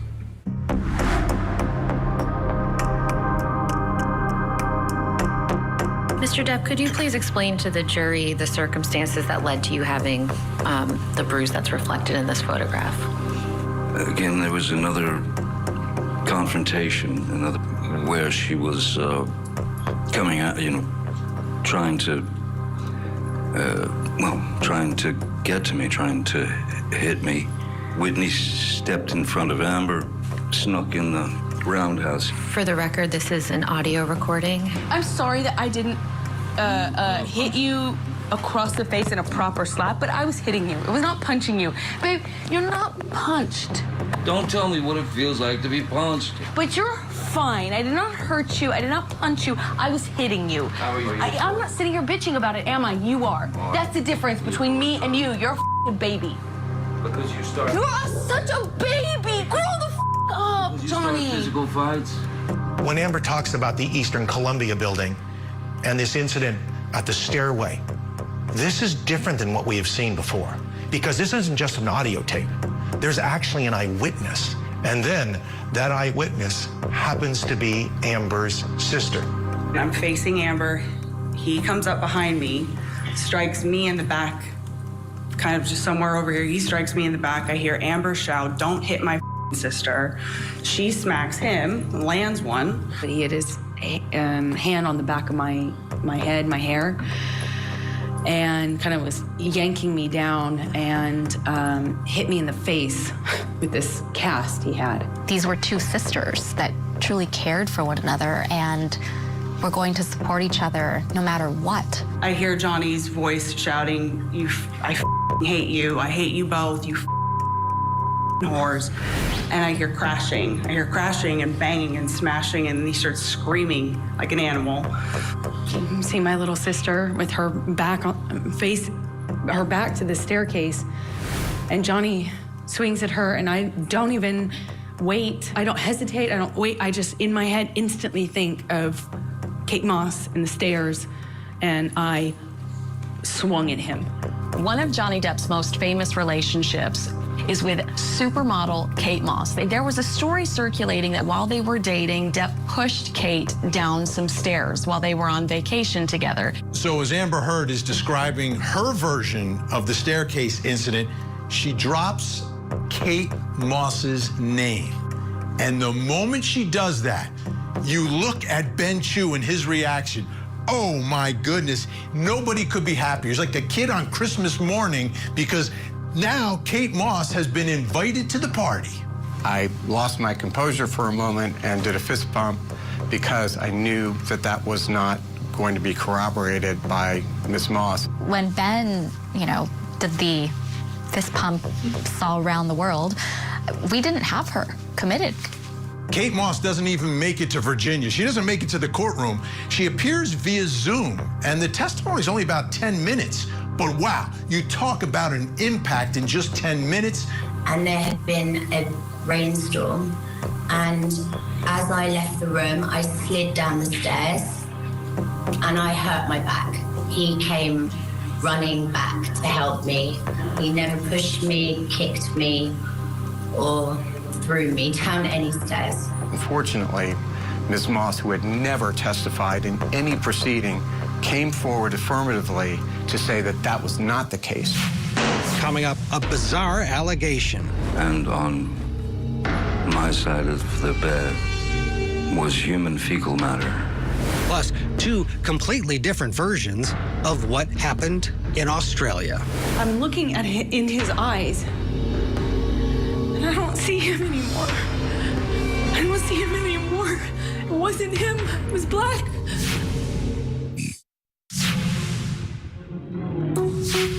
The judge had issued an order where I, as the pool photographer, wasn't allowed to speak to Johnny or Amber. Morning, sir. Once he realized that, he would make any joke he could to at least get some sort of response out of me. It's not meeting like this, people will talk, Seen you before somewhere. It's alpaca day. Just made breakfast for all of them this morning. Morning, waffles. Good morning. Since people are talking anyway, I brought this for you. A quarter of a way through the trial, it was obvious that Johnny just had a huge support base. All relatives. The jeers, aimed at Amber just got progressively worse as that went on for her. By week 2 of Johnny Depp versus Amber Heard, the crowds outside the courthouse in Fairfax, Virginia were steadily growing, while the jurors inside the courtroom were hearing evidence and trying to decide who to believe in this he said, she said case of domestic abuse. In December of 2015, there is a really nasty, according to Amber, altercation between her and Johnny Depp, where Johnny headbutts her and pulls huge chunks out of her head. And she was pretty upset over this because the next night, she had an interview with James Corden on CBS. And he balled up his fists, leaned back, and headbutted me square in the nose. I went down to the floor. I remember being on top of me, and he's screaming and swinging at me while I was on the floor.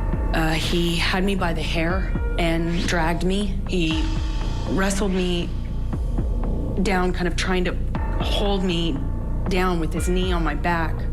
And he's punching me repeatedly. And I don't remember even feeling the pain. I just remember the sound of Johnny's voice. He got next to my ear and he was screaming over and over and over again, "I hate you. I hate you. I hate you." I thought, this is how I die. He's gonna kill me now.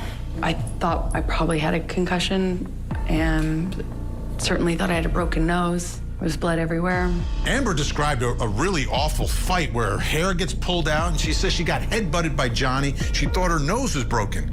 Now, Johnny Depp never really had to address this at all because he had Camille Vasquez, who, on cross-examination, goes after Amber by using James Corden as sort of the proof that nothing really happened. The next day, she's on his show.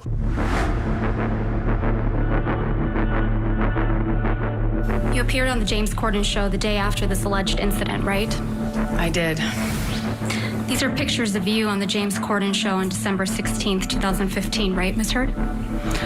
They look like freeze frames, like screen grabs. Yes. So you had a split lip when you were moving your mouth that way. I sure did. In those photographs. Absolutely.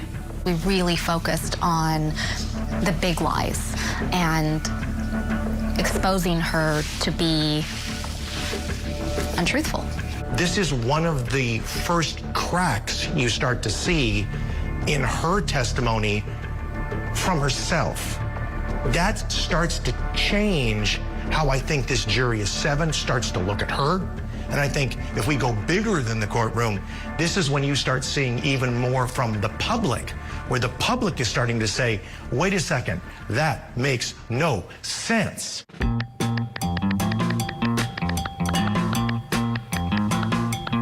My dog stepped on a bee. My child spilled my tea. I'm right next to Key. And I was walking out of the bedroom, slapped me across the face. I turned to look at him. And I said, "Johnny, you hit me. You just hit me."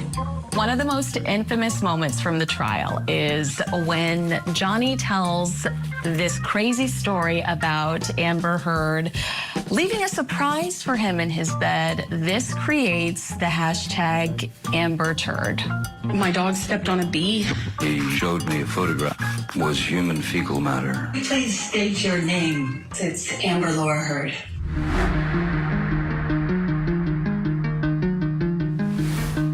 I had received some news that was as absurd and grotesque, and then I was shown a picture of what the problem was.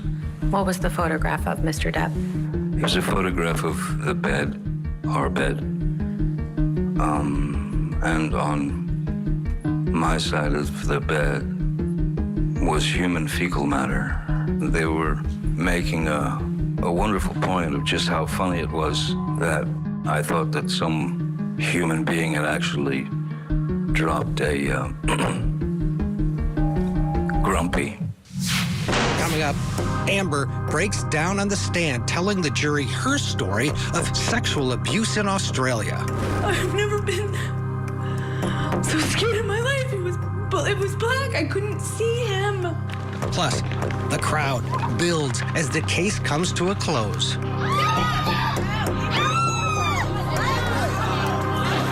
She guided us through the maze and the brutality and the killing. The matriarch of the Adelson family gets arrested. Terrible. Donna Adelson is facing charges of murder, the death of her former son-in-law, Dan Markel. Prosecutors say a bitter child custody battle was the motive for the murder-for-hire plot. Now that Donna has turned into a defendant, what's next for the Adelson clan? Now that the ship is really sinking fast, blood doesn't matter that much. The Matriarch Mastermind Murder Trial. Live coverage begins September 17th on Court TV. 1.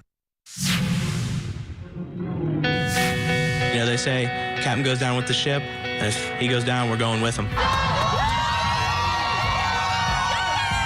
I don't know, it just kind of sucks to see him like have all this downfall from this, and then there's actual evidence that Amber actually was the one that did a lot of it. You can just like see that he's innocent, but like when you look at her, you can kind of see like the evil in her eyes. I came out to support Amber because there's two sides to every story. It's sad like how like she's perceived this way.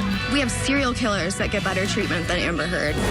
By May of 2022, the trial was in its third week, and jurors continued to hear competing stories of alleged abuse. The most disturbing allegation took place in Australia while Johnny Depp was filming another Pirates of the Caribbean movie.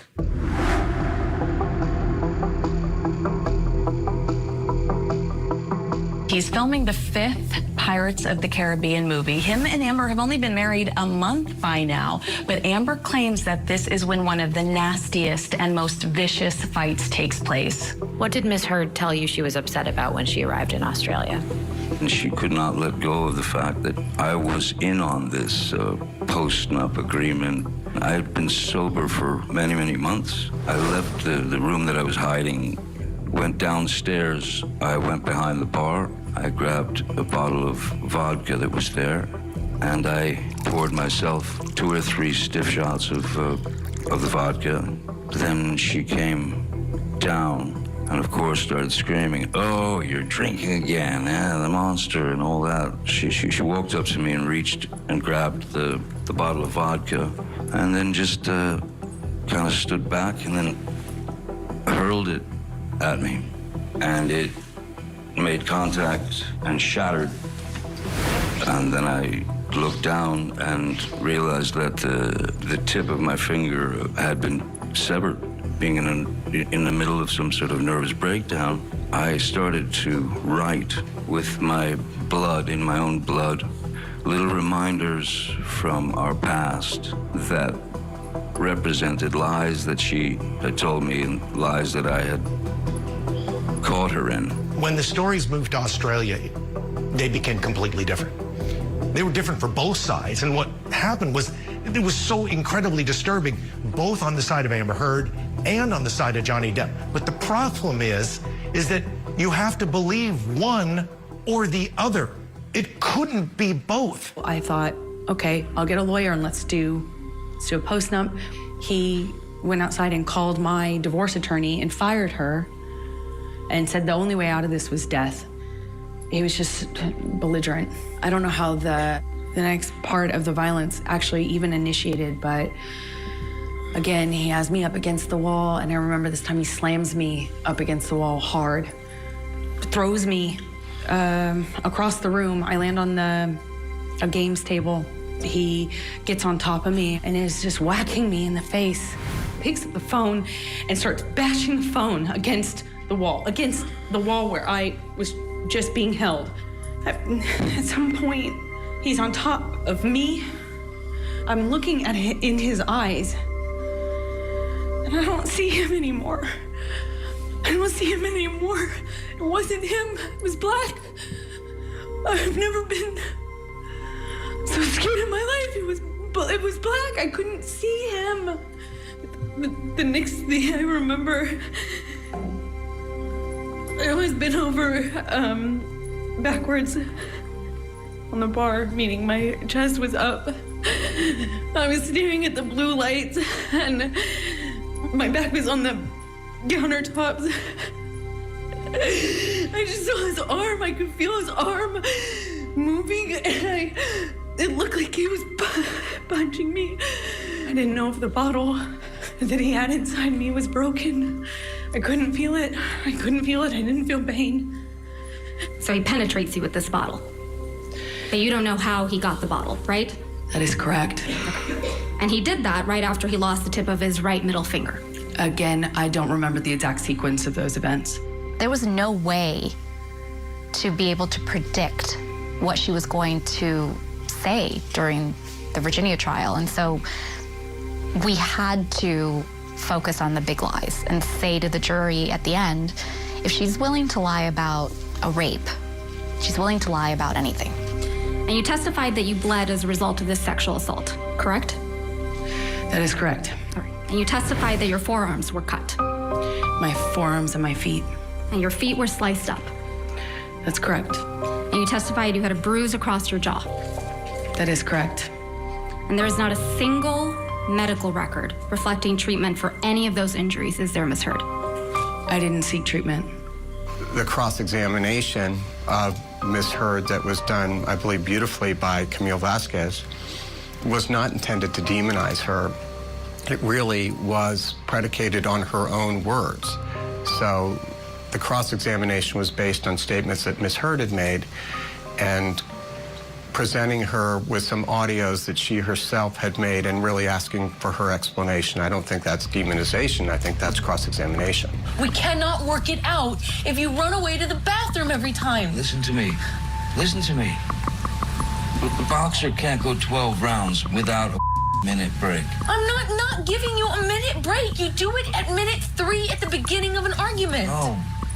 I split again. I go to another bathroom or a bedroom or something. Knock, knock, knock. Bang, bang, bang. You kept coming to get me. This is what really happened in Australia, isn't it, Ms. Heard? I did knock on a bathroom door on the first night. Not a bathroom door, 5 bathroom doors and 2 bedrooms. Johnny is not an accurate historian of what happened during Ms. Heard, that period of time. I'll guarantee Ms. you Heard, that's not my question. That night in Australia, after you cut off his finger with a bottle, you weren't scared of him at all, were you? This is a man who tried to kill me. Of course it's scary. He's also my husband. This is one of the struggles that this jury of 7 has, because they have to reject one in order to accept the other. And this is where you start to see this jury start to waver. The person that ended up in the hospital after Australia was Johnny Depp. The person with any injury was Johnny Depp. The only person with medical records in this case was Johnny Depp. It was a violent relationship, except she was the aggressor. Coming up, the verdict and chaos as fans try to get a seat in the courtroom for the final days. I think somebody intervened to make sure to keep me out of the courthouse.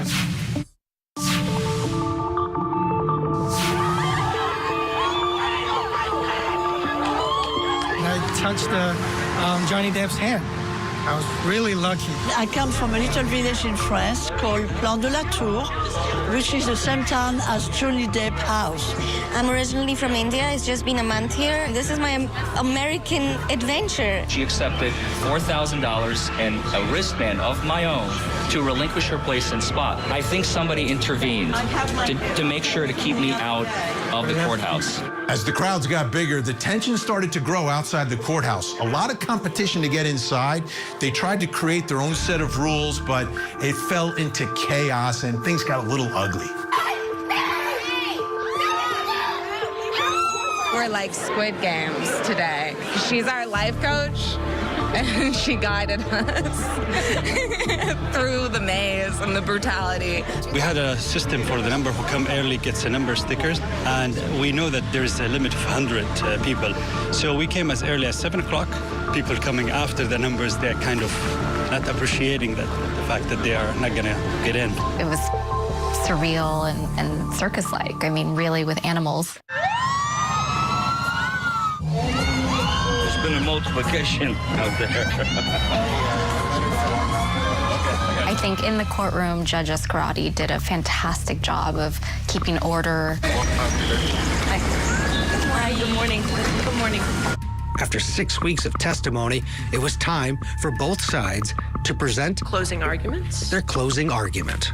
She gave the performance of her life, telling you story after story of abuse. And not just any abuse, but extravagant, over-the-top allegations of abuse that would be truly brutal, horrific, if true. You either believe all of it, or you believe none of it.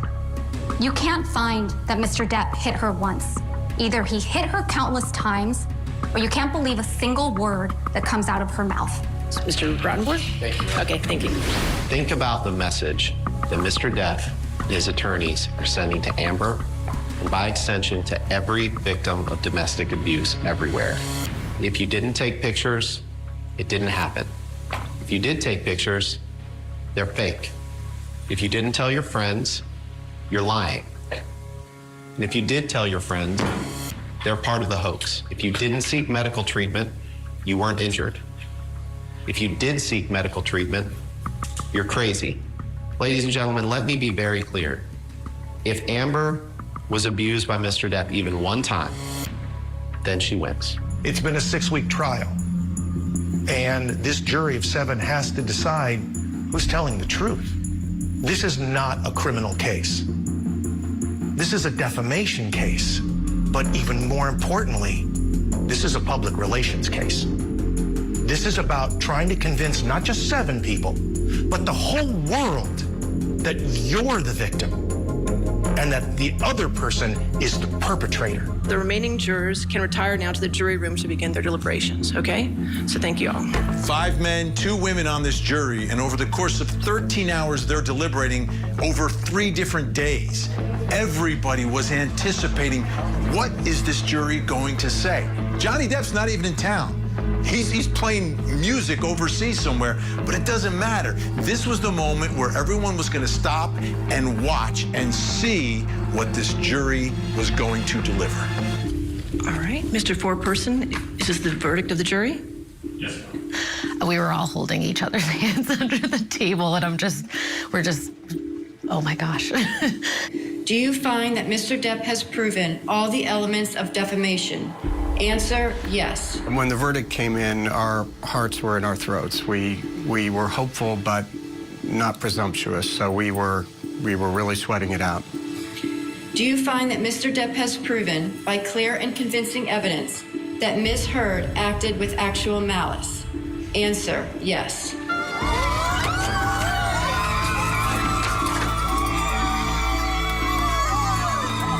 I believe that he was in a pub watching it, and we couldn't share that moment with him, but we did FaceTime him, and he looked like the weight of the world was off of his shoulders. And I mean, I think it means everything to him.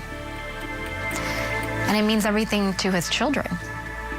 You know, he did this for his children and to protect his legacy and their legacy. Today's verdict confirms what we have said from the beginning, that the claims against Johnny Depp are defamatory and unsupported by any evidence. We are also most pleased that the trial has resonated for so many people in the public who value truth and justice. Thank you. This is a case where there was an allegation, it was taken seriously. Both parties got to have their day in court to adjudicate it, and that's justice. I think that the system worked. She just didn't get the outcome she had hoped for. She had her day in court. She had her opportunity to tell her truth. The jury didn't believe her. I think that justice was definitely served for Johnny. I think that there was justice for Johnny Depp today, and I feel really happy. I really think it was sensationalized, and it also shows just, how it could really affect women who might have been battered and abused. And if it's a powerful man who I loved on camera, this is really the result. And so I'm a little disturbed by it, I guess. I hope that it sends the message that words matter, and that at the end of the day, all we have is our name, and that deserves to be protected. The Washington Post amended the online version of Heard's op-ed, and both Johnny Depp and Amber Heard reached a settlement, dropping their appeals. Heard moved to Spain with her daughter after the trial. Johnny Depp hasn't quite regained the success of his earlier years, but still finds work as a director and is starring in a movie with Heard's former Aquaman co-star, Jason Momoa. I'm Ted Rowlands. Thanks for watching Victim to Verdict.